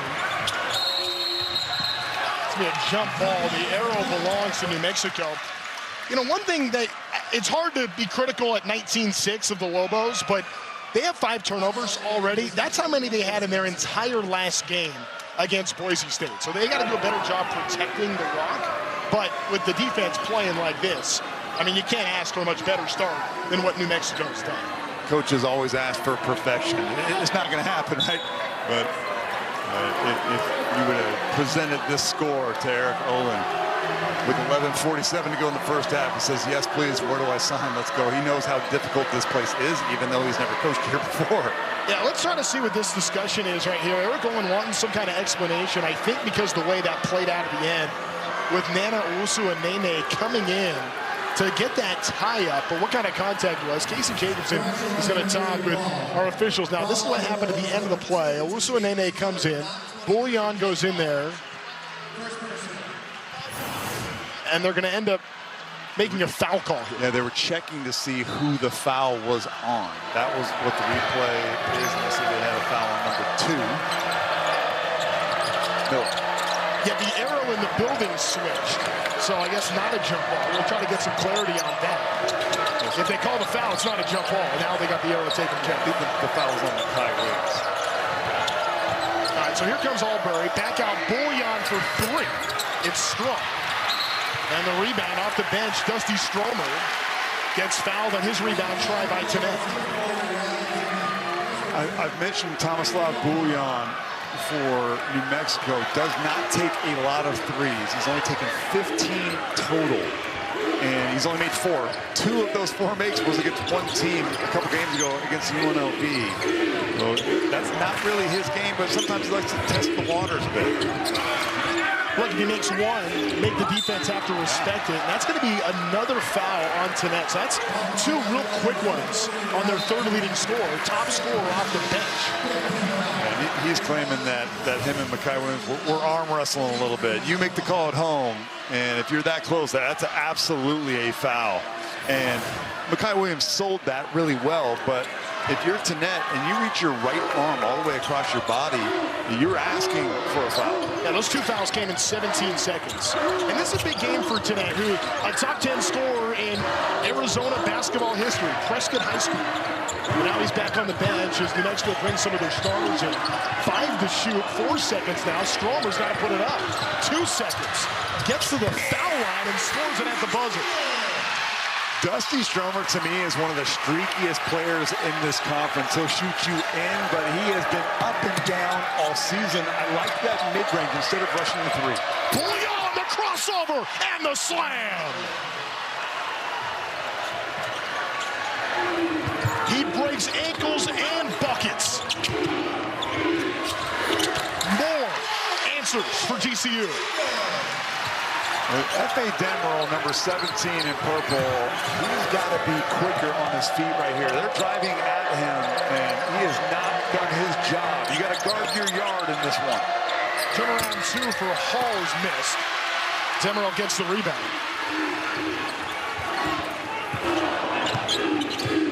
So it's been even since the 11-0 start from New Mexico, and now it's just an 8-point game after that 3 from Brian Moore has brought the Lopes back in it.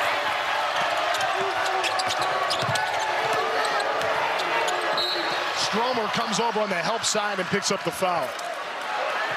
It was a good idea defensively by Stromer, but here's the offensive bucket. Look, he's in a crowd. There were 3 Lobos right around, and he still had the concentration, and that's just a straight line drive. You mentioned the crossover straight line drive by F.A. Demerol.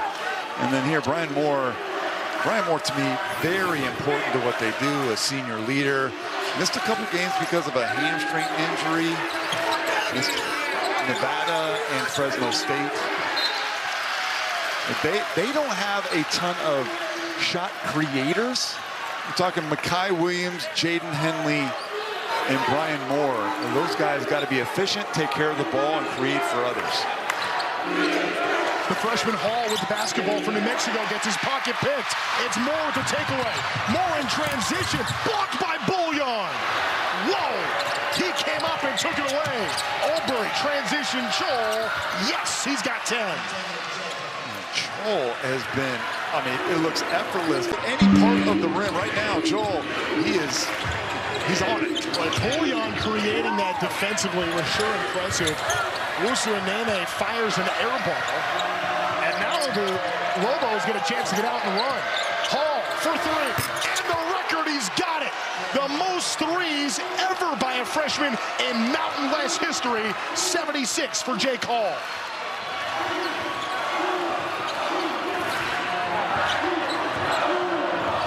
When you can shoot the basketball, it opens everything up. But Demerol gets a nice lob pass. They need to involve Demerol in this game. Not going to run a ton of plays for him, but he can get those. But Trent, when you can shoot the basketball, it opens up everything for everyone else. Pouillon's done everything else. West at the elbow. Like he had an open look, and the young.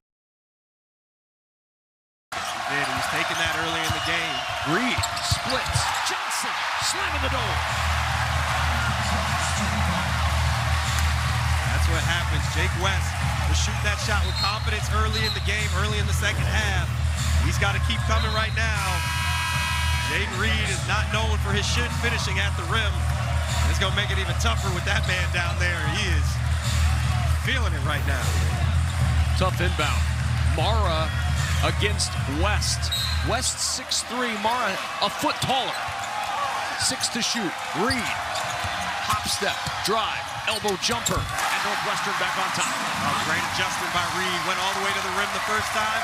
Learned from his mistake. Pull up right there. And a lob, and you had Lendeborg being held by Jake West. Was it a hook and hold situation? Underneath. Does this rise to a hook and hold? I think you let him go right there with just enough time, but there you go. That's great recognition. Talk about the adjustment from Reed. Good adjustment by Kaysen right there. Eyes up. Realizes the mismatch that time. And Lendeborg sees that one spin out. 85% at the line. And Michigan 10 of 17. This is a 74% free throw team on the year. Tonight, 59%. Lendeborg really struggled with his jump shot and just his overall touch as of late. Tied at 69. Just the second time we've been tied tonight. 75% from free throw over his last 5, so. What a night we've had on the Big Ten Network. USC Ohio State was a dandy. This one coming down the stretch, a tie game. 2 nights. 2 nights in a row in Big Ten basketball. Crazy. Page. And a foul. Hand check by Adai Mara. You can hear the Michigan fans in this building. Michigan, you know, travels well. They're everywhere, and they have infiltrated Welsh Ryan, but they were held in check by this Northwestern team just like Michigan was. Can't hold the good man down, and right now, everybody in this arena, in the lower bowl at least, is on their feet with 6 minutes left. Batted out of the hands of Aronson Page. Still 19 on the shot clock for Northwestern. 6:17 to play.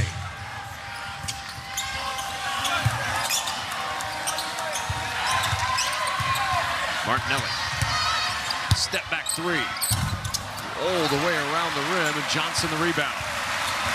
Martinelli selling for a lot of jumpers this game. At some point, he's going to have to get to that sweet spot. 5 for 20. Johnson, Cheravino takes it away, and it's out of bounds. Cheravino was trying to flip it back off Perez Johnson, couldn't quite get control of it to do that. Yeah, heads up play. Michigan's a great cutting team. Cheravino, last second, realizes the cut right there, just couldn't quite get it off his body. There's Mara to the cutter, Lendeborg. Lendeborg starting to make his presence felt right there. Getting to the rim, shot not falling, imposing his will and his size. Michigan doing this only 5 minutes this half, and Elliott to go. How about the passing for Mara? Northwestern's gonna have to make a choice to really pressure that or back off. Can't really pressure, he's 7'3", you gotta back off and help out.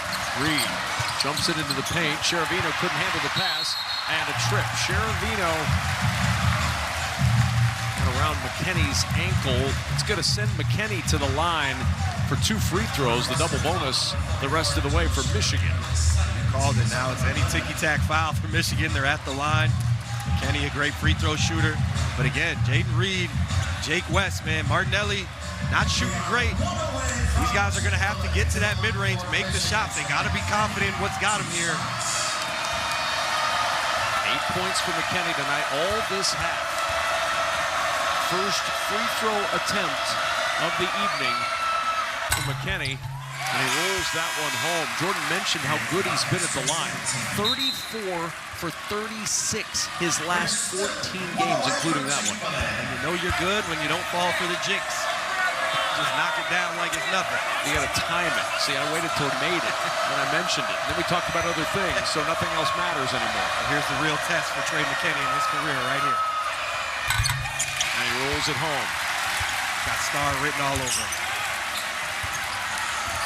73-69. Michigan by 4. Their largest lead in this game was a 5-0 start. Here's Page, the handoff to Reed.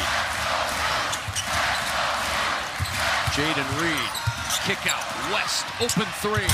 Freshman couldn't convert, rebound McKinney. He'll push it ahead, Lendeborg, nice catch. Entry, and good play by Martinelli to bat it out of bounds. Great pass from Jaden Reed on the other end. Great execution. See right here, Martinelli does a great job battling. That's close. All right, yeah, really close. I think. So they're going to try and send a sub potentially to stall out inside. I think that last finger of Martinelli, the deciding thing that may have kept Chris Collins from challenging. You saw last week, tried to get it in there at the last second, couldn't quite do it. You saw something that maybe they liked. Kaysen tomorrow. And Michigan with its largest lead of the night at 6. And things starting to get away from Northwestern. Again, back to that original action from the start of the game. Hold the low man. Timeout taken by Northwestern. 75-69. 4:33 to play in this one. We saw this early in the game. Throwing it to the rim to Adai Mara. See, it's Trey Singleton's got to stay there because Marez Johnson, if he comes over, it's just going to be a drop to Marez Johnson. That's a damn to you if you don't. It's going to be a dunk either way, and Mara starting to feel it as well. Getting this crowd into it. Well, Saturday, catch a men's hoops doubleheader. First, the Cats, and you don't think what's happened tonight's got Nebraska's attention? They challenge 7th-ranked Nebraska. Then Penn State battles Oregon. Coverage begins with a tip-off show at 12:30 Eastern, 9:30 Pacific on the Big Ten Network and the Fox Sports app. Nebraska had a big comeback of its own last night before Purdue prevailed against the Huskers in overtime in a thriller in Lincoln. And you see what's happened in this one, fueling the Michigan comeback from 16 down. 11 of their last 12 made, and Northwestern's just had a hard time making shots. Had a hard time, and I think it's Nick Martinelli is just gassed right now. He can't get to the rim. He's settling for jump shots, and Michigan's starting to wear on him. But good basketball following you everywhere, partner. Well, and that's the point you're raising right there, guys, is the reason Michigan is the #1 team in the country and will be if they can hold on here and beat UCLA. Their depth. It's like I'm watching here like hockey ships. They just come in with different lines. No other team in the country can go 9 deep with 9 legitimate starters, and whoever's hot can come in. They're going in and out with Mara, the front line, the backcourt. Now McKinney contributing, Payson. It's just endless. It's one of those things, Andy, where, again, Elliot Cadeau has played 5 minutes in the half. LJ Kaysen averages 7 points, and they're running him at point like he's an all Big Ten player, which he really might be capable of. But they just come in waves and waves and waves. Tough to sustain for a team like Northwestern. 6 different Wolverines with at least 9 points, and Martinelli blocked. But there's Kropp. That's a giant bucket for Tyler Kropp in Northwestern. That's huge, and that's what Martinelli has to do. He's got to dig deep. He's got to get to the rim and force that reaction. Good things happen when he does. Can they shut down a Michigan offense that is roaring right now? Not with passes like that. Mara to Johnson. And Perez Johnson will go to the line for a chance at a three-point play. Michigan has gone to that play time and time and time again. Throw it to Mara in the pinch post, run the back screen, and right there was a little stagger actually. But Tyler Kropp and Northwestern have to make a decision. They need to back all the way off of Mara. Mara's making long twos. You tip your cap, you say good job. But I think you just back off of him and play aggressive everywhere else. Don't let him pick you apart. If you pressure him, he's too tall. He sees over everything anyway. Johnson at the line looking for the three-point play, and he finds it. Mara's matched his Michigan high with 6 assists tonight. But a 7'3" post that can pass like that, go big to big with Perez Johnson. How do you defend that? You don't. Yeah.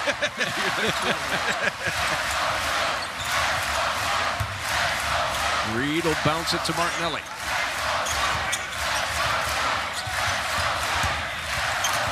Double shows Martinelli into the paint. Floater won't go. There's Mara with a rebound.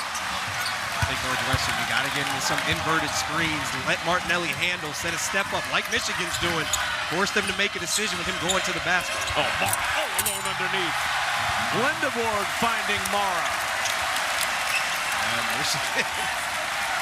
Now just again, Wildcats are gassed, not finding that would not happen at the beginning of this game, leaving Mara wide open at the beginning of the rim, or at the rim, excuse me. 11 points, 5 rebounds, 6 assists for Mara. Coming off of 24 the other night. Step back triple, grazing the front of the iron. Long pass ahead, Lindeborg on the drive with the hammer. Axel Lindeborg.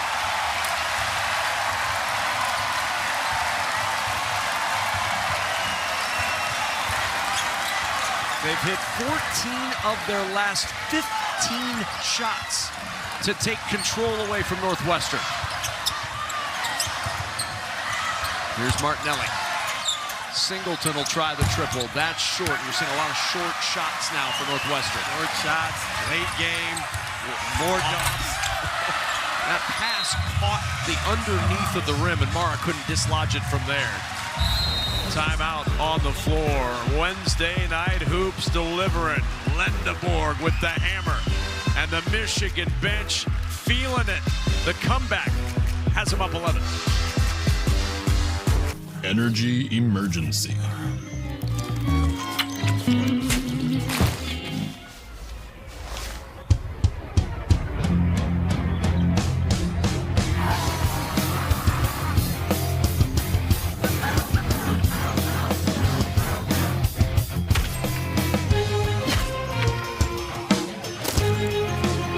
Old Trapper, what's your beef? It's a good thing Discover makes it easy to be a Big Ten fan. Totally. I get cash back on my rally cap. Cash back on my favorite glove. Cash back on my lucky shamrock. I even earn cash back on my lucky bobblehead. You win. Next round's on me. Earn cash back on every purchase with Discover. At Hardee's, we hand bread our chicken sandwiches. Other places don't. We have 100% American Angus beef in our big cheeseburger. They don't. Pick a sandwich, just $4.99 for a limited time. Only at Hardee's. All right, so guys, just smile and say, switch to T-Mobile in just 15 minutes and get an iPhone 17 on them, no trade-in needed. Why can't we just say cheese? Okay, cheese. Now you can switch to T-Mobile in just 15 minutes and get a new iPhone 17 on us. No trade-in needed.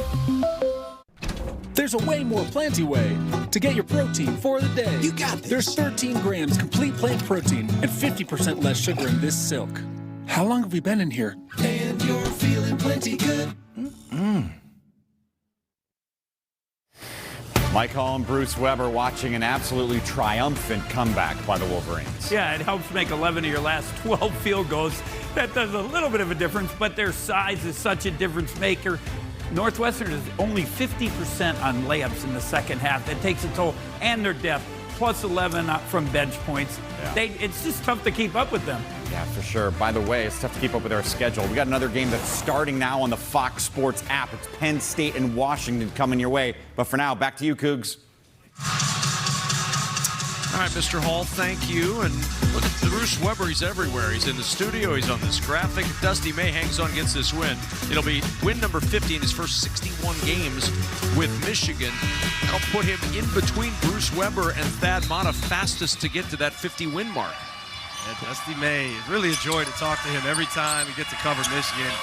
Just great perspectives on the current state of the game, how to coach his guys, and how to get buy-in. And it shows up every night. These guys are having fun. They're playing together. Mason with the triple. That's off. Shot clock was winding, but Mara the offensive rebound. And Mara fouled as he turns down that baseline. Arrington Page with his second, and Mara to the line. And the way Mara shoots free throws for Arrington Page, that's not a bad foul. You took it right out of my mouth. I was just going to say that. You know, hopefully he misses one or two of these. You got to come down, try and find a quick basket. Do your best to battle back, but talking in the break, this Michigan team, man, you hit them, you play with such an emotional high to start that it's impossible to maintain throughout the game with as much depth as they have. And it's one of those teams, and you see them every once in a while, where there's not necessarily the alpha male, the guy who every night goes out and gets you 28 points. For Michigan, it's one of 8 or 9 guys that could go out and have that big night. And what's crazy, we talked about this earlier, of course, but now seeing it live, it's almost like the 9 guys, they all come with this ball of force at the same time, too. Again, started with L.J. Kaysen and Roddy Gale a little bit, transfers to Yaxel, and then Mara dunking on the rim. Trey McKinney got in the mix a little bit. So, it's an impressive basketball team. They love to share. They can pass from all 5 positions as that one's knocked out of bounds to the State Northwestern ball.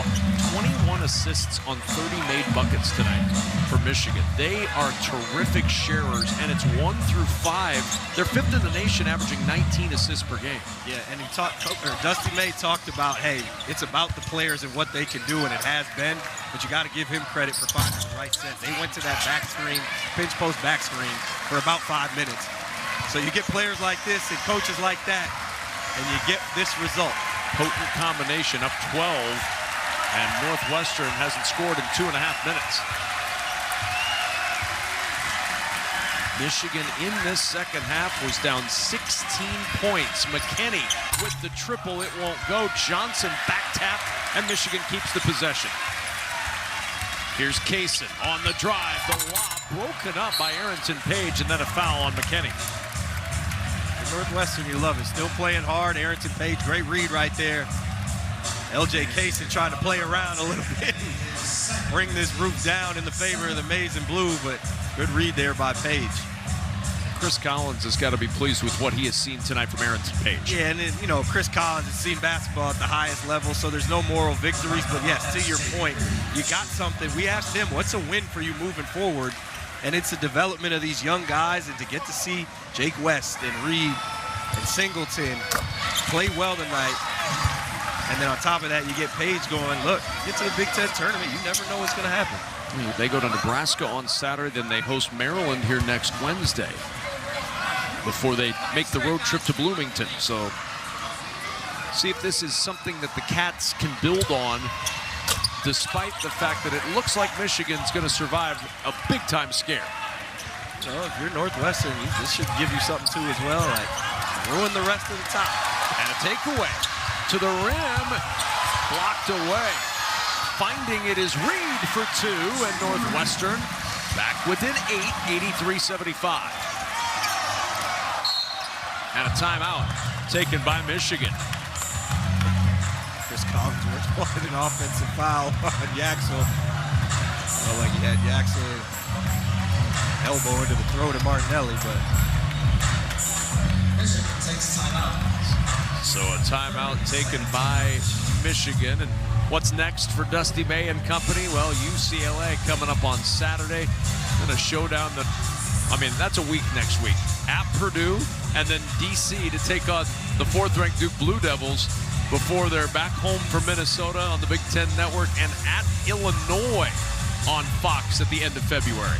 Look at that, and Minnesota has knocked off 3 ranked teams at home. I know it's on the road for them, but I just say that because that schedule, there are no slouches, not one. Talking to this Michigan staff before the game, you mentioned, man, you guys, they make it look easy at times, but they made it clear that it is all but that. Now, tournament resume, I'm going to be confident and say they're in that big dance. I think they'll make the tournament. Yeah, you know, Mike DeCourcy going out on a limb there, calling them a 1 seed. Quad 1, 8-0. Quad 2, 8-1.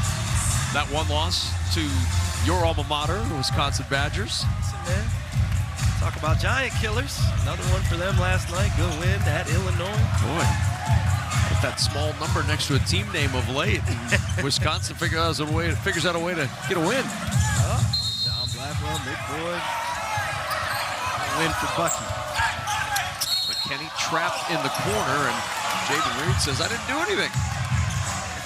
And he says, well, the foul wasn't on you, Jay. It'll be Singleton, and Singleton has fouled out. So Singleton fouls out, and as Mike Hall mentioned earlier, that game underway at Washington, a 9-6 lead for the home team. We'll get you there on the Big Ten Network just as soon as we wrap it up here in Evanston. Ray Singleton played a fantastic game, particularly that first half. You said it, partner. As soon as he got that third foul, that was huge. That really slowed him down, kind of took him out of this game, and that was really the moment when Michigan started to impose their will a little bit, a lot of it. So Steinbach with the 2 for Washington. They've stretched that lead to 5, 11-6. And Steinbach having a whale of a debut season for the Washington Huskies. That game's coming up on the Big Ten Network. Any other year, he might win Freshman of the Year, but yeah, guy out there in Champaign. Oh, that looked like close to a goaltend. Didn't get the call. Inside, Cherovino battling for it. Morez Johnson couldn't save it. It's out of bounds. Last touched by Johnson, and a couple of our photographer friends ended up with a post in their lap.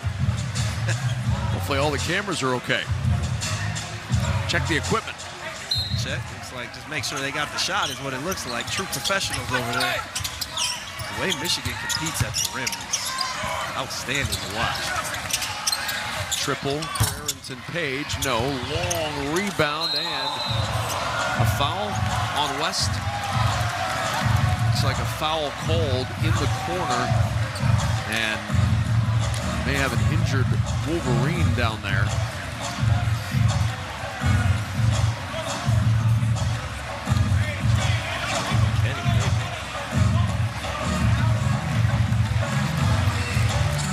And up comes McKinney, and they're going to help him towards the Michigan bench.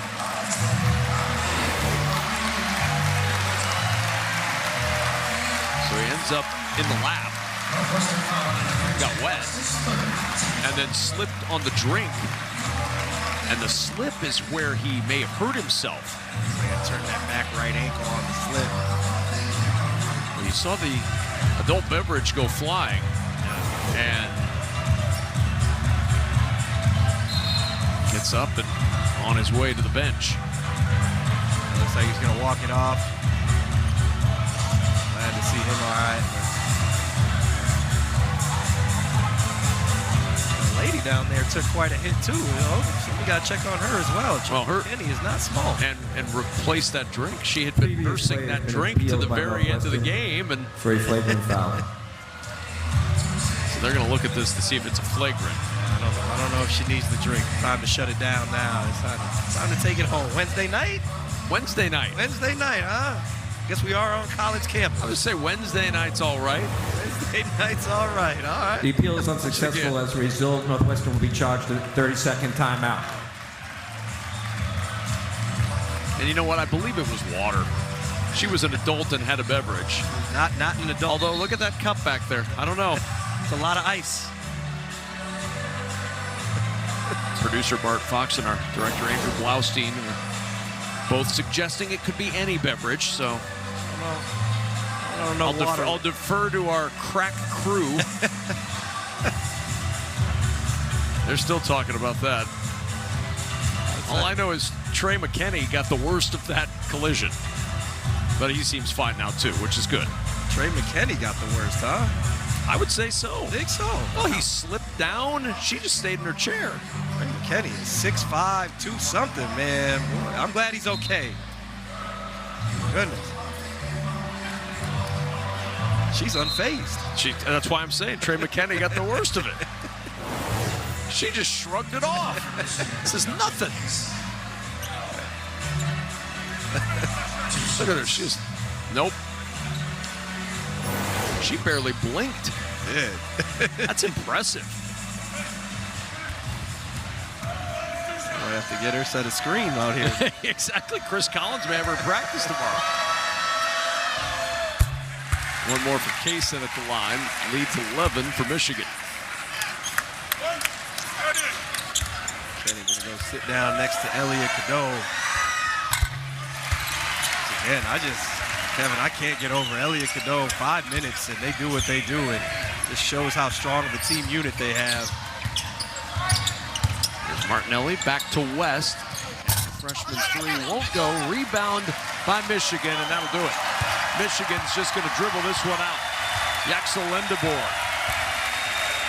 clears the half-court line, and the Wolverines, big-time scared tonight. Northwestern had them down 16, 6 minutes into the second half. And the Wolverines end up winning by 12, 87-75. And Michigan now 23-1 and 12-1 in Big Ten play. That's going to do it for us in Evanston. For Jordan Taylor, for Andy Katz, for our producer Bart Fox, our director Andrew Blaustein, I'm Kevin Kugler. Michigan gets the 87-75 win. Dusty May, his 50th win as Michigan head coach. Out we go to Seattle. Penn State and Washington already underway. Guy Haberman and Don McClain on the call.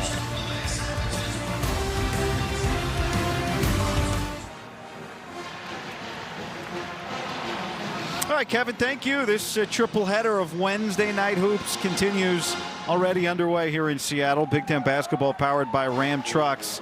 Nothing stops Ram, the first ever trip to the state of Washington for the Penn State Nittany Lions. And this game is off to a fast start. It's not what I expected here early. Maybe the element of surprise. Tonight's Keys to the Game brought to you by Kay Jewelers. Guy Haberman, Don McClain. Don? So Penn State's been pretty good all year, just under 10 turnovers a game, but against USC in their last game turned it over 17 times. So talking to their staff, that was the first thing all of them said. We cannot turn it over, especially live ball turnovers, and let Washington get going. And then for UW, keep the Penn State guards out of the paint, but more importantly, keep them out of the paint without fouling. Because Penn State likes to get to contact, likes to get to the foul line. So big key for the Washington guards tonight is keeping these Penn State guards in front without putting them on the free throw line. How about that Michigan-Northwestern game? We were watching that one here today. Yeah. Northwestern led for, almost 29 minutes. Michigan led for like 7.5. Well, and one thing, look, the Big Ten's a really good league, obviously. But some of these teams that haven't had the year that they've wanted record-wise are still competing and challenging the upper echelon teams. So the two earlier games, or two games yesterday, earlier game today, that time of year in the Big Ten. Zoom Diallo with a zip pass to Kepnang, extra pass to Tucker. He's already hit 1 3 today, but he's short there. And here comes Caden Mingo for Penn State. A good presence by Kepnang to keep that foot and kick it out to Tucker. Wide open three, just didn't hit it. Justin Hauser, the freshman, has come into the game for the first time, setting the screen here for Penn State. Tunja cut off. Eli Rice just returned from a 2-game injury absence, gives it up to Mingo. Shot clock is low. Steinbach cuts it off, and Reed inside scores on the nice assist from Mingo. Great delivery by Mingo. Washington switching everything on the perimeter. Mingo recognized it, went by Steinbach, and then the nice drop off to Reed. You can see it on the screen there. Under 2 minutes, an 8-0 run for Penn State. tried to get it to Steinbach a lot, and the double, the triple has come quickly. He gets it out, and Tucker inside, no. And then Kepnang is fouled. It's the first foul on Penn State. We look at the assist on the other end. Mingo takes the baseline. Usually you're looking to that corner for the three, but Reed with the nice cut to the front of the rim. It's another thing Penn State does well is they don't foul a lot. That's their first foul in the first 9 minutes here. And you wonder, is it that, I'm sure it's taught that we try and guard without fouling, but I think it speaks to their inexperience, and a lot of freshmen on the team are learning physicality, especially in the Big Ten, so maybe not as physical as they need to be, because sometimes when you understand that physicality, you just organically have more fouls. Jacob Ognasovic got the offensive rebound there, and then he got fouled. The last Penn State foul was on Hauser. Now that one's on Eli Rice. 2 quick fouls for the Nittany Lions.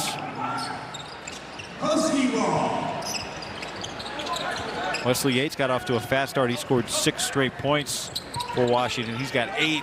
Everything at the rim. Penn State's done a better job of keeping these guys in front here the last few minutes. Oh, Yates kept his feet and then couldn't finish after the defense broke down.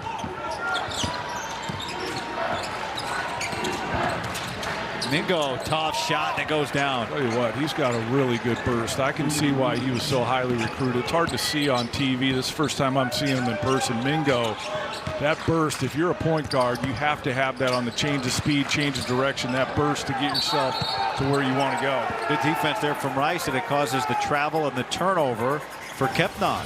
Good burst, and then the right decision to get to the float game instead of trying to challenge Kepnang in front of the rim. Nice play by Mingo.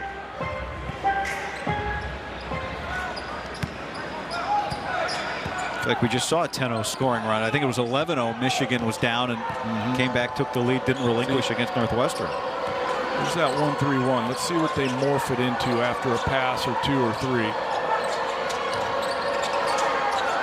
There's a second pass. Around a screen. Penn State's made its last 6 shots, and that ends that streak. And sometimes they just stay in the 1-3-1. If it gets late clock, they don't change. Kimari Peterson run off the 3-point line and somehow gets that offensive rebound. Diallo will try. Shooting more threes this year. Diallo up 14 percentage points from behind the 3-point line. Still doesn't shoot a ton of them, but he is coming on as a 3-point shooter here in his second year. Punja got his miss, but then charges through Diallo, an offensive foul.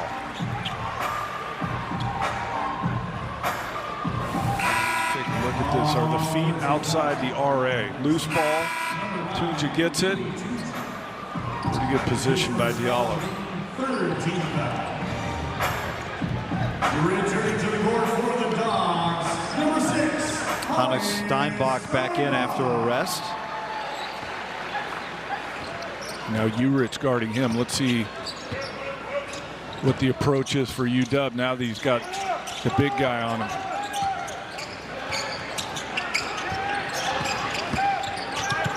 Yates flicks it up, and good box out that time by Josh Reed on Steinbach. To hit Steinbach, get him off, and then get the rebound. A lot of times when you check off a good offensive rebounder, you don't have time to go get it. Reed did both that time. Kimari Peterson picks up that foul for Washington. Here's the box out on one of the best offensive rebounders in the country. You don't have to have a textbook box out, especially against an elite offensive rebounder like Steinbach. You just got to check him and then go get it, stay between him and the basket and the ball.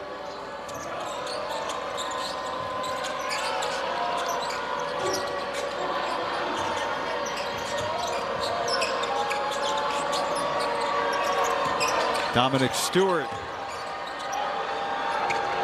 Now Mingo. Here's Urich inside. Deep position on Steinbach. And the move that worked against Somerville doesn't work here. Steinbach, if there's ever that wasn't really a 50-50 ball, but Urich put it right in front of him. With those big hands that Steinbach has, he gets every 50-50 ball. Not the only reason, but a big reason why he's such an elite rebounder.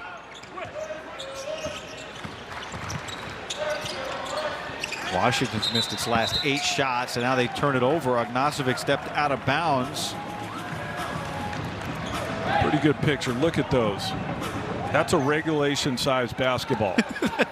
That's not a mini basketball, guys. That's a great clarification. DeLeon got into the air and then turns it over for Penn State. That's the 6th turnover already today. I think that's what Mike Rhodes and his staff were talking about. That play is unnecessary by DeLeon. If you don't have it, not risk-reward type plays, just keep your dribble and back it out if you don't like that lob pass. Diallo bouncing his way to the rim. Steinbach the cleanup for his second basket. Washington usually pretty reliable finishing in the paint and at the rim. They missed 3, 4, 5 shots tonight that normally go down for them, but Steinbach there to clean it up. He's got 3 offensive rebounds already in this game. How about this stat I came across today?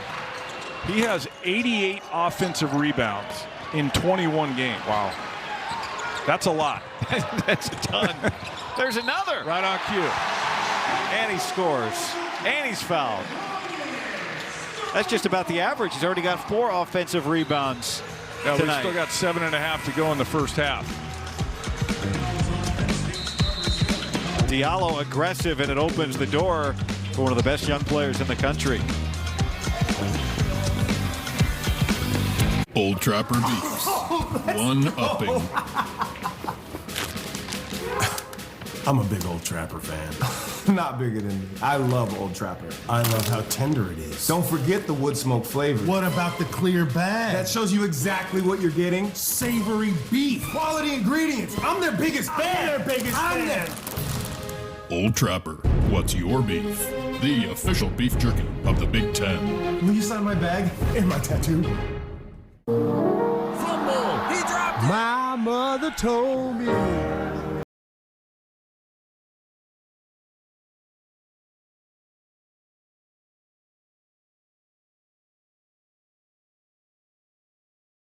More men experience bladder leaks. So just like there's a club for every type of shot, there's a Depend product for every type of bladder leak. Like Depend guards for light leaks. Keep it dry, guys.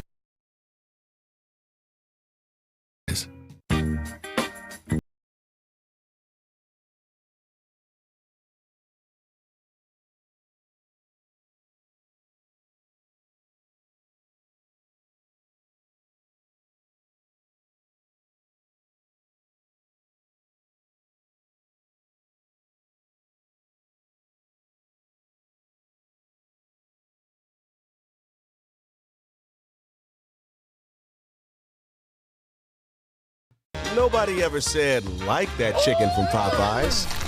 These bold Louisiana flavors aren't meant to make people fall in like. That's why it's love. For a limited time, get your faves for $5 each. Love that chicken from Popeyes. Celebrate love. With 1-800-Flowers.com. We were 11 years old when we met. She didn't like me at all. We played tennis together, and I told him that I was pretty good, and I wasn't. She makes me want to be a better person. Oh, these are cute. Celebrate your love with 1-800-Flowers.com. 20-19 Penn State over Washington, and we've spent a lot of time talking about Steinbach. Band in the league.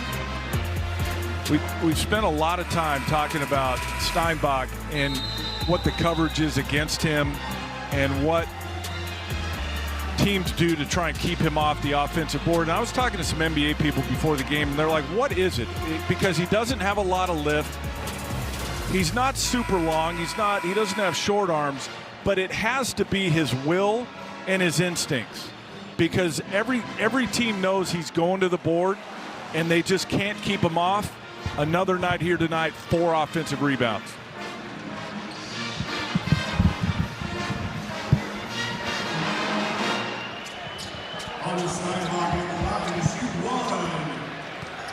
Steinbach's had a pretty good year at the line, 76% on 112 attempts coming into this one.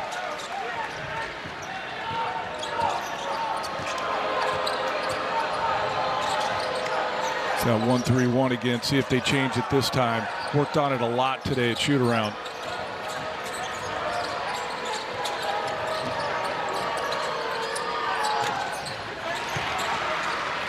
A better job that time by Washington of challenging in the paint, but a live ball turnover for Diallo. Mingo the other way.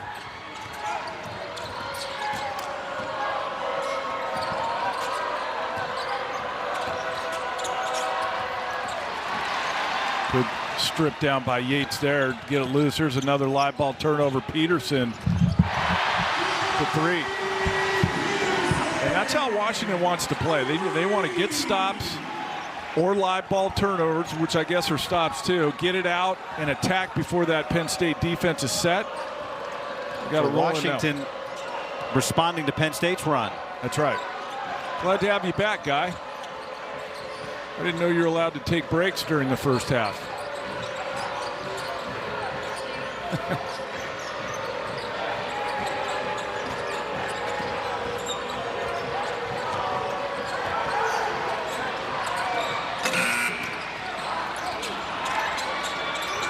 Second chance opportunities for Penn State.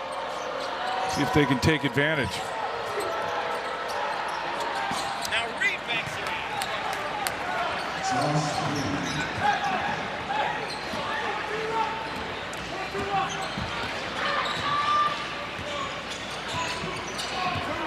Diallo into the front court. Somerville high ball screen. Steinbach space, but got to believe this back cross screen's coming for him. Had him on the slip.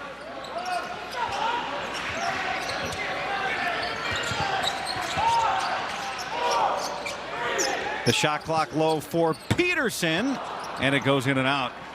A few times Penn State able to keep Steinbach off the old board. Reed now going at him, and Steinbach denies. Reed again, and he draws the foul. This Penn State front line isn't real big. And you would think with a rebounder like Steinbach in there, Penn State wouldn't be getting these second chance opportunities, but they are. Part of the reason it's a 1-point game. These will be the first free throws for Penn State. I was expecting more of a half-court grinder defensive game. Hasn't really been that way. It's not high scoring, but it's been a little more up and down than I anticipated. Neither team in the bonus yet. Each team's taken one free throw. This will be two.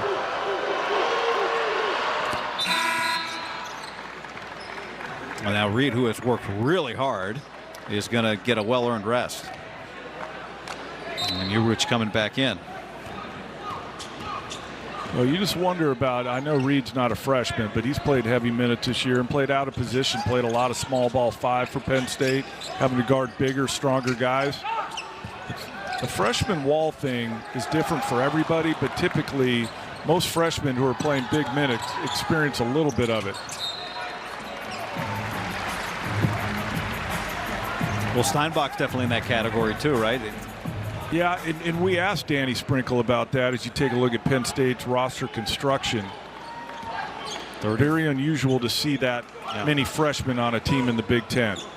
Or anywhere in 2026. Right, that's right. That's right. 35 points. You saw the note from freshman. Nice find from Steinbach, and Tucker finishes at the rim. He's a good passer. I like Steinbach on the low block, but I also like him at that elbow area, being that trigger guy. Put it down, get to DHOs and stuff like that. Take a dribble, backdoor cut by Tucker. He's got pretty good feel. DeLeon scores, and that's now 9 lead changes in this first half.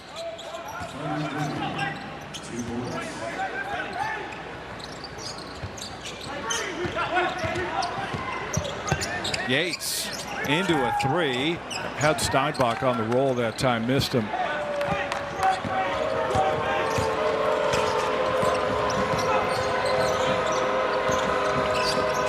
Going under on Mingo, 21% three-point shooter. I think he's going to see that until he can prove that he can be a consistent three-point shooter, and it'll happen. Freshmen that come in that are so dynamic with the ball in their hands really don't need to be able to be a consistent three-point shooter in high school.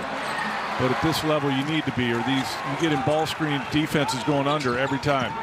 Steinbach downhill. cut off, and he hits the deck hard. I was going to say earlier, we talked to Danny about maybe Steinbach wearing down a little bit as Rice knocks a 3 in. And he said maybe a little bit, but he's been so productive all year. And you look at the numbers, 17 and 11. If he is wearing down a little bit, it hasn't been that much. No, he's on his way to his 16th double-double already. Diallo had it poked away. Good hand by Mingo. That's what he does. He's the best in the league at it. DeLeon wiped away by Steinbach. And DeLeon's late to get back. He got caught up in the first row. And Diallo takes advantage. It's a fun game. It is a fun game. Diallo with the impressive finish off balance, but the right decision by attacking when you had numbers in transition. That's his first basket today for Zoom Diallo. DeLeon steps in and flicks it in. He's got 8 points. An extra step you get to step through, but not an easy. That finger roll from 5 or 6 feet is not easy. He made it look easy.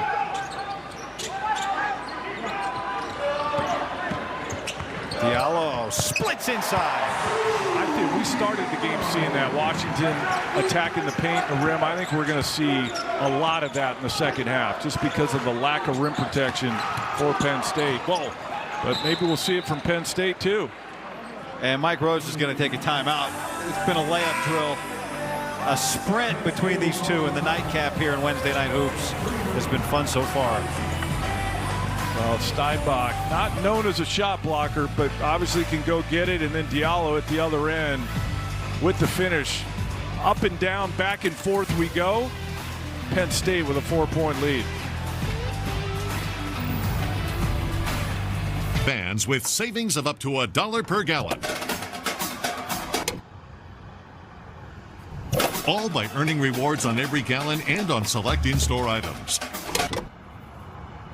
Making every pit stop and snack break worthy of a celebration. Score. The more you fuel up, the more you score with Marathon Rewards. Marathon, the official fuel of the Big Ten.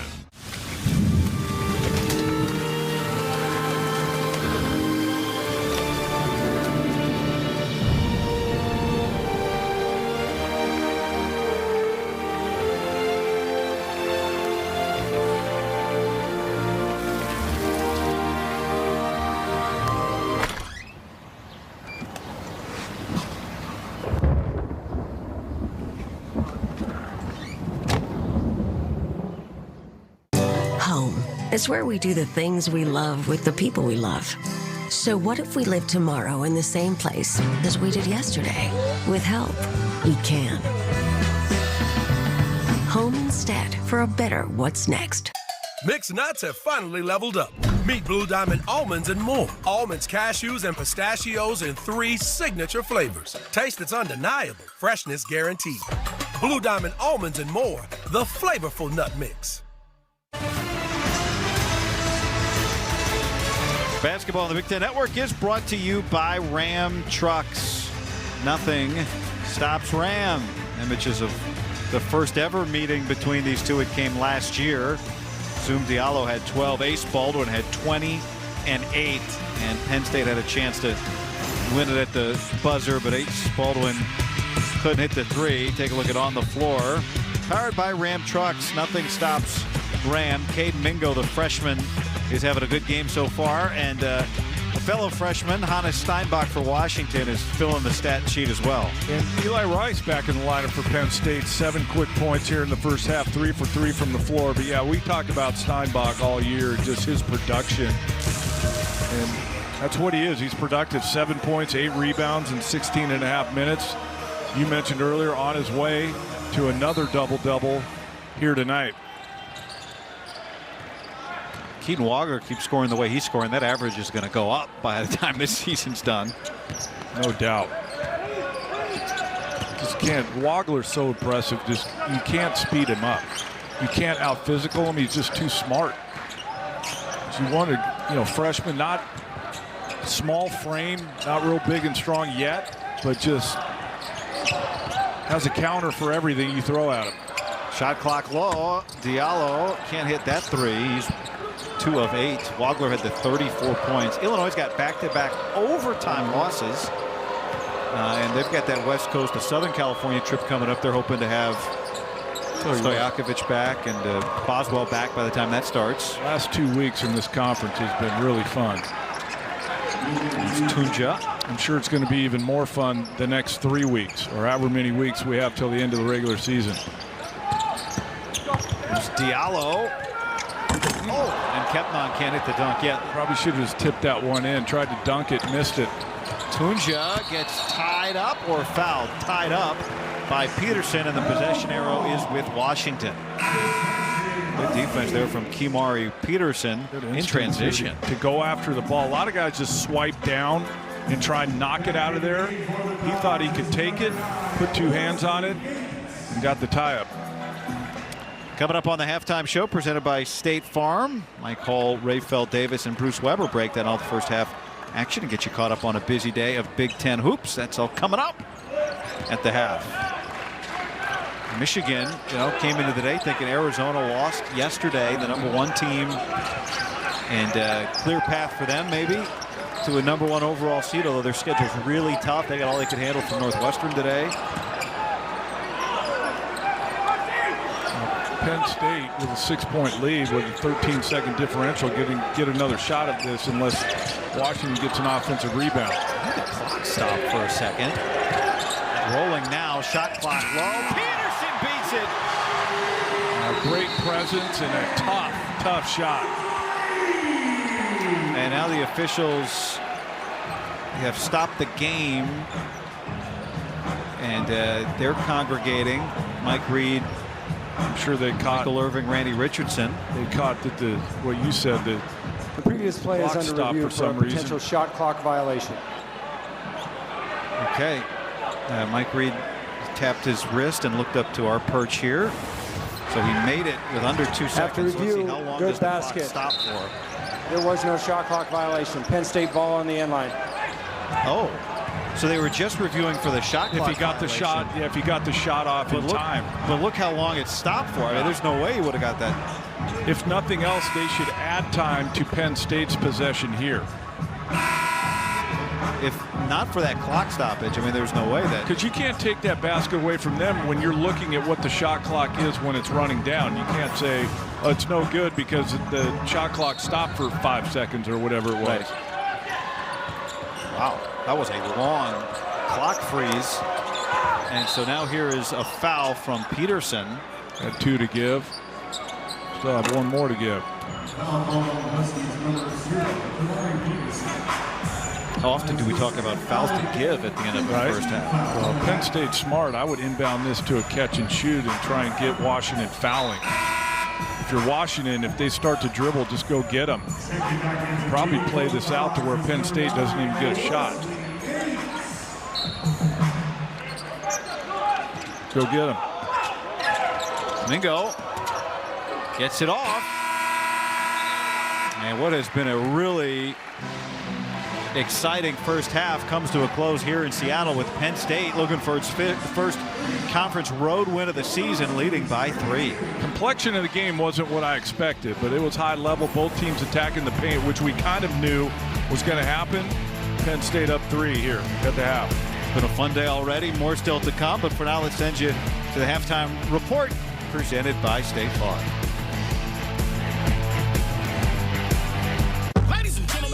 Twice yearly PrEP is here. 1 office visit every 6 months. 2 times a year for HIV prevention. That's 1-2 PrEP. That's Yes2Go. Yes2Go is an injectable prescription medicine that helps against HIV through sex. 1 office visit every 6 months. 1 during your winter glam, and 1 during your summer glow. 1 during your winter time, and 1 during your summer shine. You must be HIV negative to receive Yes2Go and get tested for HIV before each injection. If you think you were exposed to HIV or have flu-like symptoms, tell your healthcare provider right away. HIV testing may be needed. Yes2Go does not prevent other sexually transmitted infections. Practice safer sex and get Yes2Go as scheduled. Missing doses increases your chance of getting HIV. Tell your provider about your medical conditions if you are pregnant or plan to be, and all the medicines and supplements you take, as Yes2Go may affect some medicines. The most common side effects are injection site reactions, headache, and nausea. Rare serious injection site reactions can occur, so tell your provider about any side effects. 99.9% of people stayed HIV negative. Ask a healthcare provider if Yes2Go is right for you. 1-2 prep. Shopping cart, shopping cart.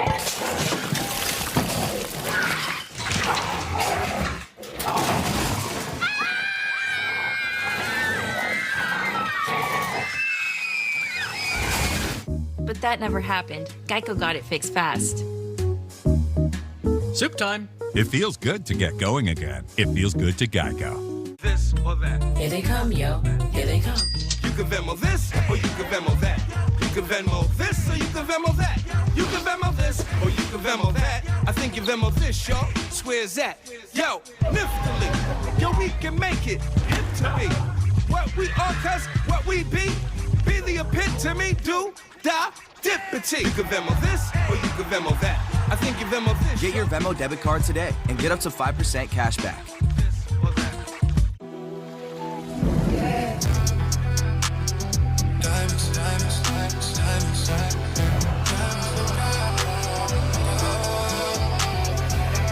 Enjoy 20% off store-wide. Gatorade has the #1 proven electrolyte blend, designed to hydrate better than water, so you can lose more sweat and put the league on notice. Gatorade, is it in you?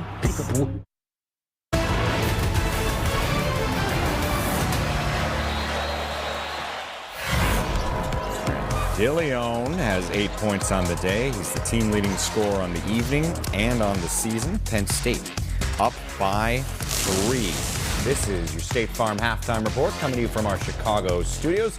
Michael Raphael Davis and Bruce Weber here with you. Bruce, you just had this Penn State team in their last game. What are you seeing with them now? Well, actually, they're a good team, and they've had so many close games, especially at home. Now to take this on the road, I think Coach Rhodes has got to feel good about it.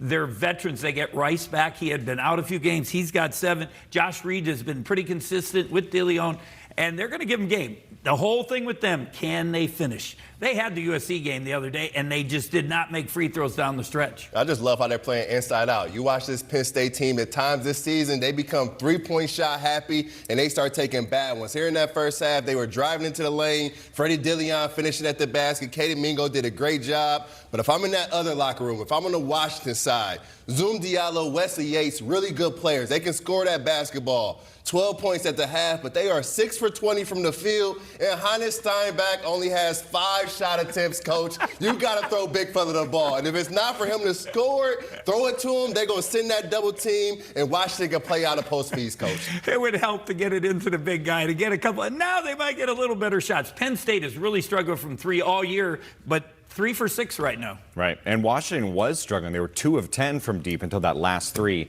went in to make them 3 of 11. Just getting started on halftime report. When we come back, we'll show you what happened earlier in the day, including an absolutely wild game with Northwestern up 16 on the #2 ranked team in the country. Every truck month, trucks talk tough. Only one delivers the trucks worth talking about. Ram Truck Month. The most powerful light-duty gas lineup in America. Backed by America's best powertrain limited warranty. Built to never stop. Hurry in for great deals during Ram Truck Month. The only one worth the talk. Nothing stops Ram. Purchase this Ram 1500 and get 0% financing for 60 months or $6,500 total cash allowance on select 2026 Ram 1500 models in dealer inventory. And get a 10-year, 100,000-mile powertrain.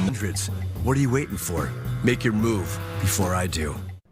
There's a way more planty way to get your protein for the day. You got this. There's 13 grams complete plant protein and 50% less sugar in this silk. How long have we been in here? And you're feeling plenty good. At Ameriprise Financial, we know our clients are so much more than clients. They're conquerors and champions. And what matters most to them matters most to us. It's no wonder we have a 4.9 out of 5 client satisfaction rating. Ameriprise Financial. Badlands. Streaming February 12th on Hulu and Hulu on Disney+. You've come to the most dangerous planet in the universe. Many have come here. None have survived. Predator Badlands, streaming February 12th on Hulu and Hulu on Disney+. Nobody ever said, like that chicken from Popeyes. These bold Louisiana flavors aren't meant to make people fall in like. That's why it's love.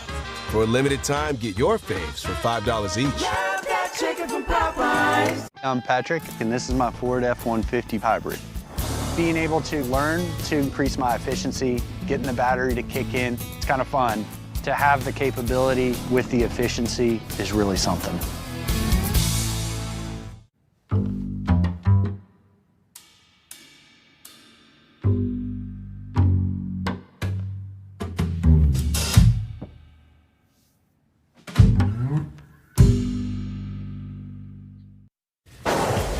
Rafael, how do you explain to people what happened early on with Northwestern hosting Michigan?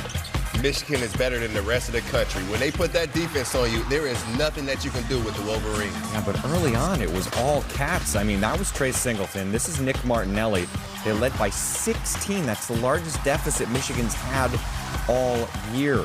The Wolverines go on a 23-4 run in the second half. Trey McKinney hits a triple. That gives them their first lead. And Bruce, a little bit of Yaxel Lenenberg. Never hurt anybody. Oh, you know, their size is just unbelievable. You get a rebound and you get it out to your four-man, or three-man, whatever he is, and he's scoring. That's impressive. Huge comeback, and Michigan improves to 23-1. Ohio State and USC. A minute 12 remaining. It's a 4-point game. Elijah Arenas has Bruce Thornton right in his face, and he drills it. Too small. 1-point game there. Next possession, though. Time for Bruce Thornton to do stuff. Bruce Thornton time. Getting downhill to that left hand, finishing through the contact. Let's go home with a victory, Ohio State. OSU back up by 4. He would hit the free throw. 20 seconds left. Arenas. Oh, that's not a well-advised pass. They don't teach, that's not really textbook. Bruce Weber does not often say, do this pass behind your back late in the game. Coach Katie would call it fruit juice, and you don't want that fruit juice at the end of the game. Iowa and Maryland. Andre Mills came to play. We're talking a career-high 24 points. Maryland's up by 2. Bruce, give credit to Bennett Sturtz, right? I mean, 32 points for him. He carried them. He's so good, so consistent, but not enough tonight. They didn't get enough from the other guys. Yeah, Maryland made its free throws down the stretch. Elijah Saunders there. Maryland hangs on. Rare you see a highlight end with a free throw. Respect. I'm there. Maryland, 7-point victory. Wesley Yates, you mentioned his shooting, 4 of 11. He's 0 for 4 from deep, but he does have 8 points on the day. It's a 3-point deficit for the Huskies.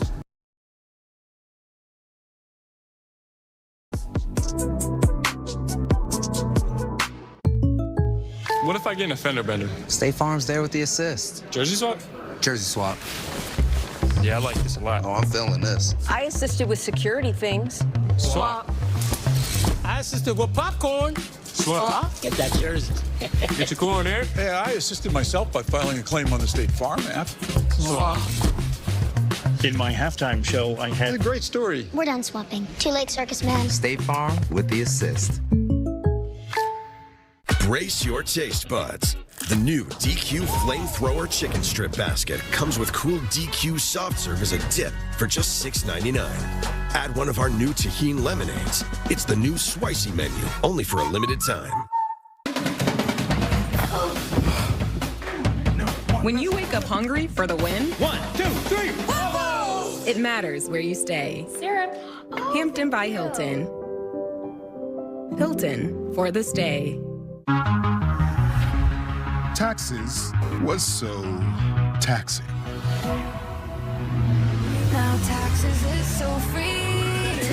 Tax free edition only. Roughly 37% of filings qualify. Simple form 1040 returns only. Now this is taxes. File for free and get the most money back. Guaranteed.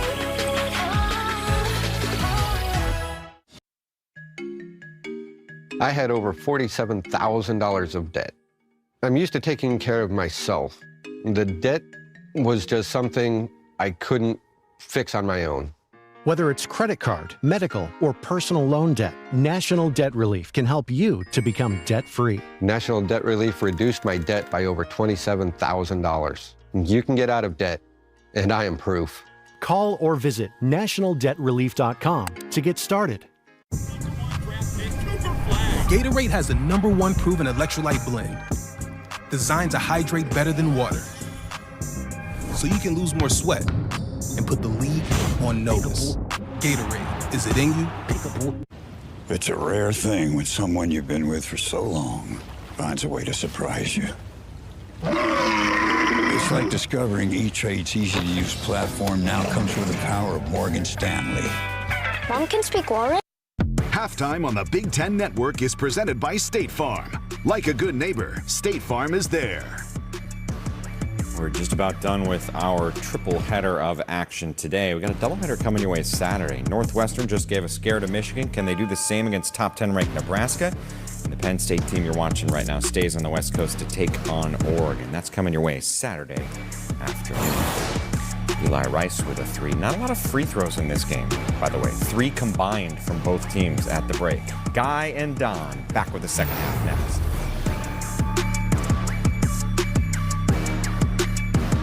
Try Dr. Pepper Blackberry. It's Dr. Pepper and cream soda. We ride for Dr. Pepper strawberries and cream.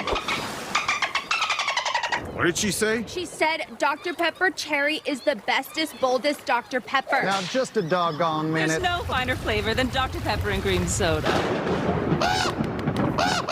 Thank you, Blackberry Raven. Find your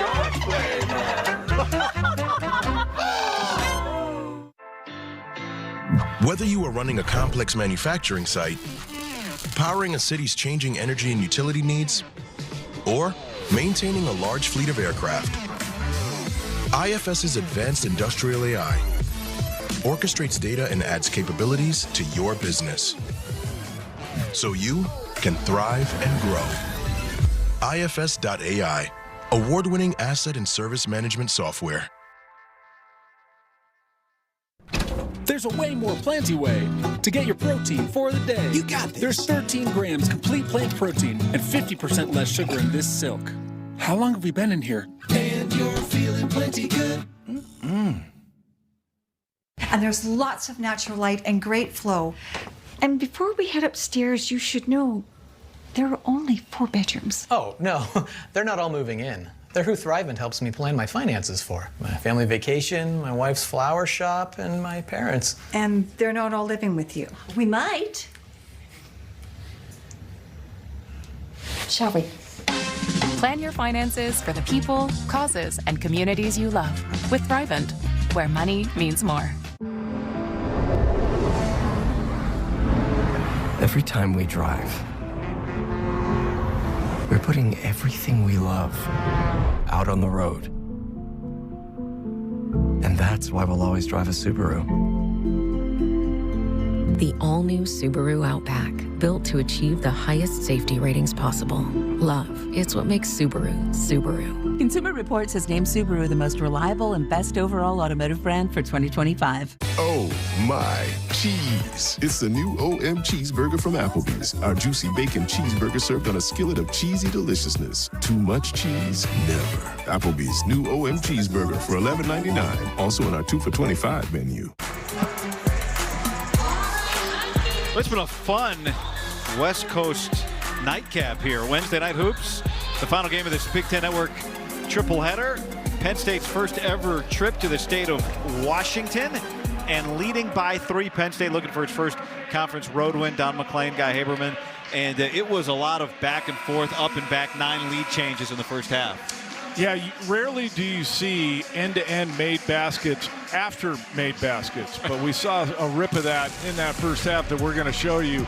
But I think both teams understand, especially Penn State doesn't have a lot of rim protection, and so let's attack the paint. But that's how Penn State plays on the other end, is they want 2 feet in the paint to score for themselves or spray it out. But again, you don't normally see this off of makes where teams take it and go end-to-end, nobody stops the ball, and you finish on the other end. I would imagine, Guy, that we're going to see a lot better defense from both teams here in the second half, but let's see. That was a slightly sped up footage of 22 seconds of game. It looked a little bit like old Babe Ruth running the bases,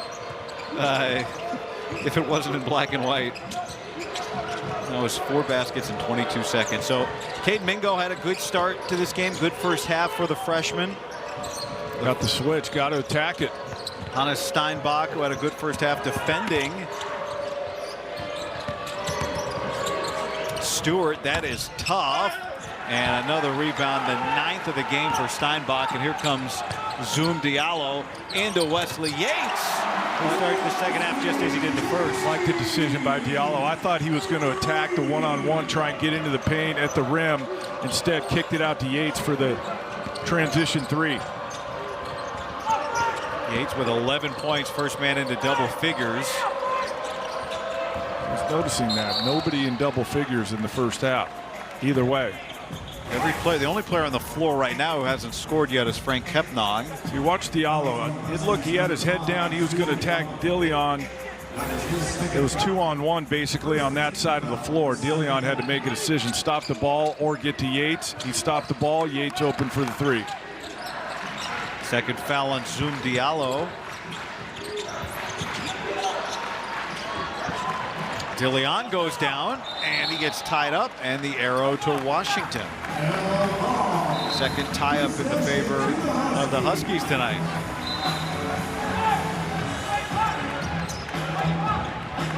Two teams combined for 3 free throw attempts in the first half. Don't jinx it, Guy, but Don's kind of game. It was it was a clean game defensively.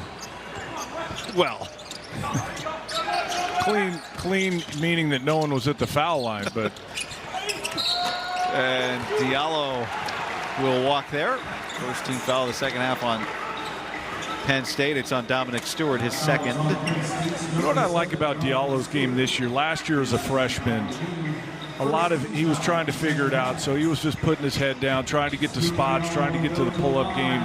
Wasn't much of a playmaker. This year, ball in his hands more, has to be more of a decision maker, and has gotten better as the year's gone on about when to try and get his own, when to get 2 feet in the paint and get it out to somebody else. Has been, especially the last 2 or 3 weeks. His assist numbers are up, which tells me he's making the right decisions. But this is, sort of trending towards a game where somebody's going to have to close out, and that has been the challenge in the second 10 minutes of the second half for both of these teams.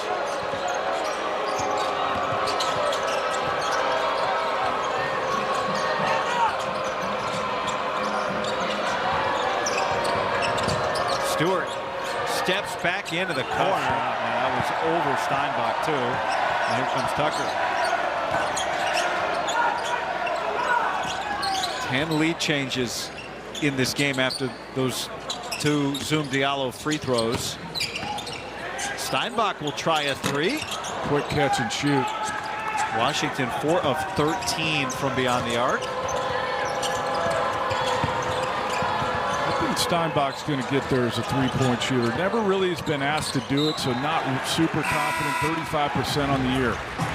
Saturday, catch a men's hoops doubleheader. First, 7th ranked Nebraska clashes with Northwestern. Then the Nittany Lions continue the road trip against Oregon. Coverage begins with a tip-off show at 12:30 Eastern, 9:30 Pacific on the Big Ten Network and the Fox Sports app. Nebraska was part of that great day yesterday that you referenced. Nearly came back in dramatic fashion. Good to see Nate Biddle back for Oregon. Yep. Hasn't translated to wins. They took Purdue down to the wire, but to see him back playing. Cade Mingo, the league leader in steals, takes that away and then runs into traffic and gives it up to Josh Reed, who hits the 3. Said right at the start of this one, if Penn State can make some threes in this one, gives themselves a much better chance to win. They are 4 of 8 from beyond the arc, Penn State.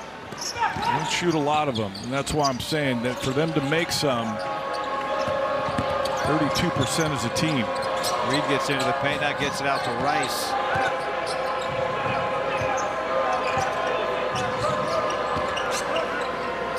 Rice is very good from beyond, but can't connect there.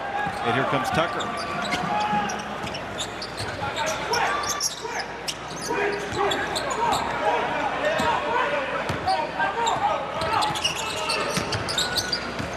Diallo pushes his way inside, and it won't go down.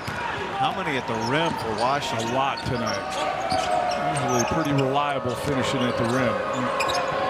Washington. De Leon's got the switch. Steinbach, deep position, Urich inside, and he can't get it to go. Offensive rebound and the score. Josh Reed has played well tonight. Yeah. And Kepnon came over to help Steinbach with Urich, which left the weak side completely open for Reed to get that follow. And Reed is the first Nittany Lion into double figures. Felt like Steinbach didn't need the help from Kepnon on that.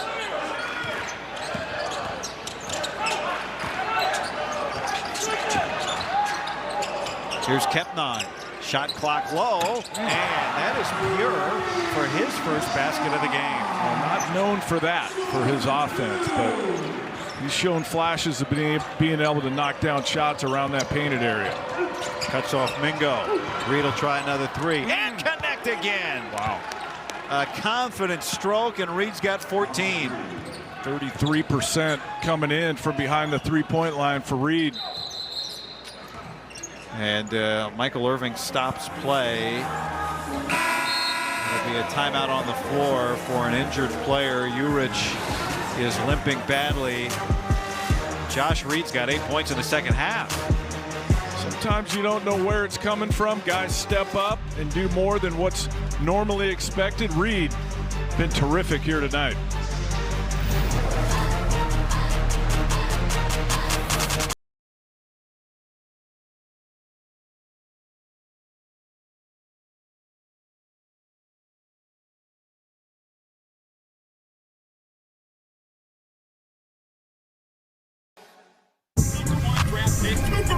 Gatorade has the #1 proven electrolyte blend, designed to hydrate better than water, so you can lose more sweat and put the league on notice. Gatorade, is it in you? Mom, Dad, let me give you a ride home. Yours, sir? Is this yours? And so, of course, my agent doesn't tell me that I'm going to be working with a bird that day. And when I get to set, the wrangler's yelling at me like, don't make eye contact. The whole thing is kind of a nightmare. Do you have something big coming out, honey? No, just the bird thing.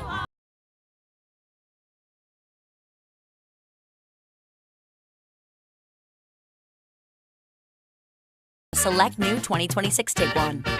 Introducing Mike's Hot Italian Sub from Jersey Mike's. Ham, salami, and pepperoni with provolone? Forget about it. And it's only for a limited time? Forget about it. Actually, remember about it. The all-new Mike's Hot Italian Sub, only at Jersey Mike's.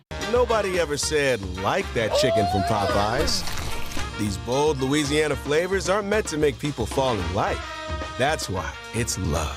For a limited time, get your faves for $5 each. Love that chicken from Popeyes. Tonight's Impact Players fueled by Gatorade. It's Josh Reed. When you go on the road, it's always a bonus if you have a guy that's doing more than what their season average is. Coming in 10.5 a game for Reed. He's already got 14 in this one. He's knocked down 2 3-pointers. And the big reason why Penn State has the lead here in the second half. Young man who graduated in 3 years at Cincinnati and then transferred here for this his 4th year to Penn State. He's going to get a master's degree before he leaves Penn State. Incredible. That's how you do it in this day and age. Wow. Of guys just going to all these different schools and not caring about academics. Use this to get a master's. Exactly what Josh Reed is doing. And having a great big job game. by him. Yep. Trying to get Penn State its first conference road win of the season here in Seattle. Auto double every time on the post for Penn State. Nathan Somerville had to give it up. Shot clock is at 2. Wesley Yates in a hurry, and Somerville gets the offensive rebound, but he can't put it back in, and there is Reed's 4th rebound. Good challenge by Penn State in the paint without fouling. Arshin has 8 offensive boards in this game.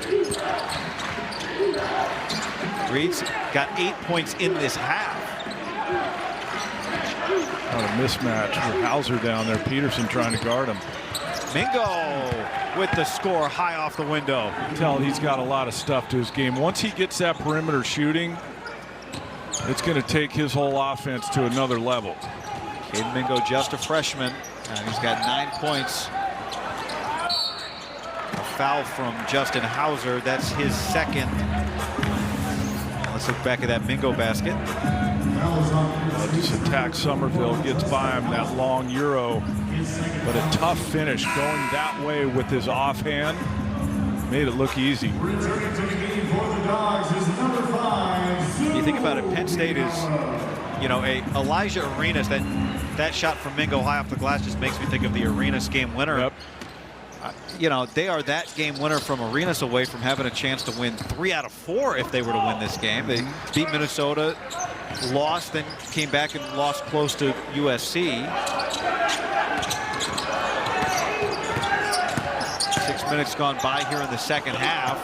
Diallo surrounded, shot clock low. Yates saved it. Tucker got it off, but it won't go, and here comes Mingo. Much better job by Penn State in the second half of clogging up that paint and not giving Washington free runs to the rim.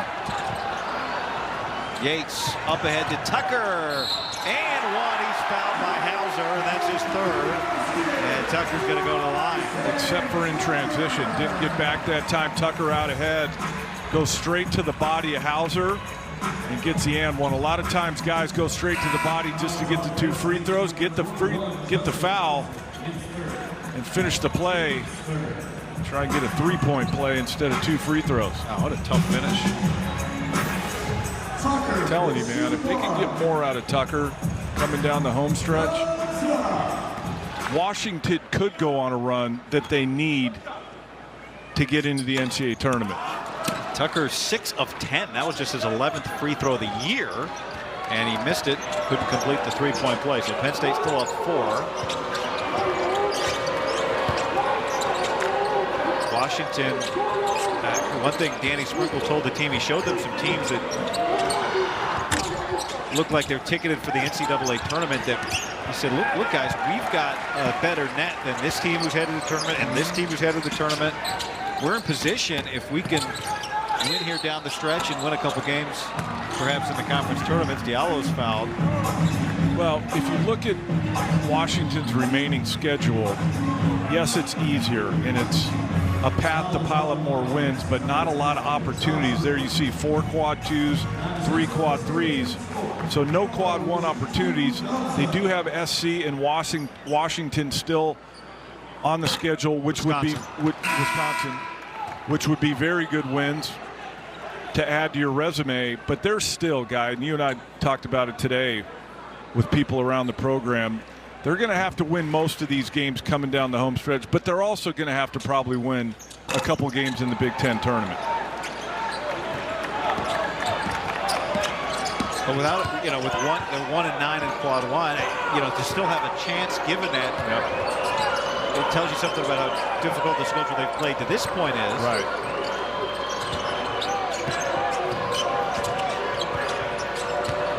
A loss today would really hurt the resume. It would really hurt. Rice forces his way in for 2. He's got 9 in his return. When you can shoot, what happens? Guys come up, they close out, gives you the opportunity to blow by. Rice with the nice finish. Sasha Ciani has come in for Penn State for the first time tonight. He was listed as questionable for this game. Well, those are ones Diallo usually knocks in just inside the foul line, pull-up game.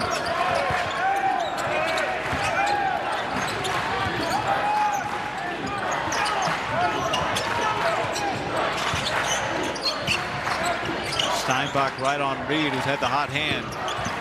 And Reed is able to get aggressive and draw the foul on Steinbach, and that's his first foul. And the second team foul on Washington.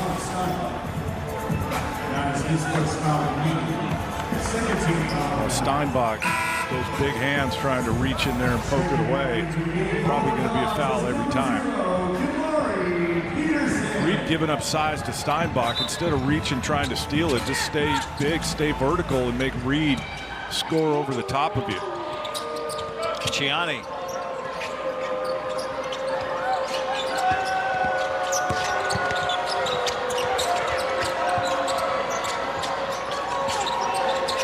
DeLeon, that is a 2, and a strong rebound for Lathan Somerville.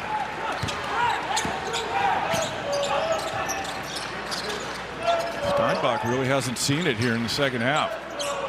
Oh, he has not scored in this half. There he gets fouled by Rice.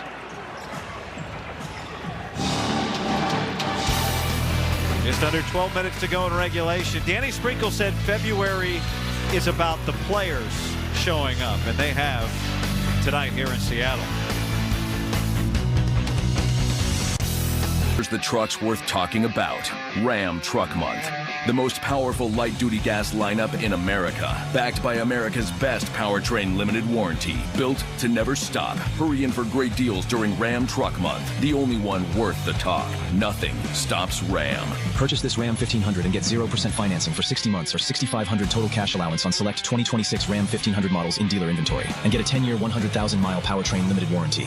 At Doth's, an ordinary pretzel just isn't enough. So they add savory seasoning and tempting buttery flavor into every delicious twist.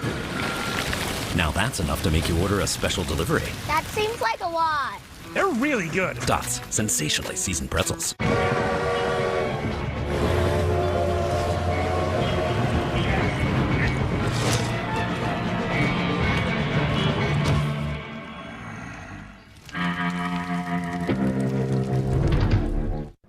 There's a way more planty way to get your protein for the day. You got this. There's 13 grams complete plant protein and 50% less sugar in this silk.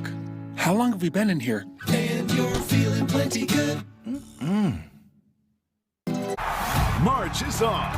The 2026 TIAA Big Ten Men's Basketball Tournament returns to Chicago. The United Center will host the annual celebration of Big Ten Hoops, March 10th through the 15th. Tickets are on sale now, so head to big10.org/MVBT to secure your seats today. Give your team a home court advantage as all 18 teams battle for a tournament title. Don't miss the 2026 TIAA Big Ten Men's Basketball Tournament in Chicago. March 10th through the 15th, the 2026 TIAA Big Ten Men's Basketball Tournament returns to the United Center in Chicago. Tickets are on sale now. Head to big10.org/MVBT to secure your seats today. Take a look at this. The percentage of Power Conference teams to make the NCAA tournament the last 4 years. 20 wins gets you in almost a little more than half the time. Washington's got 12 here.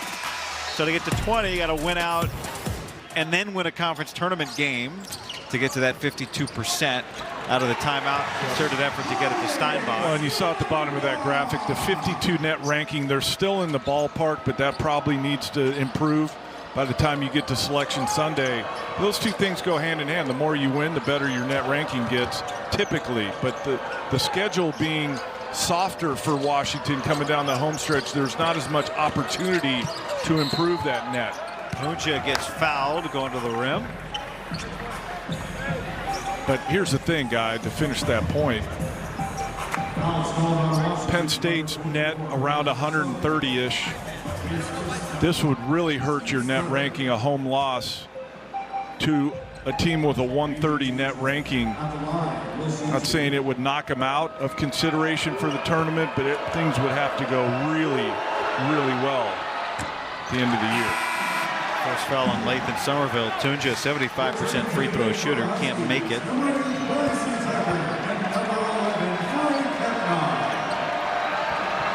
And that is the catch-22 of the schedule, right? You say, well, all right, now there's a chance.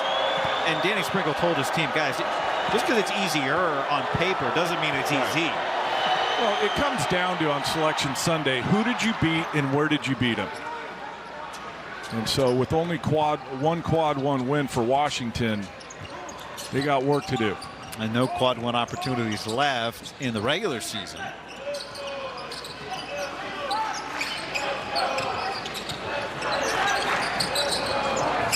Between now and the conference tournament, we'll have to get the research department on Don McLean's scoring average at the United Center.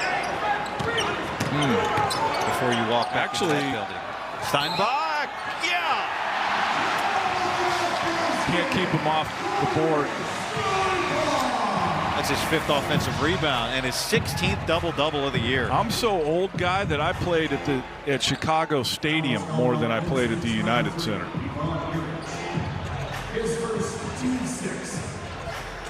Why are you laughing? I thought there'd be more, that's all.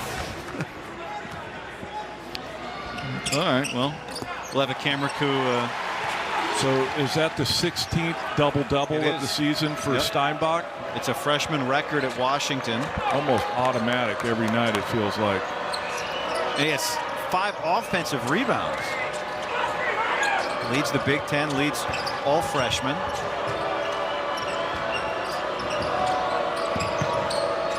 Well, I mentioned it earlier in this half. Both teams have gotten better at protecting their paint here in the second half.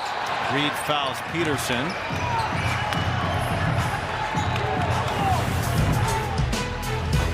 You're going to go look at that. They're going to review this foul. Here's to take a look at where Steinbach fits in. The most double-doubles of Big Ten freshmen since 96-97. Pretty good players on that list. Yeah. He's got a chance. He's got a really good chance to get. I would say more than a really good chance. I would be surprised if he doesn't have the record at the end of the year. Previous play is under review for a potential flagrant foul. Mike Reed on the mic. We'll see if Josh Reed's foul here on Kimari Peterson gets to the level. Well, he went for the swipe and just missed it. I would be surprised if this is a flagrant foul. You can see his eyes looking for the ball. When you're just going to foul somebody that's like a non-basketball play, you're just hitting him. He was looking for the ball to try and swipe it away. You don't think there's like a little kind of hug in there? Well, I think only because he missed the ball.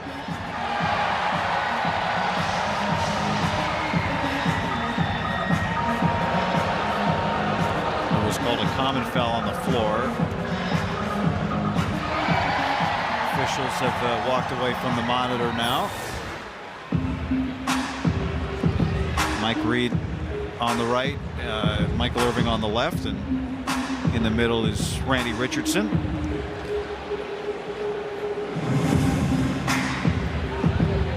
It's the second foul as it stands on Reed in what is a 2-point game. This game has had 11 lead changes. Penn State led by 3 at the half.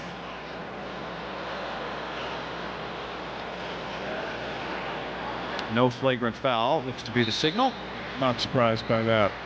After review, it was determined that the defender made a play on the ball. Therefore, it will not be upgraded to a flagrant foul. Washington will shoot 1-1. There you go. The significance of that foul, though, is Washington in the bonus the rest of the way here now. And they're a good free throw shooting team. As a group, they're 5th in the league at just over 77%.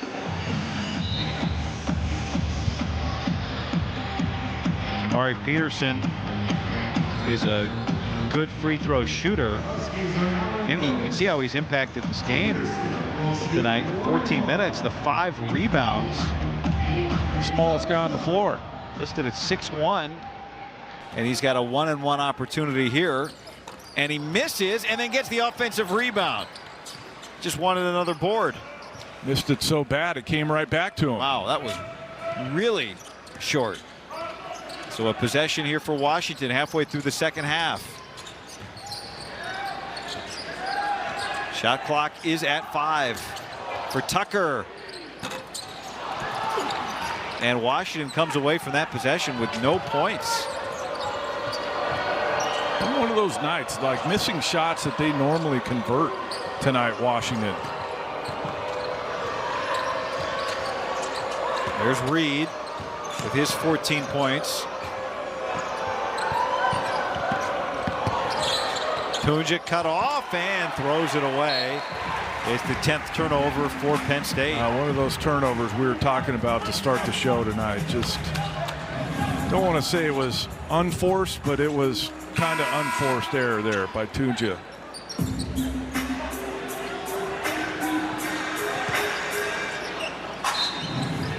We'll come out of the game. Eli Rice back in. You know, we've been talking all night, Guy, about how this game didn't kind of look how I thought it would look, but not surprised that it's a 2-point game with 9 minutes to go. Tucker has it blocked by Rice out of bounds with 5 on the shot clock. Like the style of the game different, but the score not. I knew this would be a competitive game.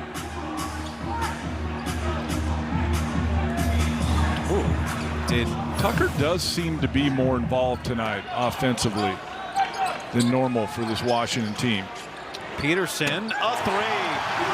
His second one of the night. Hit that one right before halftime. Similar type play. Knocks that one in too. 9 points for Peterson.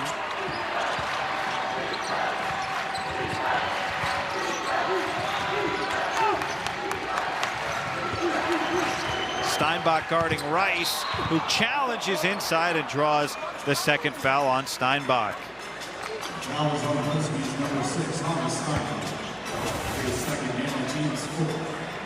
Steinbach beats, tries to recover. Went to gather to try and go up and contest it, but Rice Smart went right into his chest to get the foul. And Rice misses the free throw. He's a good free throw shooter, 78%.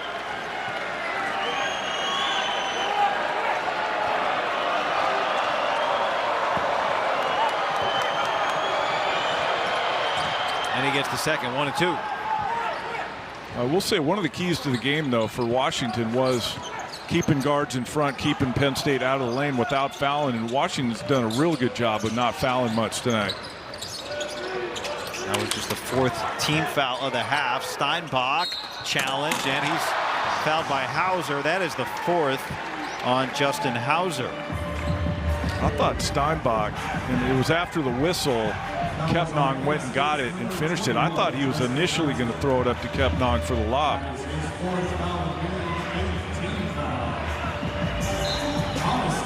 And Steinbach at the line. That was announced as a shooting foul. I think it was a shooting foul. Okay. And it is? 2 free throws? It just went to Kepnong because the ball got rerouted after the foul. And he makes the first.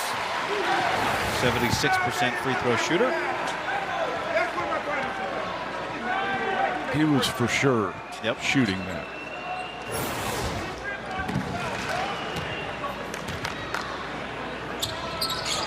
And he gets both. And now Washington has taken the lead back. 13 lead changes. Largest lead of the game. Penn State led by as many as 6. Washington is led by as many as 5. I feel like Washington's gotten the momentum back here, though. And Kepnong with a swat, no, a foul. And for Kepnong, that's his first. It wasn't a foul up top.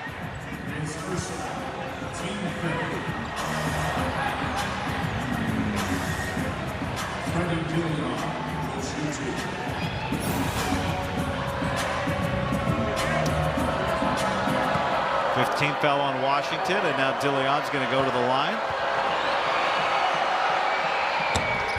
And he makes the first. 5 of 7 is Penn State at the line tonight.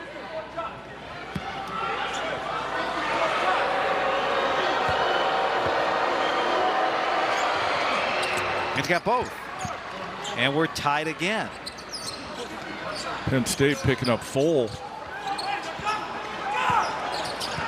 Trying to turn Washington over, just making use of clock. And it results in a steal. Steinbach's got to throw that higher than that. With Hauser playing with Hauser's 4th foul, Ciani has come back into the game. He's played limited minutes, but he can't make that catch, and here comes Peterson. Job getting back by Penn State. Yates falls down and then throws it out of bounds. And he can't believe it as he slowly rises. 7:41 to go here in Seattle. Penn State and Washington in a battle on Wednesday Night Hoops. Tied at 51.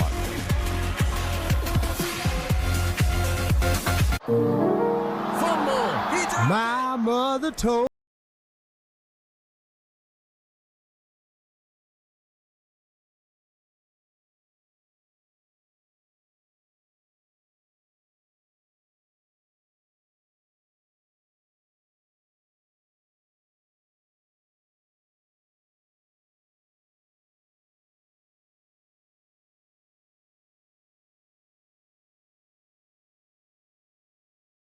Supporting fans with savings of up to $1 per gallon.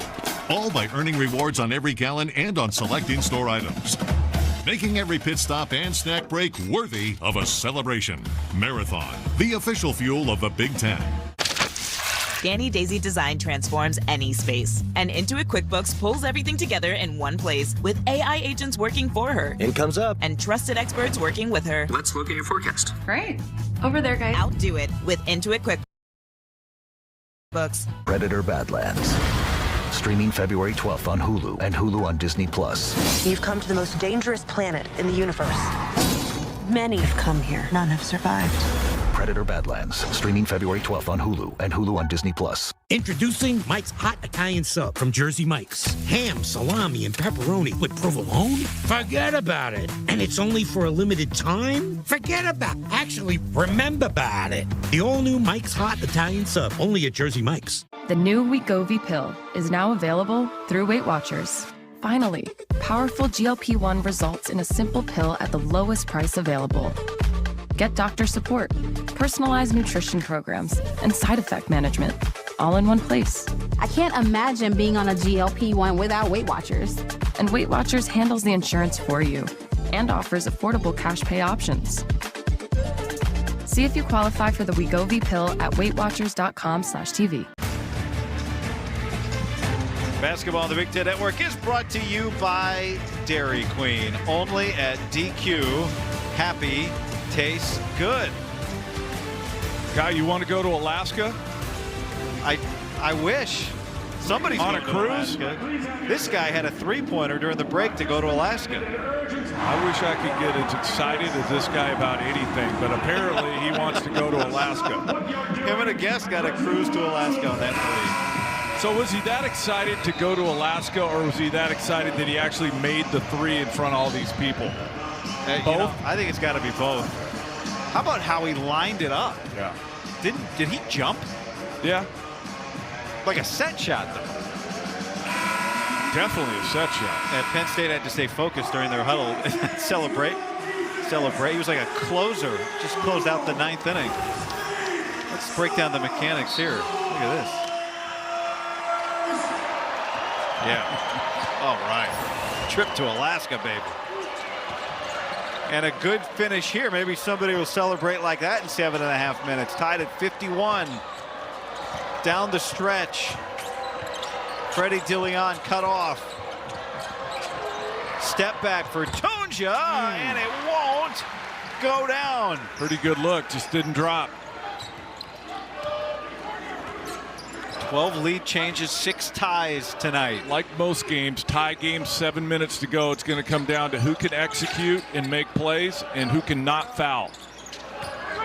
Hannes Steinbach, 14 points, 12 rebounds tonight for the Washington freshman. His 16th double-double of the year. He stretches out a three and connects. Timely for Steinbach. Just his 14th made three of the season. Now he's defending on Josh Reed, who's had a good game. Reed with 14 points of his own gives it out. Oh, good decision by Reed. He wasn't going to challenge Steinbach and Kepnong and get that shot off.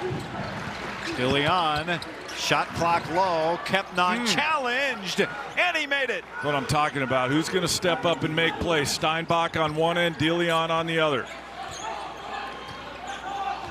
Danny Sprinkle directing Washington traffic from the sideline. Zone for Penn State. See Washington get somebody at that foul line.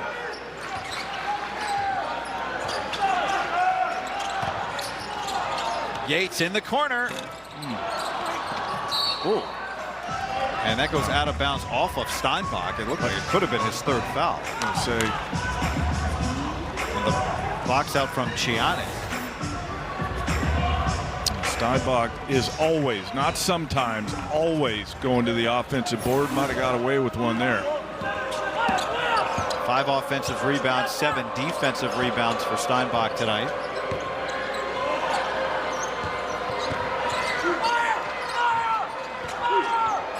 Let's see Mingo. Yeah, take the switch and attack Kepnong. Make him move his feet. Mingo had 7 first-half points, 2 in the second. DeLeon stuck inside and escapes off the glass. And the basket, stoppage from the officials. The basket puts Penn State in front by 1. And it looks like the officials have stopped the game to go to the monitor for another timing issue. Mike Reed giving Previous play is under review for a potential timing situation. We had the clock freeze briefly in the first half, and it may have happened again. Let's watch the clock here. Yep. That stopped for about 3 seconds. Yeah. Didn't affect the play at all. DeLeon with the finish.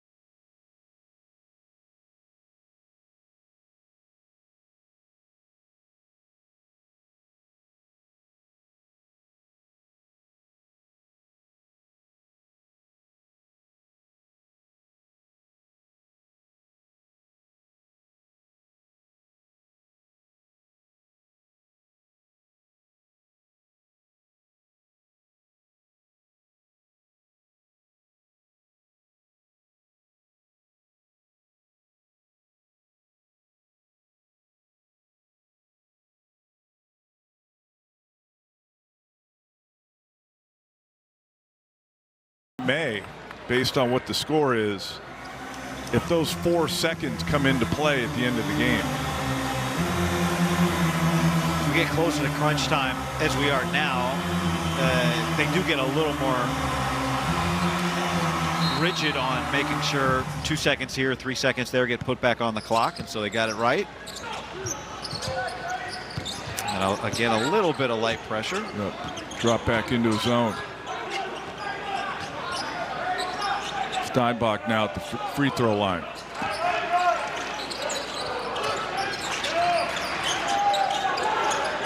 Peterson has hit 3 threes in the game. Here's Steinbach getting fouled by Ciani, and he'll go to the line. First on Ciani. Want to get the ball in the middle of the zone and collapse the defense. That time, Steinbach kind of floating inside that foul line. Diallo found him. But you ain't going to beat a zone defense with the dribble. I mean, if you get it moving side to side and get that defense shifting, then driving lanes open. But early in the possession, you got to move it with the pass and try and get it into the middle to collapse that zone. The Big Show delivers highlights, post-game interviews, complete analysis coming up next on the Big Ten Network and the Fox Sports app. Mike Hall and Rafael Davis and Bruce Weber in the studio after Steinbach misses the second. So 1 of 2, and this game's tied at 55 with under 5 minutes to go in regulation.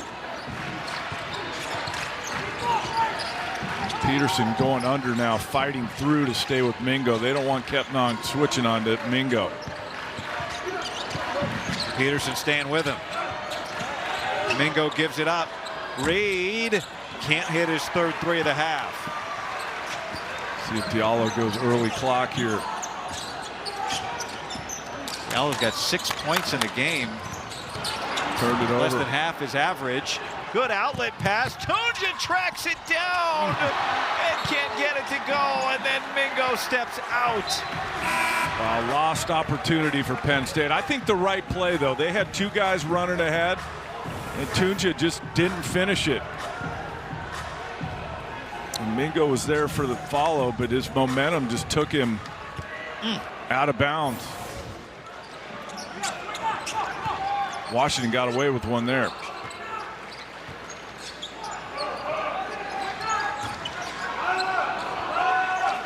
Washington in the double bonus here with 4 minutes left. Steinbach, follow, yes, Diallo. Another miss. Unexpected miss from Steinbach down there. Pretty reliable, but Diallo there to clean it up. Reed turns the corner and creates for Rice. That's a good look for him. That was a good look. Nice play by Reed.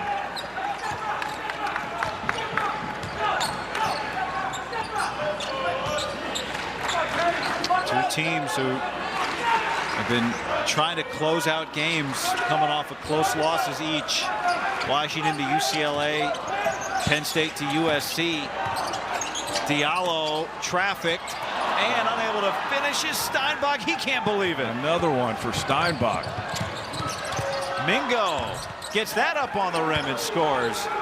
And he's got 11 points. What a frenetic game. Yeah, no one matched up with Mingo in transition. I think he was a little surprised at how open he was.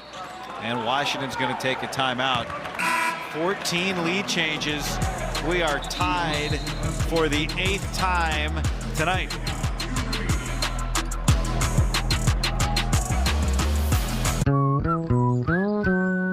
Julie needs tires. But to Julie, buying tires feels about the same as getting robocalls. Annoying. Don't answer that call, Julie. Discount Tire presents Treadwell. With just a few clicks, Treadwell analyzes millions of data points and delivers personalized results to you. Simple. Easy. Finally, you have someone who cares. Let's get you taken care of. Brace your taste buds. The new DQ Flamethrower Chicken Strip Basket comes with cool DQ soft serve as a dip for just $6.99. Add one of our new tahini lemonades. It's the new Swicy menu, only for a limited time.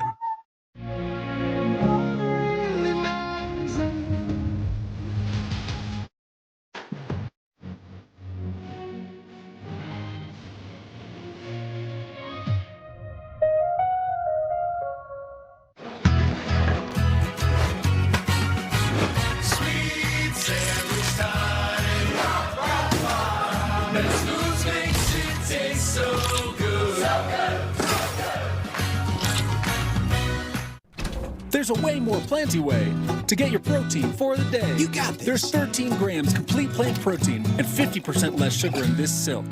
How long have we been in here? And you're feeling plenty good.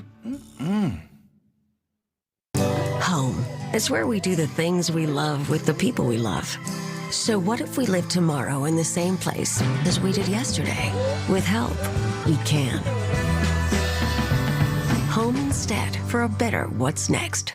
Mixed nuts have finally leveled up. Meet Blue Diamond almonds and more. Almonds, cashews, and pistachios in 3 signature flavors. Taste that's undeniable. Freshness guaranteed. Blue Diamond almonds and more. The flavorful nut mix. An incredible Friday Night Wrestling doubleheader comes your way. First, the Nittany Lions collide with the Buckeyes in a highly anticipated 1 versus 2 matchup. Then the Wolverines square off with the Hawkeyes. Coverage begins with the wrestling pregame at 6:30 Eastern, 3:30 Pacific on the Big Ten Network and the Fox Sports app. And nobody has to tell Penn State fans 84 consecutive dual meet victories, the longest streak in NCAA history. Meanwhile, here for basketball, looking for their first conference road win of the season. Tied at 57 with Washington in a game that's had 14 lead changes, 8 ties. Neither team's gotten much separation. Josh Reed leads the way for Penn State with 14. DeLeon's got 14, and Steinbach has 18 for Washington. Interesting. Washington in the double bonus. Kept on with the finish. Penn State not even in the bonus yet. Only 5 team fouls on Washington. Let's see if that becomes a factor here the last 2:30. Steinbach guarding Reed. Now Mingo's got 11 points and gets fouled on the pass. And Penn State will have the ball when we return. Good play design out of it. ATO. Kepnong with the finish. We're in for a good finish here in Seattle. Think switching to T-Mobile's a whole complicated thing?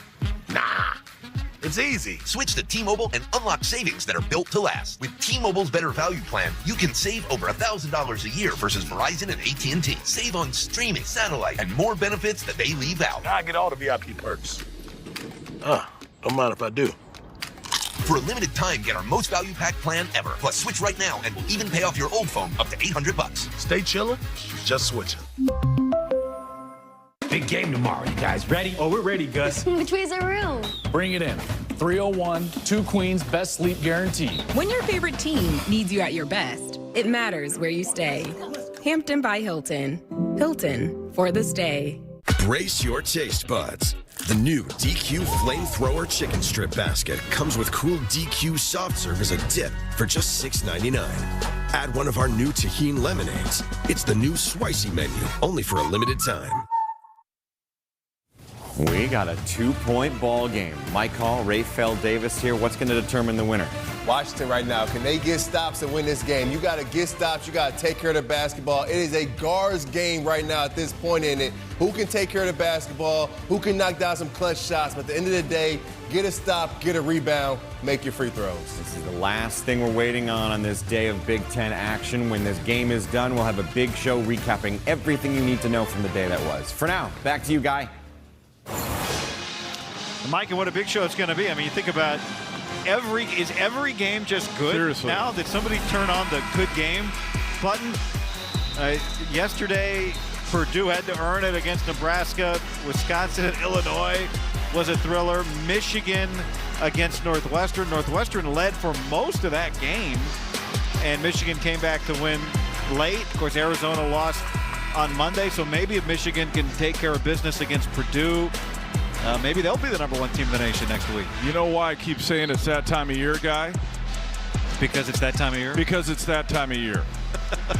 In a loaded Big Ten conference this year, there are no gimmies. I've been saying it for a while. Doesn't matter what you've done up to this point, whether you're at home or on the road. Doesn't matter. And I said Purdue, that's coming up. First, Michigan's got to play UCLA. Then they play Purdue, Don. Then they play Duke. And then they play Minnesota. They play Illinois. So I saw Andy Katz say today that the path is clear for them. Here's DeLeon. And Penn State has tied it, but a long way to go for Michigan and for everybody else. Big time shot by DeLeon there, considering time and score. 2 minutes to go. We're tied again. 9th tie tonight. DeLeon's got 16.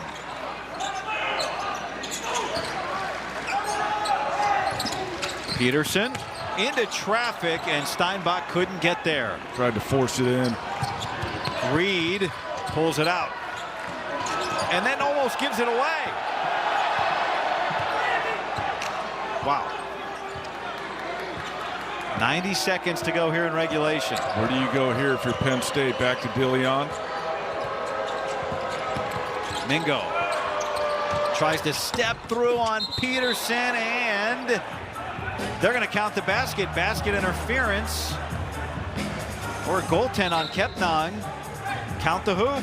Penn State takes the lead. Live who touched that on the rim. Yeah. Somebody did. Gianni's had his hand in there as well. Let's see who touches this ball. They will review. The previous basket interference play is under review. Yeah, it's Kepnong. Yep, good call. Pretty easy one.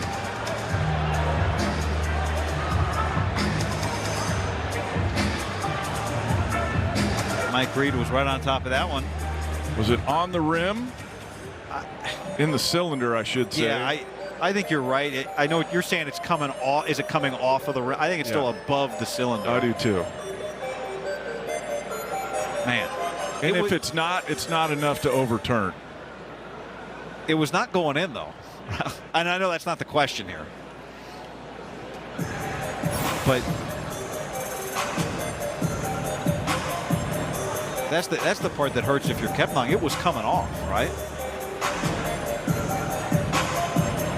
Well, you never fault your players for After being review, aggressive. the goaltending call on the floor is confirmed. The game clock will be set to 1:22. Washington basketball with the right to run the end line.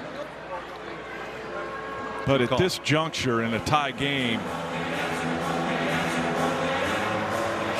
you got to be a little more alert. So the basket to Mingo. He's played well, 13 points. But we talked about guy execution, who would make plays down the home stretch. And turnover Washington last possession leads to a bucket on this side by Penn State. Have to be able to execute down the home stretch of these games. Who will it be tonight?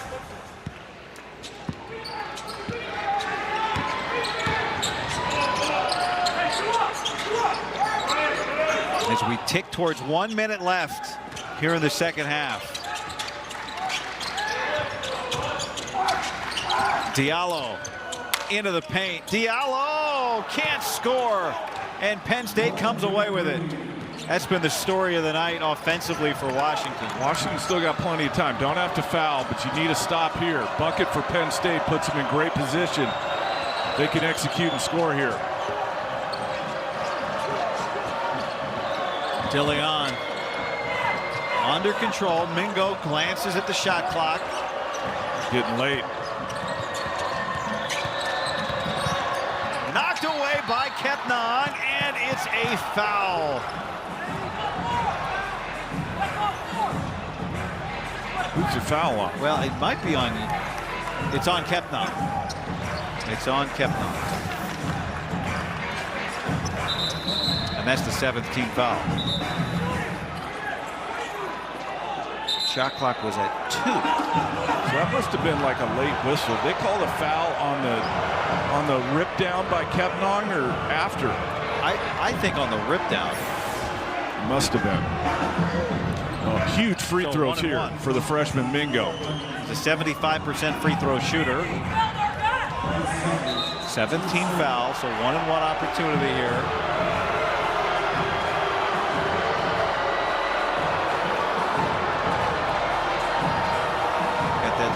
Printed mask on he's got to wear for about 6 weeks after breaking his nose back on January 5th. Clutch free throw opportunity, and he misses the front end.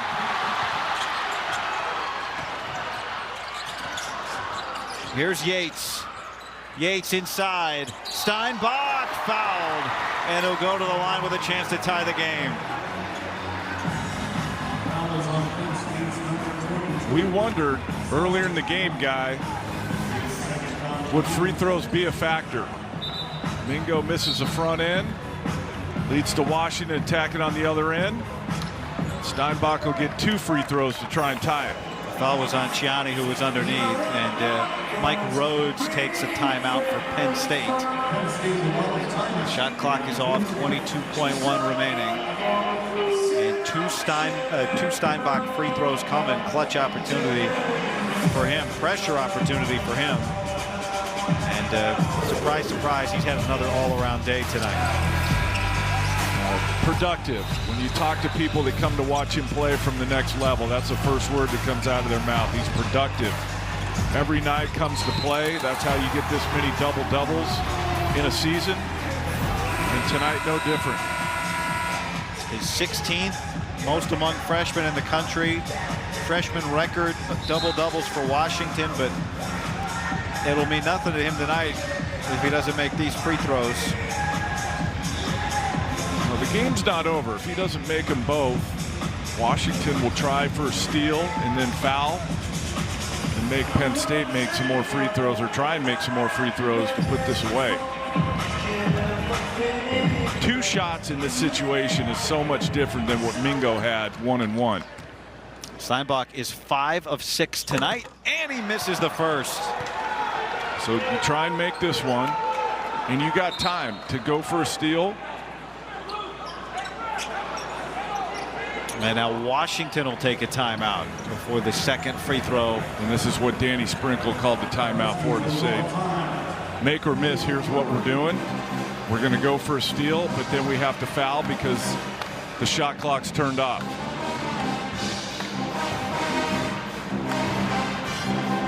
And for Penn State, what did we start the show talking with them about? No turnovers, or low turnovers, I should say.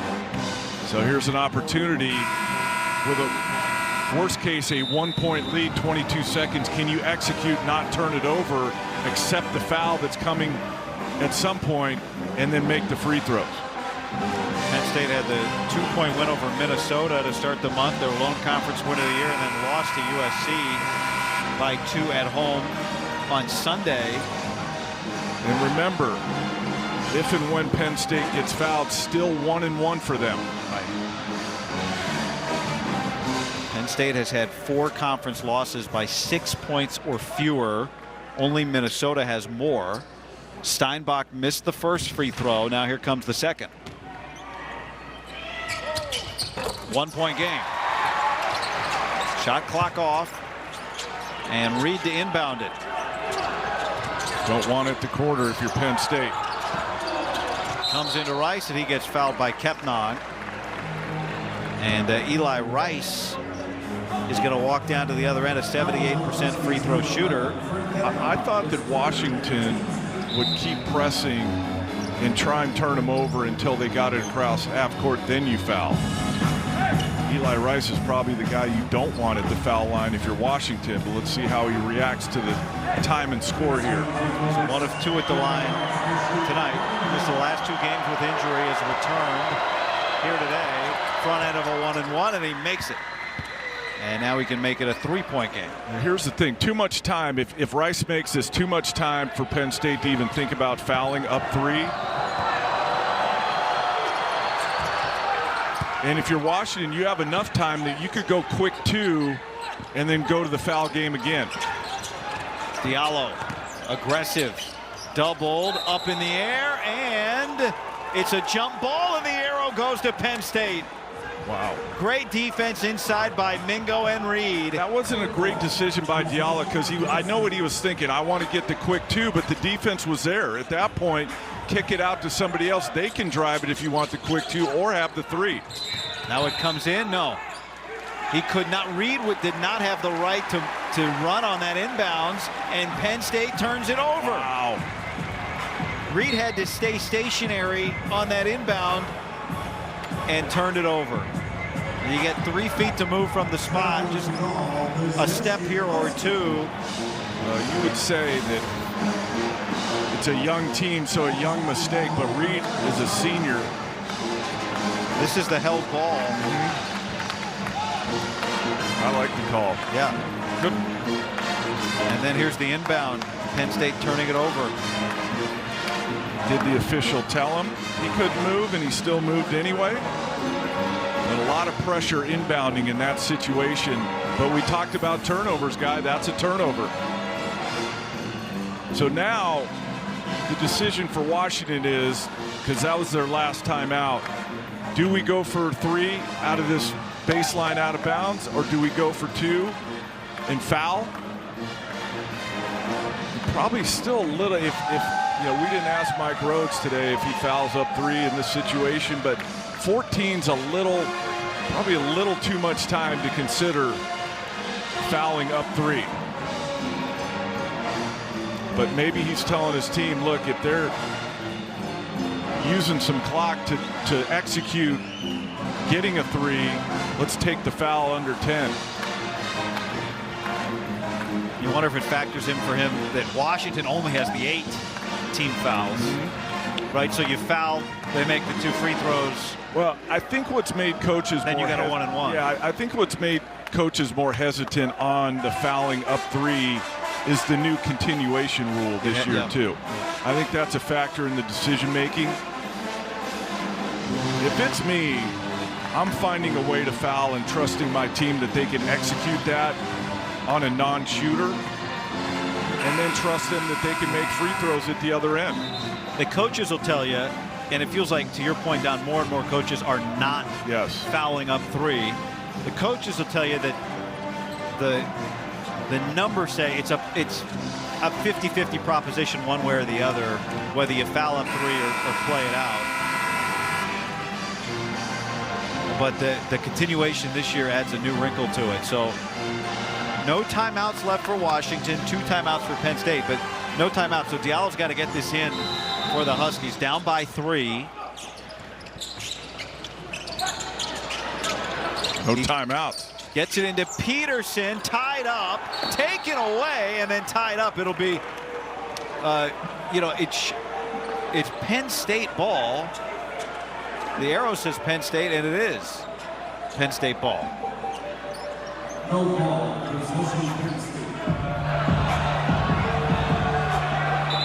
They just had we got a timeout taken by Penn State. Is there an alternating possession? Well, the arrow, we just had the tie up on Diallo. Right. And it went to Penn State, and then Reed turned it over on the inbound. That was correctly awarded to Penn State, but Mike Rhodes is out there asking whose ball is it? Well, I want to know when the next alternating possession was after the Diallo tie-up. Yeah, there was one. Mike Rhodes is saying, I want my timeout. He's asking, like, do I get my timeout back if you switch it? The officials are going to the official scoring here. We've got some clock issues here tonight. You're right, Don. I mean, there was not an alternating possession since this was the previous jump ball, held ball. 15 seconds. Yeah, this is 5 seconds of game clock ago. A lot's happened since then.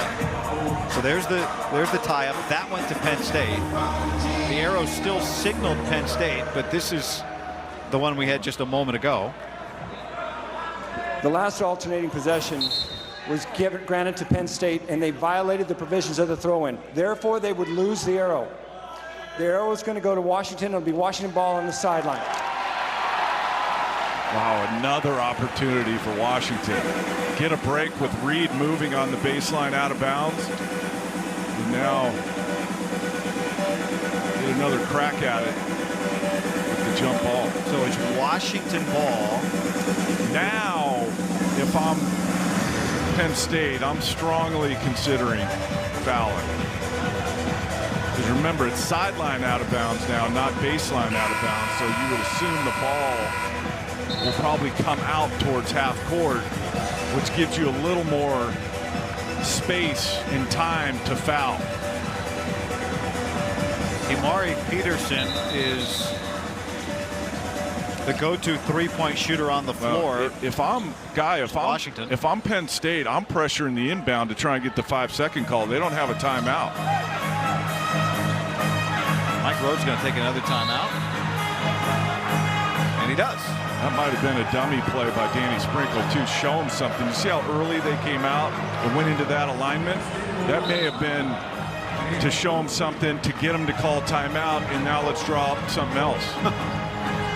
Danny Sprinkle goes back to the dry erase board, as is Rhodes.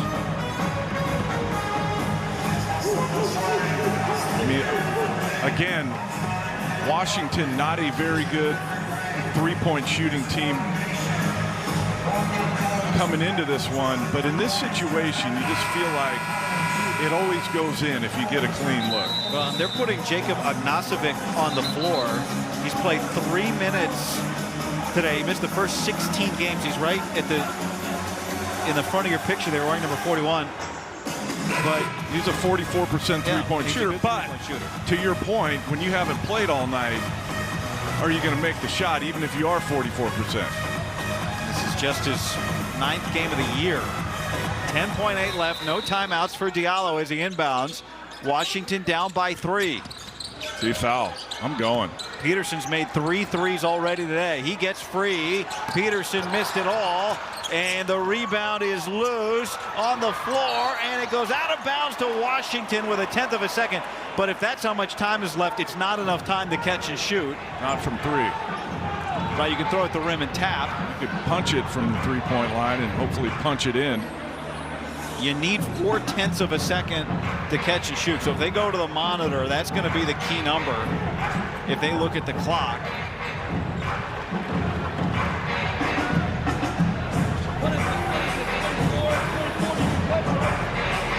The officials are discussing here.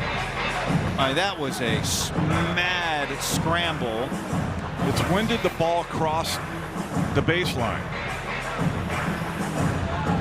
See, it's 0.6.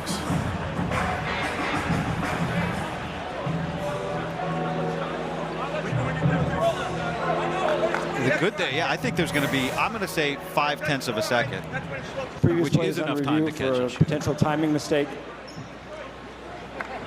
The good news for Washington is the ball was, you know. I mean, so there's a chance. It's, you know, even 0.5, 0.6. It would be a quick catch and shoot. And the real danger for Penn State is not fouling, because you don't want to just give them a clean look at it. Well, but I think that's a great point, Don. Now, with this little time left, as we take another look, the key here is Washington needs there to be at least 0.4. Oh, there'll be 0.4. Okay. So you're saying it's hard because Washington, you want to foul, but Washington is definitely. No. You don't want to foul. I'm saying the danger for Penn State is fouling in this situation. Because it's going to be a continuation. It's going to be a quick hitting catch and shoot. Yeah.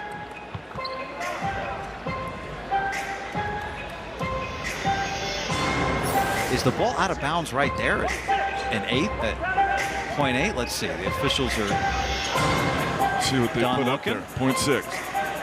After review, the ball touched out of bounds at 0.6. The game clock will be set at 0.6. All right, here we go. Mike Rhodes, his last words to his team had to be, do not get close enough to foul. Hauser at 7 feet comes in to guard the inbound. Fell down. Yates, it is just short. And Penn State picks up its first conference road win of the year.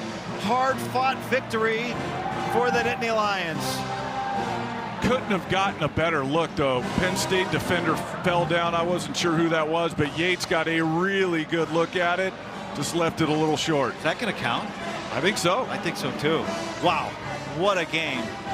Penn State survives its first trip ever to the state of Washington. 63-60. Here's another look. Yates, that close. Back with more from Seattle after this.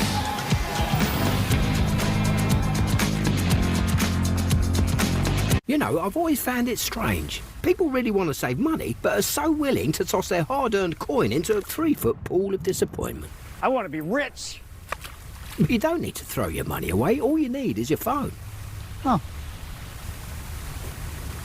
No. Go to Geico, get a quote, and you could save $900 with your phone. Look at that, it's ringing. What? What are you doing, mate? I'm going in. It feels good to save some coin. It feels good to Geico. You come around with your hands in your pockets and baby, I've been thinking too much, but hearts don't lie.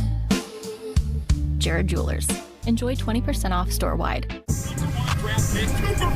Gatorade has the #1 proven electrolyte blend, designed to hydrate better than water, so you can lose more sweat and put the league on notice. Gatorade, is it in you? Nobody ever said, like that chicken from Popeyes. These bold Louisiana flavors aren't meant to make people fall in like. That's why it's love. For a limited time, get your faves for $5 each. Love that chicken from Popeyes. I'm Patrick, and this is my Ford F-150 Hybrid. Being able to learn to increase my efficiency, getting the battery to kick in, it's kind of fun. To have the capability with the efficiency is really something. Think switching to T-Mobile's a whole complicated thing? Nah, it's easy. Switch to T-Mobile and unlock savings that are built to last. With T-Mobile's better value plan, you can save over $1,000 a year versus Verizon and AT&T. Save on streaming, satellite, and more benefits that they leave out. I get all the VIP perks. Don't mind if I do. For a limited time, get our most value pack plan ever. Plus, switch right now and we'll even pay off your old phone up to $800. Stay chillin', just switching. This was the final look, a chance for Wesley Yates in Washington to tie it with 0.6 of a second. It comes up just short. It would have counted, but Penn State gets the win, 63-60. First conference road win of the year for the Nittany Lions. Freddie DeLeon had 16, 14 for Josh Reed, a big performance for them, and they're off to Eugene. That'll do it from us in Seattle. Coming up next, it's the big show. Mike Hall, Raphael Davis, and Bruce Weber on a big day of hoops in the Big Ten. Every truck month, trucks talk tough. Only one delivers the trucks worth talking about. Ram Truck Month. The most powerful light-duty gas lineup in America. Backed by America's best powertrain limited warranty. Built to never stop. Hurry in for great deals during Ram Truck Month. The only one worth the talk. Nothing stops Ram. Purchase this Ram 1500 and get 0% financing for 60 months or $6,500 total cash allowance on select 2026 Ram 1500 models in dealer inventory. And get a 10-year, 100,000-mile powertrain limited warranty. Introducing Mike's Hot Italian Sub from Jersey Mike's. The only sub that's served as hot as its hot takes. Hot take, everyone wants to be hot, subs included. Here's another hot take. Melty cheese pulls, way too hot for TV. Third hot take, chopped pepper relish is a love language. Hot take, a regular for only $8.95 is too hot a deal to pass up. Actually, that last hot... There's a way more planty way to get your protein for the day. You got this. There's 13 grams complete plant protein and 50% less sugar in this silk. How long have we been in here? And you're feeling plenty good. Saturday, you're going to love a men's hoops doubleheader. That is the cherry on top. 7th-ranked Nebraska takes on Northwestern. Then Penn State squares off against Oregon. Coverage begins with the tip-off show on the Big Ten Network. Why do people come to the University of Washington? They come here to find people who will inspire them, move them, change them. They come to solve big problems and prepare for careers where they can make a difference. They come to cheer on their Huskies in the greatest setting in college football. If you want to change the world, this is where you start. For passion, for possibility, be boundless. Now on the big show, Michigan gets the biggest scare they could have asked for, but escapes with a win. How did Northwestern lead by 16, and how could they not close it out? Just one of the 4 men's games to get to. Highlights of them all, including a major surprise in College Park. It's ticking down. It's a busy big show. Let's roll.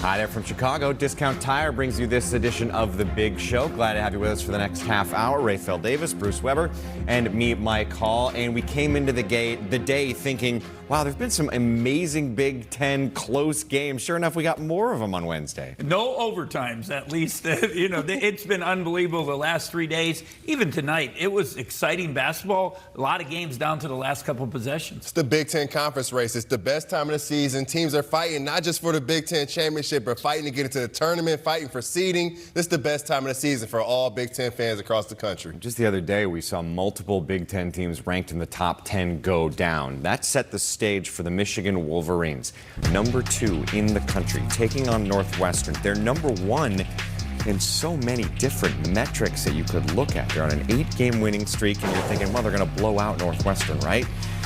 Don't tell that to Jaden Reed. He had a game-high 20 points, and Northwestern's off to a really nice start. Trey Singleton, the youngster, bringing it. My young boy brought his game, knocking down threes, eating up on the glass. Northwestern needed every effort from the young fella. Part of a 12-0 run at that point. A little alley-oop here to Yaxel Lendeborg, and it's a 9-point deficit for Michigan at the break. That's their largest deficit at halftime all season. Nick Martinelli had a 2-hand slam. The lead is 12. And then, Bruce, here's Angelo Cheravino. What was Northwestern doing so well? They just were aggressive right from the start. They took it to Michigan, and Michigan was on their heels. So they're down 16, but the Wolverines slowly get back. Trey McKinney couldn't possibly more wide open. Part of a 16-2 run. Cats are only up by 4. West driving. Gets blocked by Merez Johnson. Well, you saw this one coming, didn't you? Alley-oop. Johnson, it's a 2-point game. Now under 8 minutes to go. Still a 2-point game. McKinney using the screen. 3-ball for the lead. Book it. That's their first lead since the 16-minute mark. Kaysen, alley-oop to Adai Mara. Mara's too big. He's going to make all those. Too big, too strong, too dominant inside. 12 points, 7 rebounds, 7 assists, 3 blocks, did it all. 3 minutes left. Yaxelborg on the run. And you could tell at that point, 23-4 run by Michigan to end the game. Dusty May was quite happy afterwards. Well, Dusty, you guys were down 16 in the second half. That's the largest deficit in the second half. How'd you flip it? Well, I thought our bench came in and played really well. Those young guards, Trey and LJ, were awesome, and obviously the front line, once they got going. But when we stopped turning the ball over, we started running good offense, and then that helped our defense as well. No panic from the players, from the staff. You guys have been in this position before where you've been down a little bit. Where does that come from, where this team is so calm and composed even when there's adversity? A lot of reps, and then just a mutual respect and belief that someone in that huddle is going to figure out a way to make some plays. Hey, that's your 50th win at Michigan. Those aren't mine. Those aren't mine. Whose are they? That's a lot of other people. I'm just proud to be a part of this team, Andy. Tough loss. It's our guys gave everything they had, man. I got nothing but love for what our guys did, the way they prepared for the game, how hard they played, to give ourselves a chance to be in the game there the last 6 minutes. I think we had the lead there, maybe 6-7 minutes to go, and we just had some critical breakdowns. That's kind of been the story when you have young guys. That happens. It's frustrating, but it's a painful part of the process at times when you're learning how to win.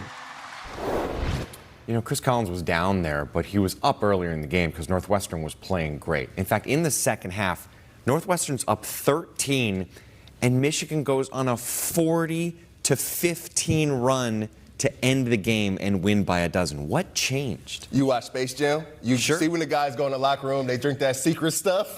Michigan went to the under 16 timeout. They had some secret stuff, and they came back out, and they shut Northwestern's water off. I mean, the defense was big time. One of the better defenses you will see in all of college basketball. The ball pressure that they put on the basketball is special. When they drive you into those big bigs, and it's a block party at the rim, Merez Johnson sitting at home, and then just a beautiful switch. Inverted ball screen, Che McKinney contesting the jump shot, Merez Johnson cleaning up the glass, and then they use that big-time defense to get them in offense. You got Yaxel Lindenberg guarding the point guard, the easiest kick out in the world. An outlet pass at half court, Yaxel hanging on rims. When you can defend at this level, just shut somebody's water off, it always gives you a chance. And then offensively, they stopped jacking up all those threes. They started playing inside out, and they really got rolling to finish it. Their length and their depth is the difference maker. And they had 10 for 10 dunks.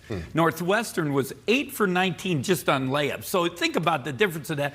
8 blocks, and then the bench outscores them by 15. You heard Coach May talk about that. So it's just tough to compete. And then Northwestern led or were tied for 31 minutes of the game. But that last stretch, you talked about it, 40-15, and that's how explosive they are. I mean, it felt like in the second half, every rebound went to Michigan. Sure enough, they end up 17 more boards than Northwestern had. They had only 35 points in the first half. They're the 6th best scoring team in the country.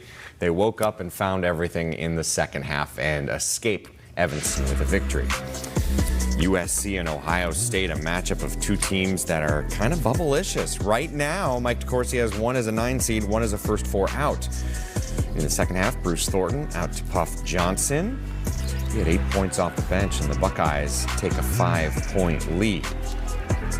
64-60 when Thornton is looking for Devin Royal. Bruce, Devin Royal is involved in so many important moments for us. Yeah, he was huge. And obviously you have to have a good pass from Thornton, but he was just more active. And this not taking a 3, he got to the hoop, got to the paint, made a lot of big plays for them. 19 points for him there. Elijah Arenas with Bruce Thornton right on him. Too small. Wasn't that magical Arenas we've seen the last 2 games, but still an effective day. Here's Thornton, next possession, trying to answer.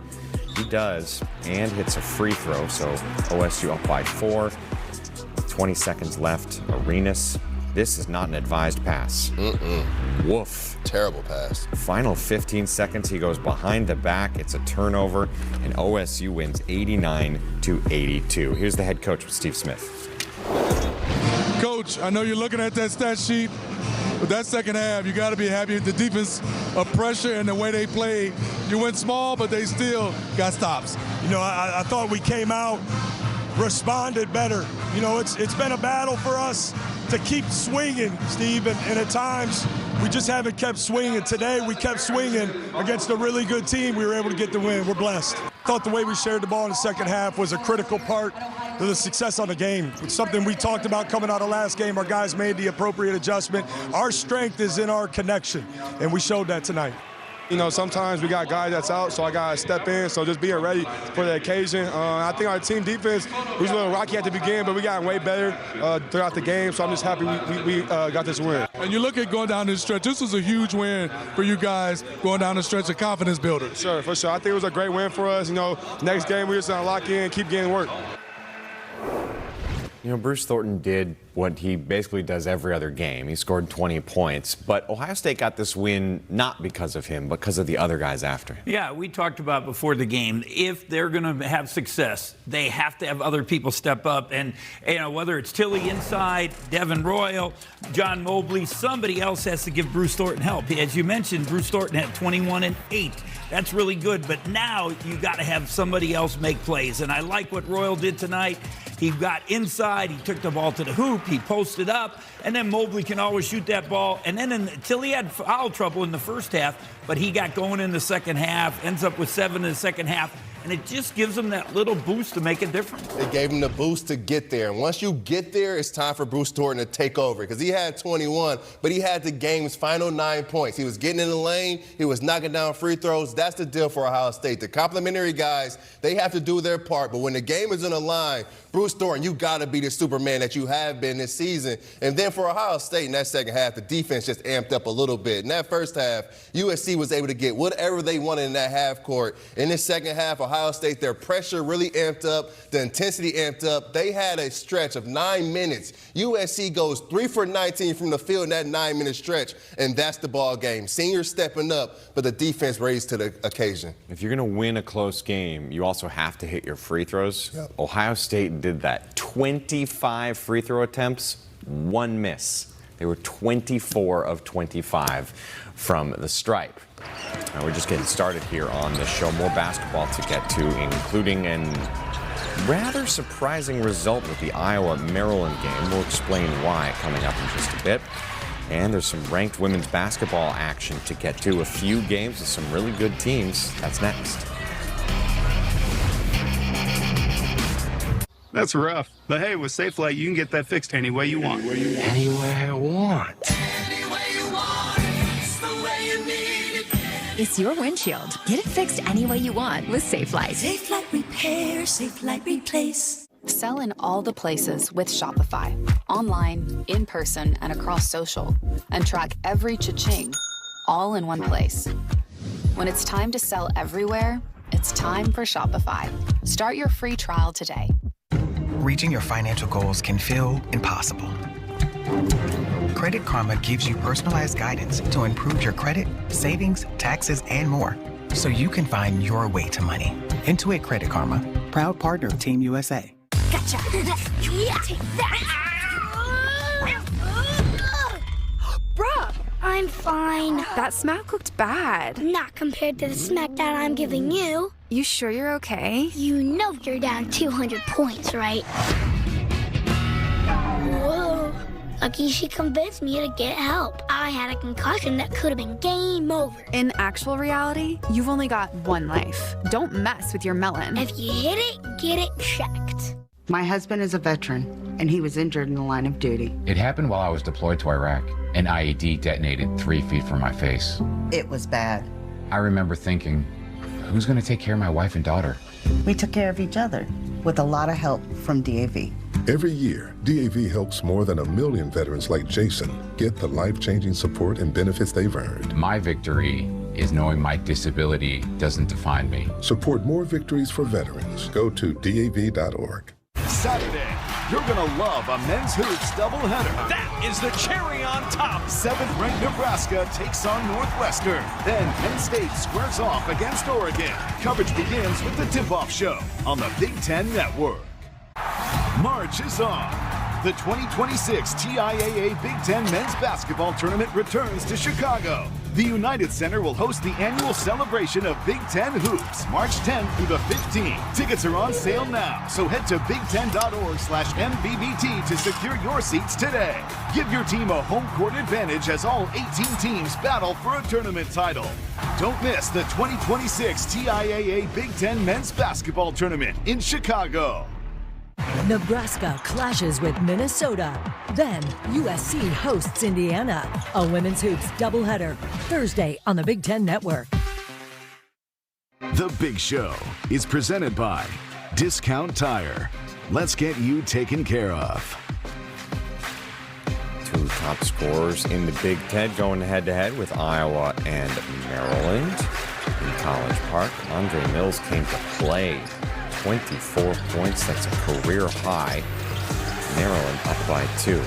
Later in the second half, Bennett Sturtz kind of turned to him for all the offense in this game, and he pretty consistently delivered. Great drive, Hawkeyes up by 2. But Maryland goes on an 8-0 run. Diggy Coit driving, layup, and more from him. Just under 3 minutes to go. Going to drive inside, stop, kick it out. Elijah Saunders, 3-ball. Maryland pulls off the upset, just their 3rd conference win of the season. Here's Buzz Williams after. They've been through a lot of what we could have done better, a lot of what was out of our control. But who their parents are, who their sphere of influence is, I'm grateful for that because they've never stopped. They've tried. Our coaching staff's done an unbelievable job of trying to find margins in games like this, and we haven't played many. The last 2 games have been games, but our guys have hung around, and that speaks to who they are. Surprising win for Maryland and a nice win for Maryland after a great performance from Andre Mills. Averages 9 points a game, had a career-high 24. Coach always says, if you want to do something special, especially in this conference, you got to have some guys step up and have some special performances, and Andre Mills did just that. The redshirt freshman had his best game of the season in the Maryland uniform, and I love how he went about it. He just took what the defense gave him, just played hard. If he needed to get downhill, he got to that left hand, and he finished through contact. Then the game opened up once he was able to make a few at the rim. Then he starts making jumpers, and if you go under that screen, Andre Mills is going to make you pay, and then he plays hard. When that shot goes up, even as a guard, he is going to crash every single time. You go back to that game a couple days ago at Minnesota, Andre Mills, he brought that energy. So to see him be rewarded in this one on the offensive end, you know he guards, you know he plays hard, and now we know he can score. You know, Maryland, I got to give Coach Williams credit. They had lost by 29, 43, 30, and 20. Now they've won 2 in a row. He went out in front of the media, and he put the blame on himself, which I think it relaxes the players a little bit. You saw the togetherness on the court. Those guys were so excited about having a chance to win, and that's a huge win. Their defense, usually it's Iowa's defense that controls the game. It was Maryland's defense that was the difference tonight, and it's a nice win for him, you know, with a couple really good young players. Bennett Sturtz, as we mentioned, another 30-point performance, but Iowa falls to 18-6 on the season. One more men's game to get to from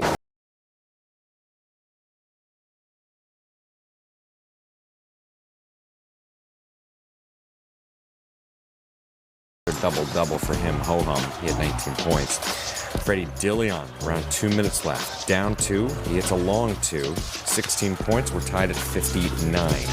Now this was wild, 14 seconds left on the clock. Look at the inbounder rate. You can't do that, young fella. You gotta have a pivot foot. One step this way, one step that way, but you cannot start running when it's a spot inbounds. That's a Josh Reed turnover, and with 6 tenths of a second, I should say, left. Wesley Yates actually gets a decent look, but can't tie the game. So Penn State going out west gets the win 63-60. Here's Mike Rhodes. All right, Mike, big time win for you guys. We talked this morning, you have a young team, you've had some injuries. There's been some adversity. It's been a tough year, but you got over the hump tonight. How'd you guys do it? They stuck together. I'm super proud of them. It's been hard. It's been tough. The month of January was brutal for us, but these guys show up every day. They work. There's no BS in our program right now, and you saw that today. They just found a way to win on the road, and just really proud of them. They deserve this. That's it on the men's side. As for the women, 3 games, 2 of them had ranked opponents, including the number 2 team in the country, UCLA. Highlights next. Mixed nuts have finally leveled up. Meet Blue Diamond almonds and more. Almonds, cashews, and pistachios in 3 signature flavors. Taste that's undeniable. Freshness guaranteed. Blue Diamond almonds and more. The flavorful nut mix.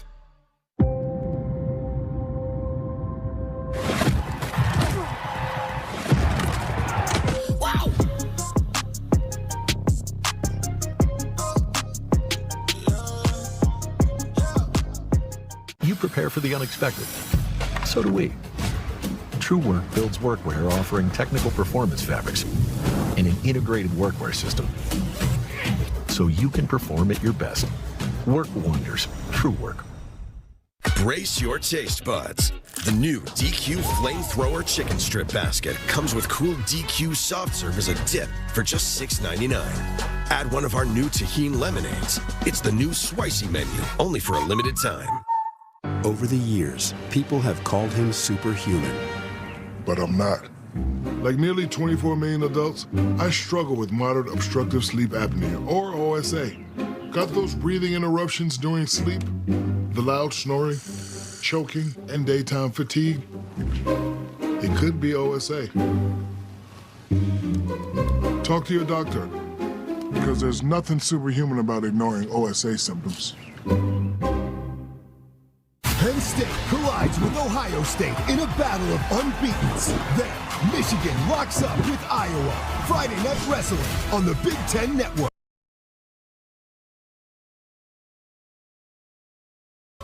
Nobody ever said, like that chicken from Popeyes.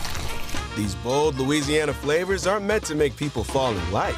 That's why it's love. For a limited time, get your faves for $5 each. Love that chicken from Popeyes. I'm Patrick, and this is my Ford F-150 hybrid. Being able to learn to increase my efficiency, getting the battery to kick in, it's kind of fun. To have the capability with the efficiency is really something. Top of the standings in Big Ten women's basketball. UCLA 13-0 in conference play. The Buckeyes, Michigan Hawkeyes right after them. And big one for Michigan State, hosting UCLA. Kiki Rice. UCLA up by 14 early on. They just do what they always do. They take control of games and don't let go. Gabriela Jaquez alone around a screen, drills a 3-ball. 24-point lead for the visitors at halftime. Lauren Betts at a game-high 22. Yeah, hard to stop her. One of the best players in the country. UCLA rolls 86-60. Washington and Iowa, 2 ranked teams meeting up in Iowa City. Chit-chat right, off the screen. Oh, I'll take that. Iowa up by 5 there. They're led by 6 at the break. Third quarter, Ava Hyden inside. More good positioning. Up 7 and in control. Final seconds of the third quarter, El Ladine. She is an athlete.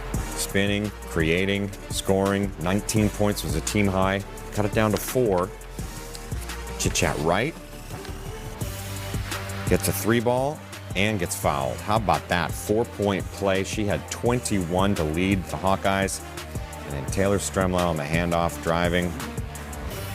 That'll do it. Top 25 victory for the Hawkeyes again. Their 19th win on the season. Illinois and Wisconsin in Chambana. Barry Wallace gets the feed. And the 3 is good. She had 13.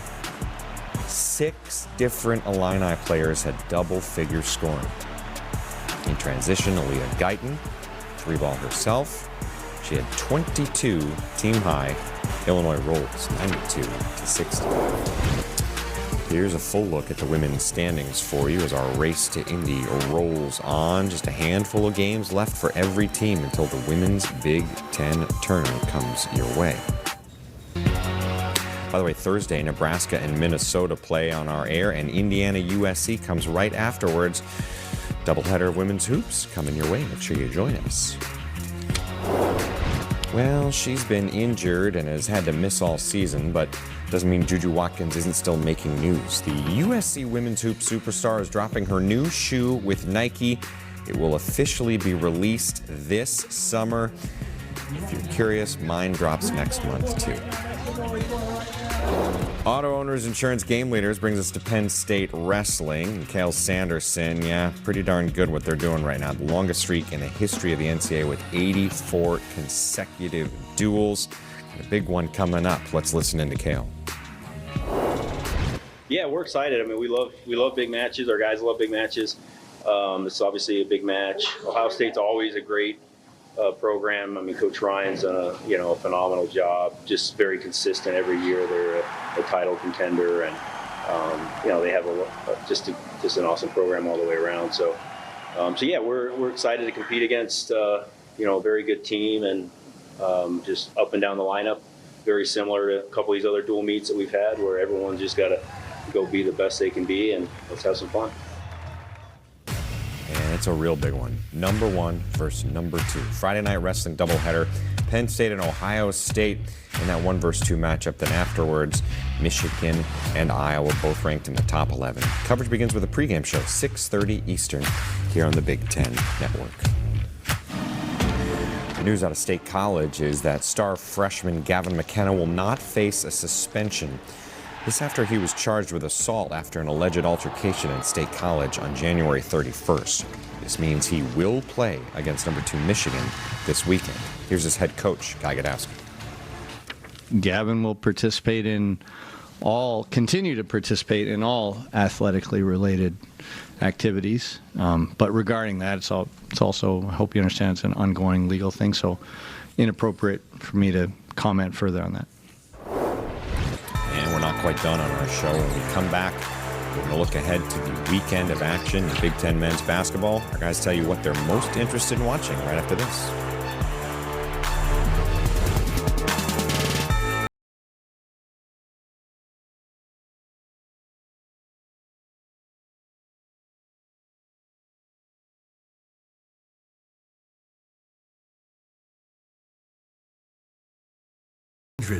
What are you waiting for? Make your move before I do. When you fire up Big Ten Plus, you get more game, nonstop, around the clock. More live games you won't see anywhere else. More access to your team, wherever you want, 24/7. More stories. Unstoppable. More highlights. Wow. More big-time playmakers. Plus, catch up to 4 games at once, so you'll never miss more shots, spikes, and scores. Download the Big Ten Plus app today. It's always game on. Big Ten Network Saturday Night Hockey. The Wolverines and Nittany Lions hit the ice for a top 10 matchup. Then, the Badgers face off with the Buckeyes. Coverage begins at 5 Eastern, 2 Pacific on the Big Ten Network. In the conference that delivers nonstop action. And the threes are falling for everybody. Intense rivalries. Making a name for herself. And nail-biting drama. She can't be stopped. Only one show brings you the stories behind the biggest stars and takes you beyond the hardwood, on the court, all season long on the Big Ten Network. And see more Big Ten stories anytime on Big Ten Plus.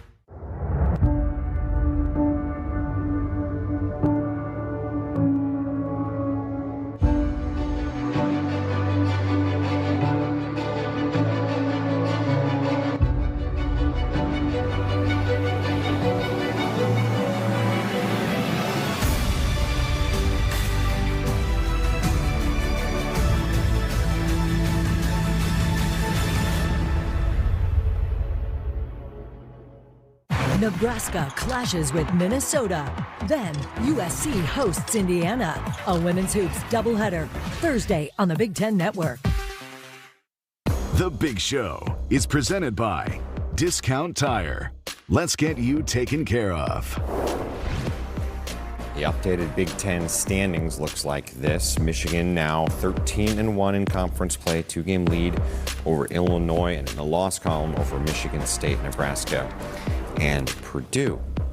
As for the big board, you look at games this weekend, 9 different options, Friday, Saturday, and Sunday for you to look at. Some interesting ones in there. Virginia, Ohio State, a non-conference one, jumps out to me, but let's ask our experts what they're looking for. Rayfel, what are you most interested in watching? That Purdue-Iowa game. You look at Iowa coming off that loss to Maryland. They are going to be upset. They're going to be ready to play. Purdue coming off that Nebraska victory. Well, up big. Nebraska comes back. They're going to be ready to play. Purdue needs a win after that Nebraska win. They need to build on that win and get some wins in a row to still be in contention to win the Big Ten. I'm looking Friday night. Michigan State, all the drama last week, with Jeremy Fears and Coach Izzo, and then they win overtime game against the Illini. And Wisconsin also beat the Illini in overtime. So both of them are coming off that big wins. Can Wisconsin get into that top group, or does Michigan State kind of put themselves above that? I'm going to go 3 in a row if we win on the board. Tic-tac-toe. I got to win this thing. So I'm going to talk about Indiana and Illinois, too, in the bottom corner. So, those guys are coming off Illinois 2 overtime losses. And then Indiana has an overtime, double overtime against UCLA. They have another overtime win against Wisconsin. So, hey, we got to have another few overtimes. What the heck? Seriously. But it should be fun. I mean, you got the top teams in the country, and they're all going at each other. That's why basketball in February is fun. It is wild how many games, just in the last week in this league alone, have been so good. I mean, it's big time. And then you look at this weekend as well. I got to give me another pick so I can get back in this tic-tac-toe. UCLA at Michigan, it's going to be big time. Donovan Dent's playing his best basketball of the season. You look at that Michigan game, the way they can spread the floor, they're going to have a shot. I love it. All right, that does it for this edition for The Big Show. For Bruce and Rayfel, I'm Mike. Invest in cough drops. Now on The Big Show, Michigan gets the biggest scare they could have asked for, but escapes with a win. How did Northwestern lead by 16, and how could they not close it out? Just one of the 4 men's games to get to. Highlights of them all, including a major surprise in College Park and a big bubble-type game with Trojans and Buckeyes. Plus plenty of ranked women's teams in action as the regular season clock is ticking down. It's a busy Big Show. Let's roll.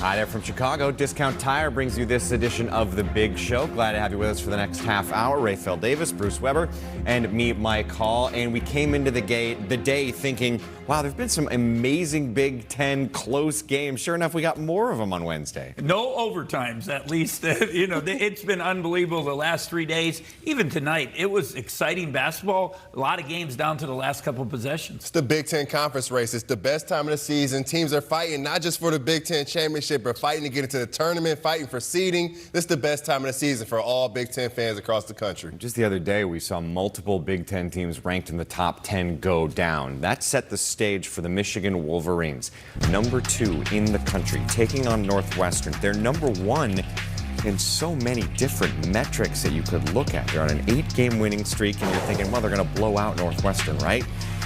Don't tell that to Jaden Reed. He had a game-high 20 points, and Northwestern's off to a really nice start. Trey Singleton, the youngster, bringing it. My young boy brought his game, knocking down threes, eating up on the glass. Northwestern needed every effort from the young fella. Part of a 12-0 run at that point. Little alley-oop here to Yaxel Lendeborg, and it's a 9-point deficit for Michigan at the break. That's their largest deficit at halftime all season. Nick Martinelli had a 2-hand slam. The lead is 12. And then, Bruce, here's Angelo Cherovino. What was Northwestern doing so well? They just were aggressive right from the start. They took it to Michigan, and Michigan was on their heels. So they're down 16, but the Wolverines slowly get back. Trey McKinney couldn't possibly more wide open. Part of a 16-2 run. Cats are only up by 4. West driving. Gets blocked by Merez Johnson. Well, you saw this one coming, didn't you? Alley-oop. Johnson, it's a 2-point game. Now under 8 minutes to go. Still a 2-point game. McKinney using the screen. 3-ball for the lead. Book it. That's their first lead since the 16-minute mark. Kaysen, alley-oop to Adai Mara. Morrow's too big. He's going to make all those. Too big, too strong, too dominant inside. 12.7 rebounds, 7 assists, 3 blocks, did it all. 3 minutes left. Yaxelborg on the run. And you could tell at that point, 23-4 run by Michigan to end the game. Dusty May was quite happy afterwards. Well, Dusty, you guys were down 16 in the second half. That's the largest deficit in the second half. How'd you flip it? Well, I thought our bench came in and played really well. Those young guards, Trey and LJ, were awesome, and obviously the front line, once they got going. But when we stopped turning the ball over, we started running good offense, and then that helped our defense as well. No panic from the players, from the staff. You guys have been in this position before where you've been down a little bit. Where does that come from, where this team is so calm and composed even when there's adversity? A lot of reps, and then just a mutual respect and belief that someone in that huddle is going to figure out a way to make some plays. Hey, that's your 50th win at Michigan. Those aren't mine. Those aren't mine. Whose are they? That's a lot of other people. I'm just proud to be a part of this team, Andy. Tough loss. It's our guys gave everything they had, man. I got nothing but love for what our guys did, the way they prepared for the game, how hard they played, to give ourselves a chance to be in the game there the last 6 minutes. I think we had the lead there, maybe 6-7 minutes to go, and we just had some critical breakdowns. That's kind of been the story. When you have young guys, that happens. It's frustrating, but it's a painful part of the process at times when you're learning how to win.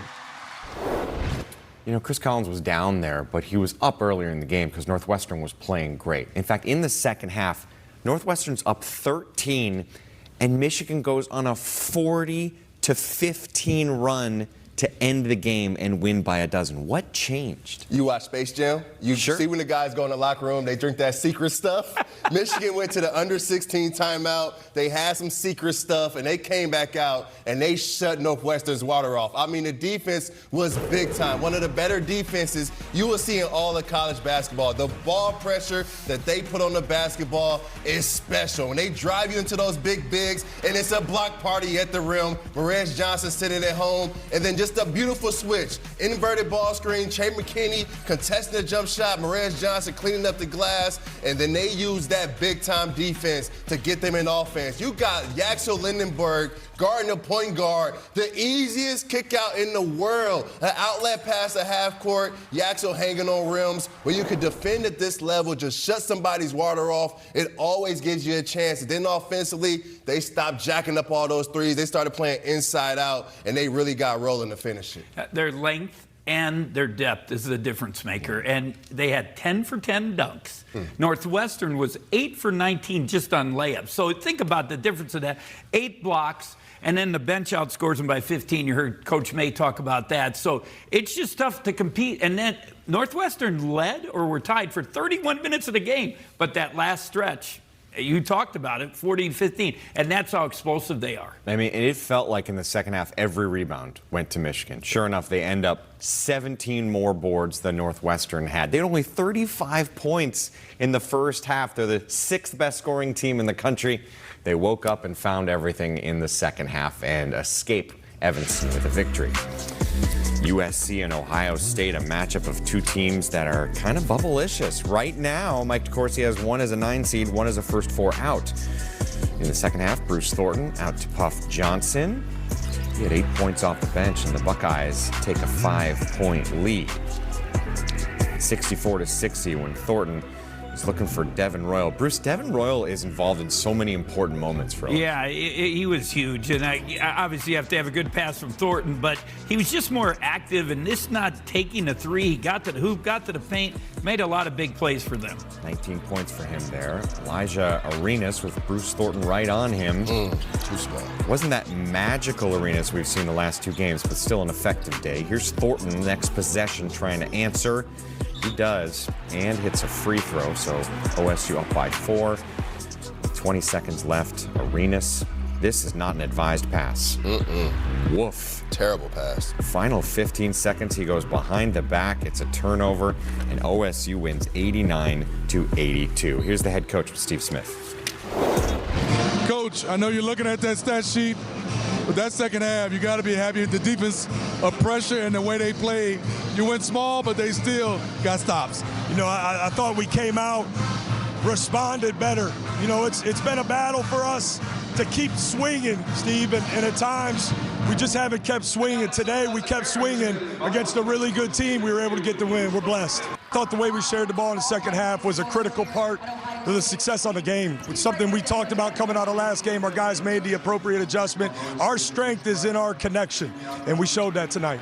You know, sometimes we got guys that's out, so I got to step in. So just being ready for the occasion. I think our team defense was a little rocky at the beginning, but we got way better throughout the game. So I'm just happy we got this win. And you look at going down this stretch, this was a huge win for you guys going down the stretch, a confidence builder. Sure, for sure. I think it was a great win for us. You know, next game we just going to lock in, keep getting work.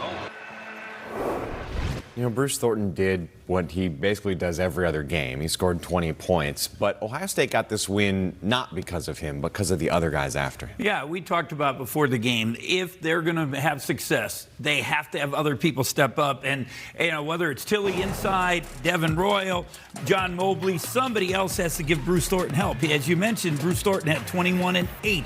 That's really good, but now you got to have somebody else make plays. And I like what Royal did tonight. He got inside, he took the ball to the hoop, he posted up, and then Mobley can always shoot that ball. And then until he had foul trouble in the first half, but he got going in the second half, ends up with 7 in the second half, and it just gives him that little boost to make a difference. It gave him the boost to get there. And once you get there, it's time for Bruce Thornton to take over because he had 21, but he had the game's final 9 points. He was getting in the lane. He was knocking down free throws. That's the deal for Ohio State. The complimentary guys, they have to do their part, but when the game is on the line, Bruce Thornton, you got to be the Superman that you have been this season. And then for Ohio State in that second half, the defense just amped up a little bit. In that first half, USC was able to get whatever they wanted in that half court. In this second half, Ohio State, their pressure really amped up, the intensity amped up. They had a stretch of 9 minutes. USC goes 3 for 19 from the field in that 9-minute stretch, and that's the ball game. Seniors stepping up, but the defense raised to the occasion. If you're going to win a close game, you also have to hit your free throws. Yep. Ohio State did that. 25 free throw attempts, 1 miss. They were 24 of 25 from the stripe. Now we're just getting started here on the show. More basketball to get to, including a rather surprising result with the Iowa-Maryland game. We'll explain why coming up in just a bit. And there's some ranked women's basketball action to get to. A few games with some really good teams. That's next. Dr. Pepper, cherry is the best. No, it's Dr. Pepper, blackberry is the best. It's Dr. Pepper and cream soda. I reckon it's Dr. Pepper, strawberries and cream. Find your flavor. Just hit my melon. Should we see a doctor? I can't tell a doctor I slipped on a toy. I'm a triathlete. Oh, I had a concussion. Most happen doing ordinary things. Sometimes the tough thing to do is to get help to prevent serious damage. I like your sensitive side. Don't mess with your melon. If you hit it, get it checked.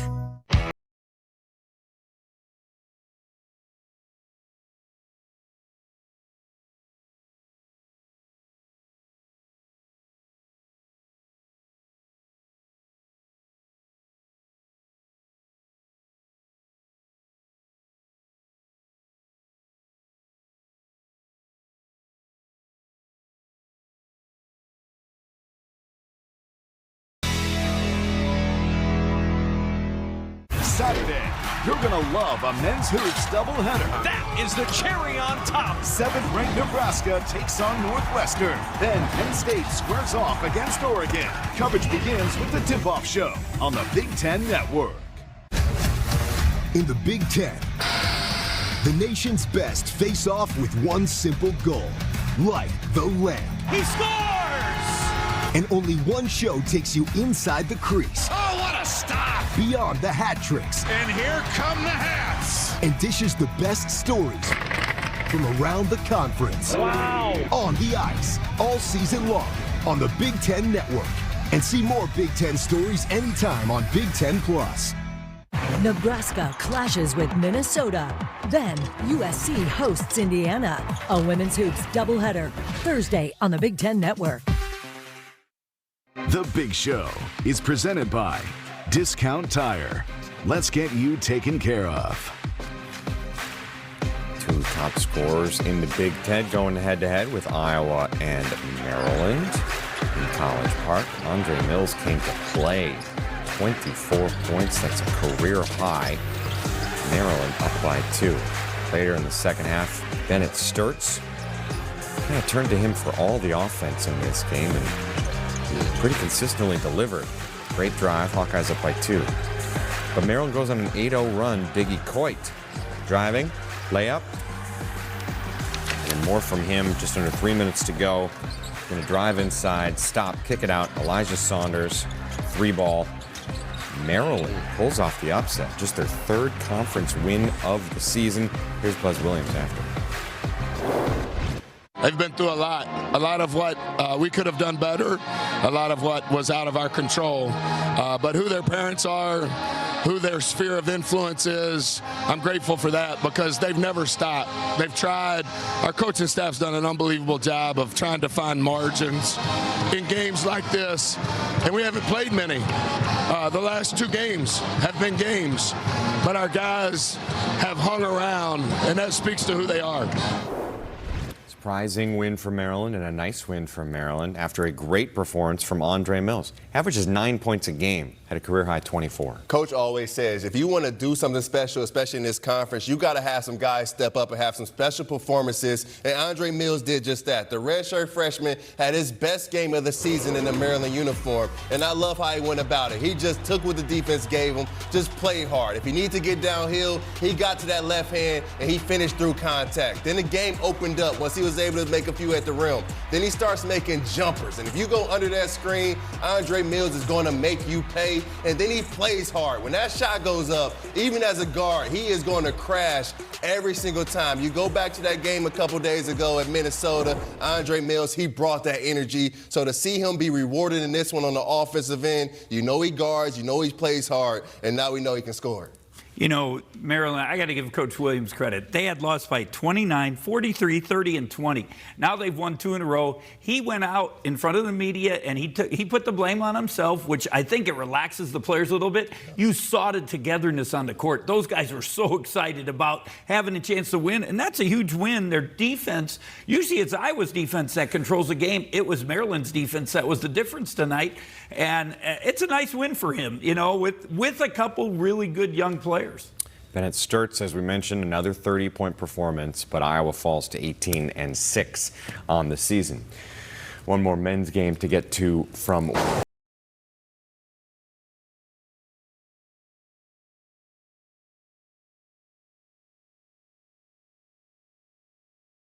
for him, ho-hum. He had 19 points.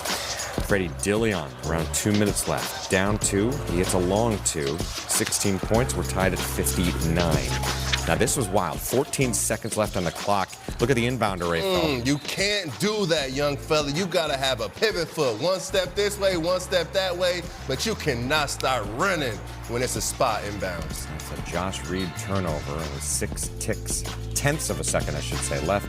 Wesley Yates actually gets a decent look, but can't tie the game. So Penn State going out west gets the win 63-60. Here's Mike Rhodes. All right, Mike, big time win for you guys. We talked this morning, you have a young team, you've had some injuries, there's been some adversity, it's been a tough year, but you got over the hump tonight. How'd you guys do it? They stuck together. I'm super proud of them. It's been hard, it's been tough. The month of January was brutal for us, but these guys show up every day, they work. There's no BS in our program right now, and you saw that today. They just found a way to win on the road, and just really proud of them. They deserve this. That's it on the men's side. As for the women, 3 games, 2 of them had ranked opponents, including the number 2 team in the country, UCLA. Highlights next.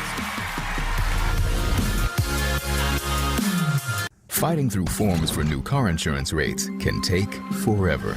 Count on Intuit Credit Karma to show you personalized rates from top providers so you can get to the coverage you need ASAP. Download the app to get started. TrueWork designs performance workwear engineered with advanced materials to be lighter, warmer, faster drying, and ready for real job site conditions. TrueWork, performance workwear. Shop now at truework.com. That's rough. But hey, with SafeLight, you can get that fixed any way you want. Any way I want. is your windshield. Get it fixed any way you want with SafeLight. SafeLight Repair, SafeLight Replace. Entyvio is the only gut-focused treatment for moderate to severe Crohn's and UC. Gut-focused Entyvio works right where you need it to block inflammation in your gut. With a legacy of more than 10 years, Entyvio offers the experience you need, lasting relief and steroid-free remission. And some people experience rapid symptom relief. Infusion and serious allergic reactions can happen during or after treatment. Entyvio may increase risk of infection, which can be serious. Although unlikely, PML, a rare brain infection that can result in death, cannot be ruled out. Tell your doctor if you have an infection, flu-like symptoms, sores, or are prone to infections. Liver problems can occur. With Entyvio, you may be able to pay as little as $0 per dose. Ask your doctor if Entyvio, including the Entyvio pen, is right for you. Gut focused Entyvio. Penn State collides with Ohio State in a battle of unbeatens. Then, Michigan locks up with Iowa. Friday Night Wrestling on the Big Ten Network. Nobody ever said, like that chicken from Popeyes. These bold Louisiana flavors aren't meant to make people fall in like. That's why it's love.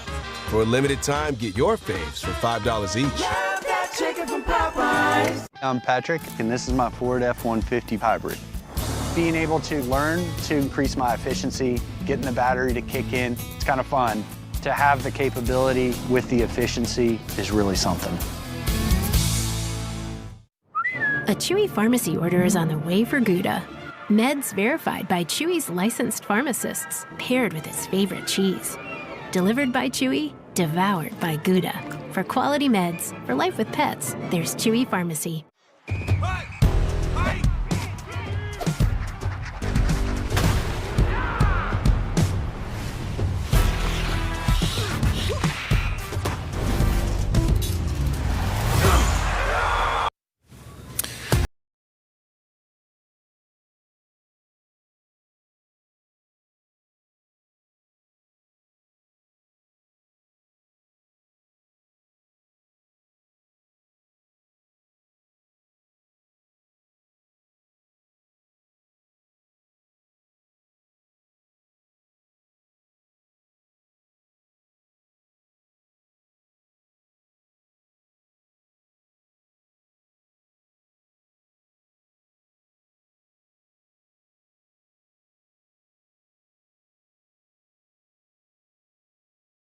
To 63.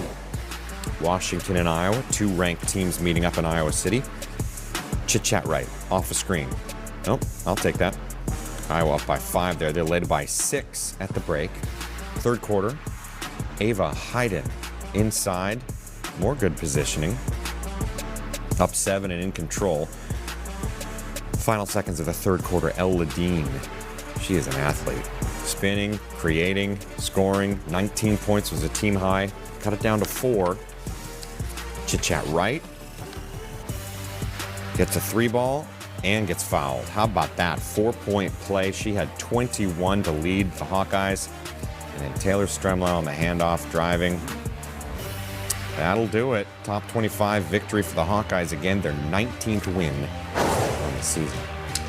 Illinois and Wisconsin in Chambana. Barry Wallace gets the feed, and the 3 is good. She had 13. 6 different Illini players had double-figure scoring. In transition, Aaliyah Guyton, 3-ball herself. She had 22 team high. Illinois rolls 92-60. Here's a full look at the women's standings for you as our race to Indy rolls on. Just a handful of games left for every team until the Women's Big Ten tournament comes your way. By the way, Thursday, Nebraska and Minnesota play on our air, and Indiana USC comes right afterwards. Doubleheader of women's hoops coming your way. Make sure you join us. Well, she's been injured and has had to miss all season, but doesn't mean Juju Watkins isn't still making news. The USC women's hoop superstar is dropping her new shoe with Nike. It will officially be released this summer. If you're curious, mine drops next month too. Auto Owners Insurance Game Leaders brings us to Penn State Wrestling. Mikhail Sanderson, yeah, pretty darn good what they're doing right now. The longest streak in the history of the NCAA with 84 consecutive duels. And a big one coming up. Let's listen into Kale. Yeah, we're excited. I mean, we love big matches. Our guys love big matches. It's obviously a big match. Ohio State's always a great program. I mean, Coach Ryan's done a phenomenal job. Just very consistent every year. They're a title contender, and they have just an awesome program all the way around. So yeah, we're excited to compete against a very good team, and just up and down the lineup. Very similar to a couple of these other dual meets that we've had, where everyone's just got to go be the best they can be, and let's have some fun. And it's a real big one. Number 1 versus number 2. Friday night wrestling doubleheader. Penn State and Ohio State in that 1 versus 2 matchup. Then afterwards, Michigan and Iowa both ranked in the top 11. Coverage begins with a pregame show, 6:30 Eastern, here on the Big Ten Network. News out of State College is that star freshman Gavin McKenna will not face a suspension. This after he was charged with assault after an alleged altercation in State College on January 31st. This means he will play against number 2 Michigan this weekend. Here's his head coach, Guy Gadowski. Gavin will continue to participate in all athletically related activities. But regarding that, it's also, I hope you understand, it's an ongoing legal thing, so inappropriate for me to comment further on that. And we're not quite done on our show. When we come back, we're going to look ahead to the weekend of action in Big Ten men's basketball. Our guys tell you what they're most interested in watching right after this.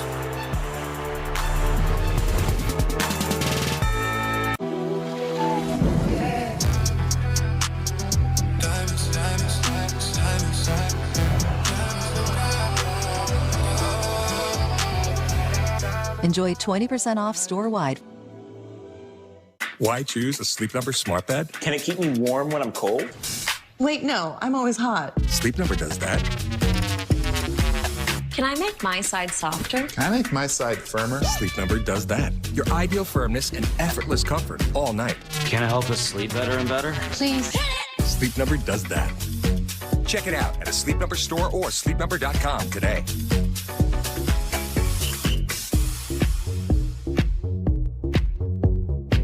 My mom is a veteran and she was injured in the line of duty. I hurt my leg in a training accident when she was only 2 years old.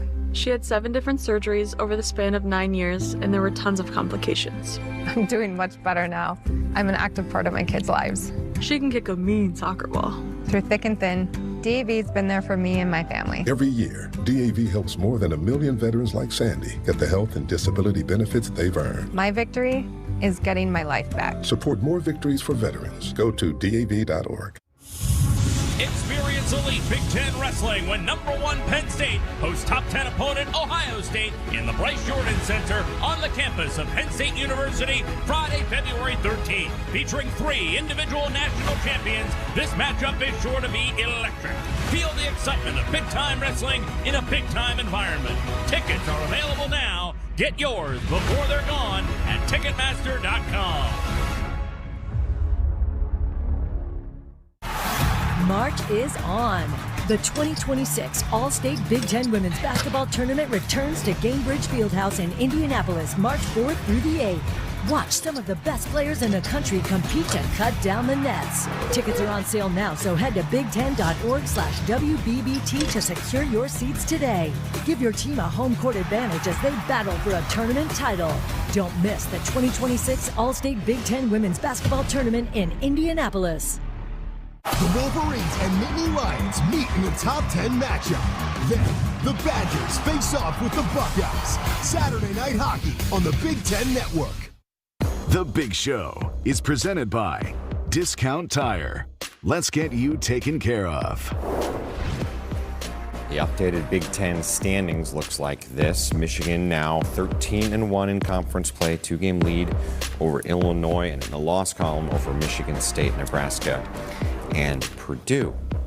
As for the big board, you look at games this weekend, 9 different options, Friday, Saturday, and Sunday for you to look at. Some interesting ones in there. Virginia, Ohio State, a non-conference one. jumps out to me, but let's ask our experts what they're looking for. Rayfel, what are you most interested in watching? That Purdue-Iowa game. You look at Iowa coming off that loss to Maryland. They are going to be upset. They're going to be ready to play. Purdue coming off that Nebraska victory. Well, up big. Nebraska comes back. They're going to be ready to play. Purdue needs a win after that Nebraska win. They need to build on that win and get some wins in a row to still be in contention to win the Big Ten. I'm looking Friday night. Michigan State, all the drama last week, with Jeremy Fears and Coach Izzo, and then they win overtime game against the Illini. And Wisconsin also beat the Illini in overtime. So both of them are coming off that big wins. Can Wisconsin get into that top group, or does Michigan State kind of put themselves above that? I'm going to go 3 in a row if we win on the board, tic-tac-toe. I got to win this thing. So I'm going to talk about Indiana and Illinois, too, in the bottom corner. So, those guys are coming off Illinois 2 overtime losses. And then Indiana has an overtime, double overtime against UCLA. They have another overtime win against Wisconsin. So, hey, we got to have another few overtimes. What the heck? Seriously. But it should be fun. I mean, you got the top teams in the country, and they're all going at each other. That's why basketball in February is fun. It is wild how many games, just in the last week in this league alone, have been so good. I mean, it's big time. And then you look at this weekend as well. I got to give me another pick so I can get back in this tic-tac-toe. UCLA at Michigan. It's going to be big time. Donovan Dent's playing his best basketball of the season. You look at that Michigan game, the way they can spread the floor, they're going to have a shot. I love it. All right, that does it for this edition for The Big Show. For Bruce and Rayfel, I'm Mike. Invest in cough drops. When it's time to start your business, it's time for Shopify. Design with easy-to-customize themes, sell everywhere people shop, and never miss a sale with the world's best converting checkout. See why millions of businesses sell with Shopify.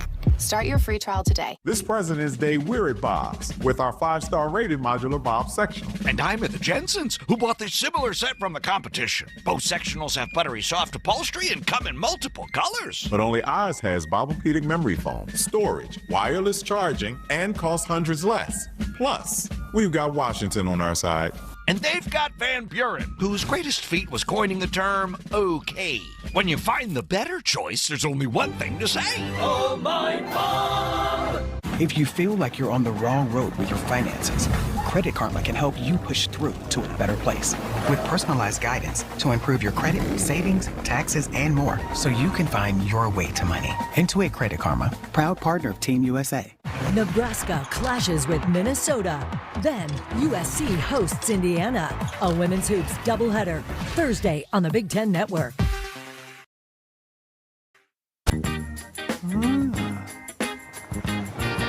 The big stuff.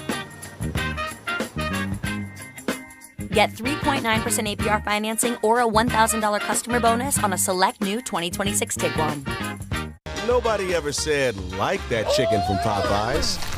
These bold Louisiana flavors aren't meant to make people fall in like. That's why it's love. For a limited time, get your faves for $5 each. Love that chicken from Popeyes. Think switching to T-Mobile's a whole complicated thing? Nah, it's easy. Switch to T-Mobile and unlock savings that are built to last. With T-Mobile's Better Value Plan, you can save over $1,000 a year versus Verizon and AT&T. Save on streaming, satellite, and more benefits that they leave out. I get all the VIP perks. Don't mind if I do. For a limited time, get our most value pack plan ever. Plus, switch right now and we'll even pay off your old phone up to $800. Stay chillin', just switching.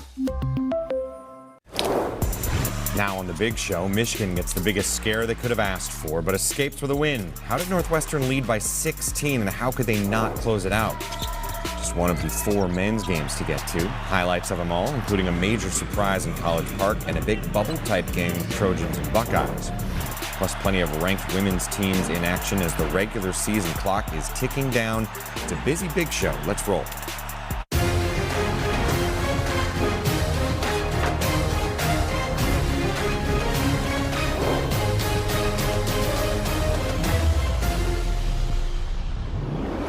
Hi there from Chicago. Discount Tire brings you this edition of The Big Show. Glad to have you with us for the next half hour. Rayfel Davis, Bruce Weber, and me, Mike Hall. And we came into the day thinking Wow, there's been some amazing Big Ten close games. Sure enough, we got more of them on Wednesday. No overtimes, at least. It's been unbelievable the last 3 days. Even tonight, it was exciting basketball. A lot of games down to the last couple possessions. It's the Big Ten conference race. It's the best time of the season. Teams are fighting not just for the Big Ten championship, but fighting to get into the tournament, fighting for seeding. This is the best time of the season for all Big Ten fans across the country. Just the other day, we saw multiple Big Ten teams ranked in the top 10 go down. That set the stage for the Michigan Wolverines, number 2 in the country, taking on Northwestern. They're number 1 in so many different metrics that you could look at. They're on an 8-game winning streak, and you're thinking, well, they're going to blow out Northwestern, right? Don't tell that to Jaden Reed. He had a game-high 20 points, and Northwestern's off to a really nice start.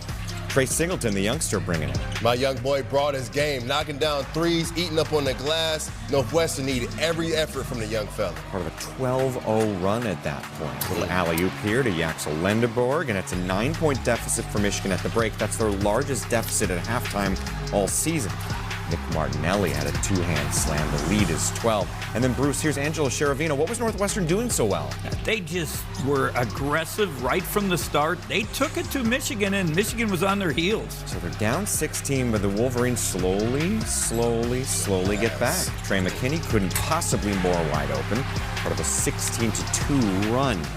Cats are only up by 4. West driving. Gets blocked by Merez Johnson. Well, you saw this one coming, didn't you? Alley-oop. Johnson, it's a 2-point game. Now under 8 minutes to go. Still a 2-point game. McKinney using the screen. 3-ball for the lead. Book it. That's tough. That's their first lead since the 16-minute mark. Kaysen, alley-oop to Adai Mara. And Mara's too big. He's going to make all those. Too big, too strong, too dominant inside. 12 points, 7 rebounds, 7 assists, 3 blocks, did it all. 3 minutes left. Yaxelborg on the run. And you could tell at that point, 23-4 run by Michigan to end the game. Dusty May was quite happy afterwards. Well, Dusty, you guys were down 16 in the second half. That's the largest deficit in the second half. How'd you flip it? Well, I thought our bench came in and played really well. Those young guards, Trey and LJ, were awesome, and obviously the front line, once they got going. But when we stopped turning the ball over, we started running good offense, and then that helped our defense as well. No panic from the players, from the staff. You guys have been in this position before where you've been down a little bit. Where does that come from, where this team is so calm and composed even when there's adversity? A lot of reps, and then just a mutual respect and belief that someone in that huddle is going to figure out a way to make some plays. Hey, that's your 50th win at Michigan. Those aren't mine. Those aren't mine. Whose are they? That's a lot of other people. I'm just proud to be a part of this team, Andy. Tough loss. It's our guys gave everything they had, man. I got nothing but love for what our guys did, the way they prepared for the game, how hard they played, to give ourselves a chance to be in the game there the last 6 minutes. I think we had the lead there, maybe 6-7 minutes to go, and we just had some critical breakdowns. That's kind of been the story when you have young guys. That happens. It's frustrating, but it's a painful part of the process at times when you're learning how to win. You know, Chris Collins was down there, but he was up earlier in the game because Northwestern was playing great. In fact, in the second half, Northwestern's up 13, and Michigan goes on a 40-15 run to end the game and win by a dozen. What changed? You watch Space Jam? You see when the guys go in the locker room, they drink that secret stuff? Michigan went to the under 16 timeout. They had some secret stuff, and they came back out, and they shut Northwestern's water off. I mean, the defense was big time. One of the better defenses you will see in all of college basketball. The ball pressure that they put on the basketball is special. When they drive you into those big bigs, and it's a block party at the rim, Merez Johnson sitting at home, and then just a beautiful switch. Inverted ball screen, Trey McKinney contesting the jump shot, Merez Johnson cleaning up the glass, and then they use that big-time defense to get them in offense. You got Yaxel Lendeborg guarding the point guard, the easiest kick out in the world. An outlet pass at half court, Yaxel hanging on rims. When you could defend at this level, just shut somebody's water off, it always gives you a chance. And then offensively, they stopped jacking up all those threes. They started playing inside out, and they really got rolling to finish it. Their length and their depth is the difference maker. And they had 10 for 10 dunks. Northwestern was 8 for 19 just on layups. So think about the difference of that. 8 blocks, and then the bench outscores them by 15. You heard Coach May talk about that. So it's just tough to compete. And then Northwestern led or were tied for 31 minutes of the game. But that last stretch, you talked about it, 14-15, and that's how explosive they are. I mean, it felt like in the second half, every rebound went to Michigan. Sure enough, they end up 17 more boards than Northwestern had. They had only 35 points in the first half. They're the 6th best scoring team in the country. They woke up and found everything in the second half and escape Evanston with a victory.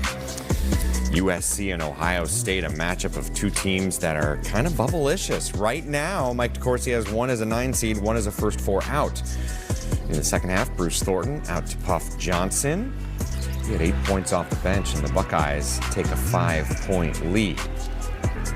64-60 when Thornton is looking for Devin Royal. Bruce, Devin Royal is involved in so many important moments for us. Yeah, he was huge. And obviously you have to have a good pass from Thornton, but he was just more active, and this not taking a 3. He got to the hoop, got to the paint, made a lot of big plays for them. 19 points for him there. Elijah Arenas with Bruce Thornton right on him. Too small. Wasn't that magical Arenas we've seen the last 2 games, but still an effective day. Here's Thornton, next possession, trying to answer. He does, and hits a free throw, so OSU up by 4. 20 seconds left. Arenas, this is not an advised pass. Woof. Terrible pass. Final 15 seconds, he goes behind the back. It's a turnover, and OSU wins 89-82. Here's the head coach with Steve Smith.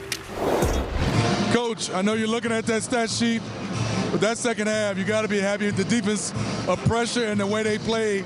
You went small, but they still got stops. You know, I thought we came out, responded better. You know, it's been a battle for us to keep swinging, Steve, and at times we just haven't kept swinging. Today we kept swinging against a really good team. We were able to get the win. We're blessed. I thought the way we shared the ball in the second half was a critical part of the success on the game. It's something we talked about coming out of last game. Our guys made the appropriate adjustment. Our strength is in our connection, and we showed that tonight. You know, sometimes we got guys that's out, so I got to step in. So just being ready for the occasion. I think our team defense was a little rocky at the beginning, but we got way better throughout the game. So I'm just happy we got this win. And you look at going down this stretch, this was a huge win for you guys going down the stretch, a confidence builder. Sure, for sure. I think it was a great win for us. You know, next game we're just going to lock in and keep getting work. You know, Bruce Thornton did what he basically does every other game. He scored 20 points, but Ohio State got this win not because of him, but because of the other guys after him. Yeah, we talked about before the game, if they're going to have success, they have to have other people step up. And, you know, whether it's Tilly inside, Devin Royal, John Mobley, somebody else has to give Bruce Thornton help. As you mentioned, Bruce Thornton had 21 and 8. That's really good, but now you got to have somebody else make plays. And I like what Royal did tonight.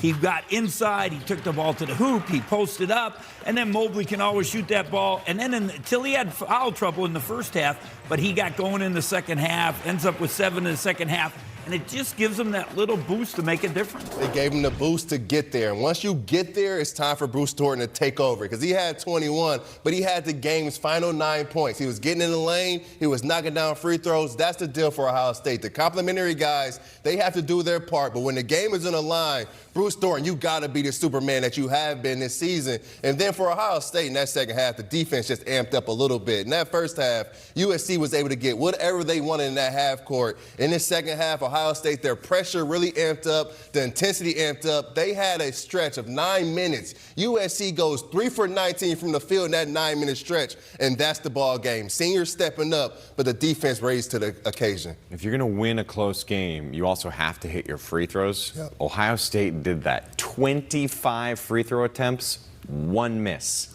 They were 24 of 25 from the stripe.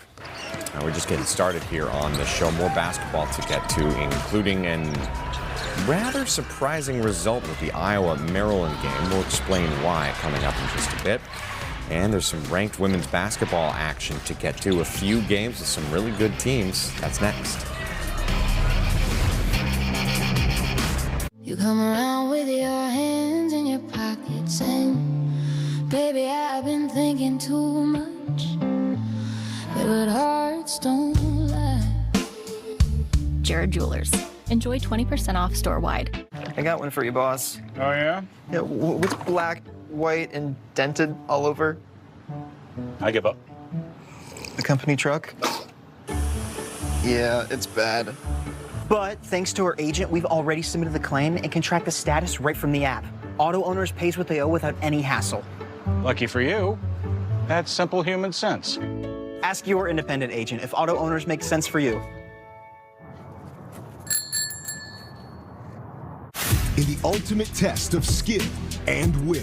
What a performance! Big Ten Wrestling reigns supreme with 18 straight team national championships as proof. Domination! Here, we bring the fire, and only one show gives you an all-access pass to these modern-day gladiators and the experiences that shape them. On the mat, all season long, on the Big Ten Network. And see more Big Ten stories anytime on Big Ten Plus. Saturday, you're going to love a men's hoops doubleheader. That is the cherry on top. 7th-ranked Nebraska takes on Northwestern. Then Penn State squares off against Oregon. Coverage begins with the tip-off show on the Big Ten Network. Cancer is personal. It happens to all of us. Kayal knew this, and she fought for more than herself. We fight for those we love. Our mothers, grandmothers, sisters, spouses, and friends. Together, we can make a difference. Together, we're unstoppable. Join the fight because it's personal. Visit KL.com today to donate. March is on. The 2026 TIAA Big Ten Men's Basketball Tournament returns to Chicago. The United Center will host the annual celebration of Big Ten Hoops, March 10th through the 15th. Tickets are on sale now, so head to big10.org/MVBT to secure your seats today. Give your team a home court advantage as all 18 teams battle for a tournament title. Don't miss the 2026 TIAA Big Ten Men's Basketball Tournament in Chicago. Nebraska clashes with Minnesota. Then USC hosts Indiana. A women's hoops doubleheader Thursday on the Big Ten Network. The Big Show is presented by Discount Tire. Let's get you taken care of. Two top scorers in the Big Ten going head-to-head with Iowa and Maryland. In College Park, Andre Mills came to play. 24 points, that's a career high. Maryland up by 2. Later in the second half, Bennett Sturtz kind of turned to him for all the offense in this game, and he pretty consistently delivered. Great drive, Hawkeyes up by 2. But Maryland goes on an 8-0 run. Diggy Coit driving, layup, and more from him. Just under 3 minutes to go. Going to drive inside, stop, kick it out. Elijah Saunders, 3-ball. Maryland pulls off the upset. Just their third conference win of the season. Here's Buzz Williams after. They've been through a lot of what we could have done better, a lot of what was out of our control. But who their parents are, who their sphere of influence is, I'm grateful for that because they've never stopped. They've tried. Our coaching staff's done an unbelievable job of trying to find margins in games like this, and we haven't played many. The last 2 games have been games, but our guys have hung around, and that speaks to who they are. Surprising win for Maryland and a nice win for Maryland after a great performance from Andre Mills. Averages 9 points a game, had a career-high 24. Coach always says, if you want to do something special, especially in this conference, you got to have some guys step up and have some special performances, and Andre Mills did just that. The redshirt freshman had his best game of the season in the Maryland uniform, and I love how he went about it. He just took what the defense gave him, just played hard. If he needed to get downhill, he got to that left hand, and he finished through contact. Then the game opened up once he was able to make a few at the rim. Then he starts making jumpers, and if you go under that screen, Andre Mills is going to make you pay, and then he plays hard. When that shot goes up, even as a guard, he is going to crash every single time. You go back to that game a couple days ago at Minnesota, Andre Mills, he brought that energy. So to see him be rewarded in this one on the offensive end, you know he guards, you know he plays hard, and now we know he can score. You know, Maryland, I got to give Coach Williams credit. They had lost by 29, 43, 30, and 20. Now they've won 2 in a row. He went out in front of the media and he put the blame on himself, which I think it relaxes the players a little bit. You saw the togetherness on the court. Those guys were so excited about having a chance to win, and that's a huge win. Their defense, usually it's Iowa's defense that controls the game. It was Maryland's defense that was the difference tonight, and it's a nice win for him, you know, with a couple really good young players. Bennett Sturtz, as we mentioned, another 30-point performance, but Iowa falls to 18-6 on the season. One more men's game to get to from Wednesday. That is Penn State taking on Washington, and this one kept going. They got up with 7 minutes left, tied at 51. Hannes Steinbach, guess what? Another double-double for him. Ho-hum, he had 19 points. Freddie Dillon, around 2 minutes left. Down 2, he hits a long 2. 16 points, we're tied at 59. Now this was wild. 14 seconds left on the clock. Look at the inbounder rate, Phil. You can't do that, young fella. You gotta have a pivot foot. One step this way, one step that way, but you cannot start running when it's a spot inbounds. That's a Josh Reed turnover with 6 tenths of a second, I should say, left. Wesley Yates actually gets a decent look. But can't tie the game. So Penn State going out west gets the win 63-60. Here's Mike Rhodes. All right, Mike, big time win for you guys. We talked this morning. You have a young team. You've had some injuries. There's been some adversity. It's been a tough year, but you got over the hump tonight. How'd you guys do it? They stuck together. I'm super proud of them. It's been hard. It's been tough. The month of January was brutal for us, but these guys show up every day. They work. There's no BS in our program right now, and you saw that today. They just found a way to win on the road, and just really proud of them. They deserve this. That's it on the men's side. As for the women, 3 games, 2 of them had ranked opponents, including the number 2 team in the country, UCLA. Highlights next. My fiance is a veteran. I did tours in Korea, Germany, and Bosnia before I got injured. When Yusuf got out of the military, he needed help getting his disability benefits. Luckily, DAV came to the rescue. They fought for me the same way that I fought for my country. Every year, DAV provides life-changing support to more than 1 million veterans. My victory is never giving up and finding more ways to serve. He's pretty amazing. Support more victories for veterans. Go to DAV.org.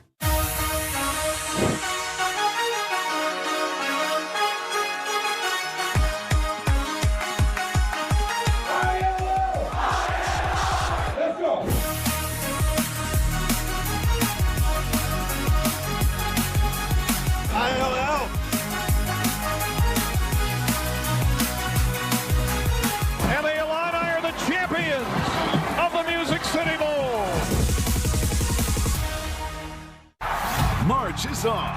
The 2026 TIAA Big Ten Men's Basketball Tournament returns to Chicago. The United Center will host the annual celebration of Big Ten Hoops, March 10th through the 15th. Tickets are on sale now, so head to big10.org/MVBT to secure your seats today.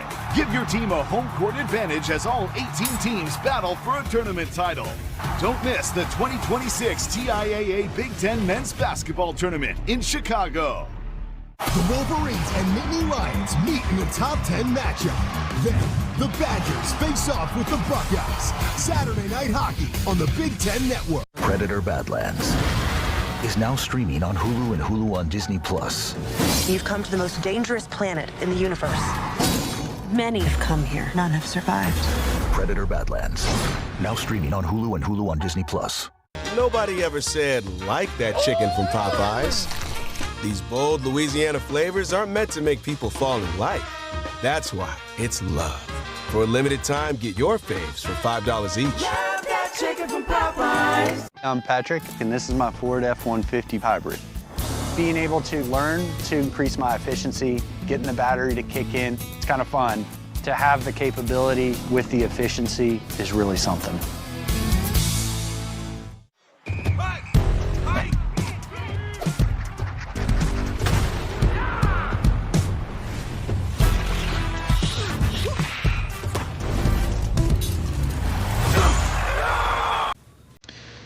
At the top of the standings in Big Ten women's basketball, UCLA 13-0 in conference play.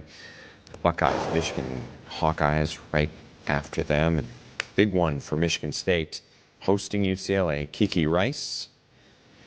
UCLA up by 14 early on. They just do what they always do. They take control of games and don't let go.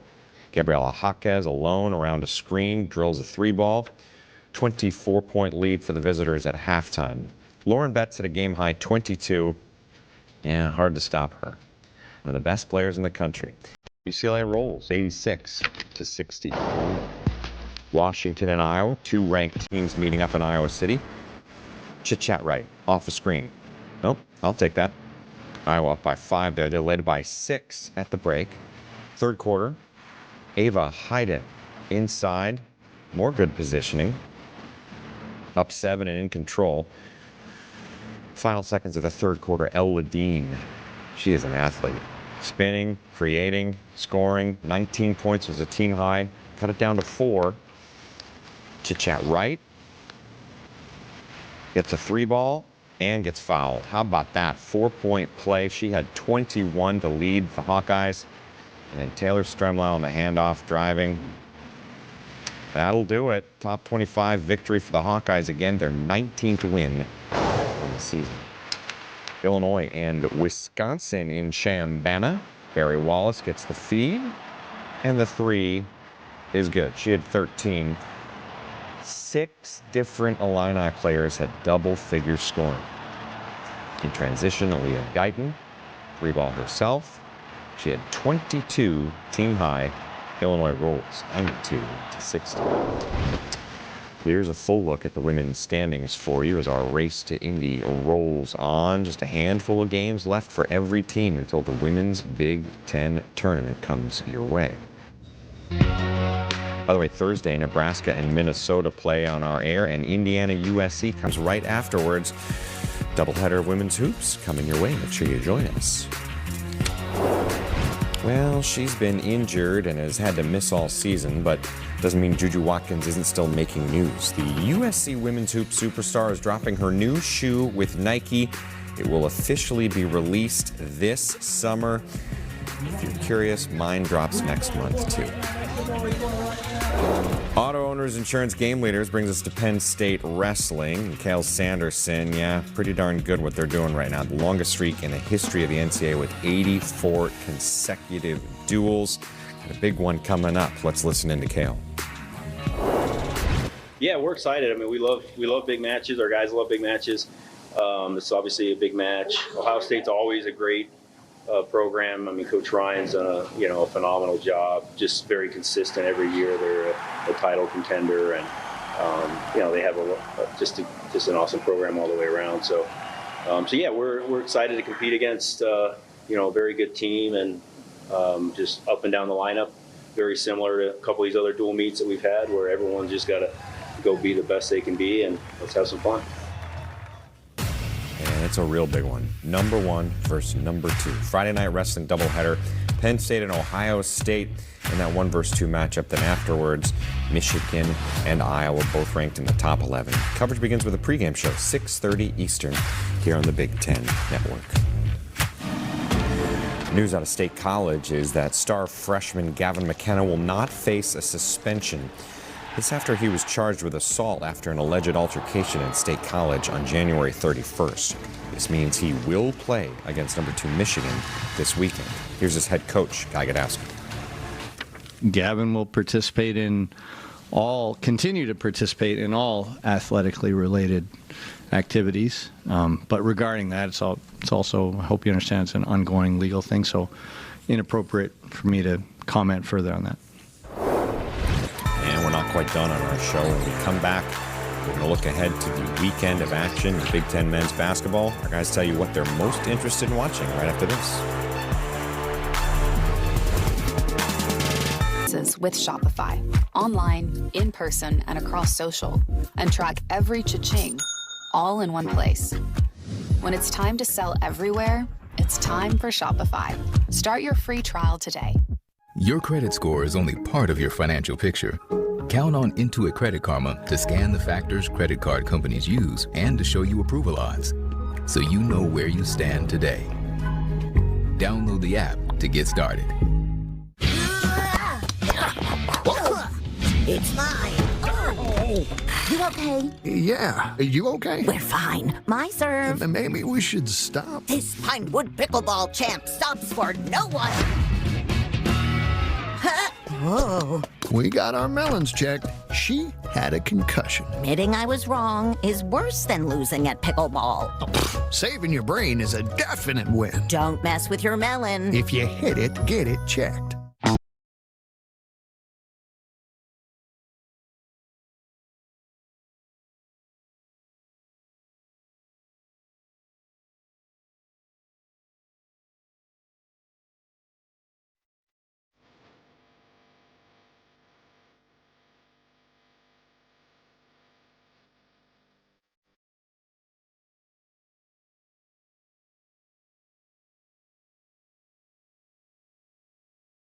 There are moments that last a lifetime.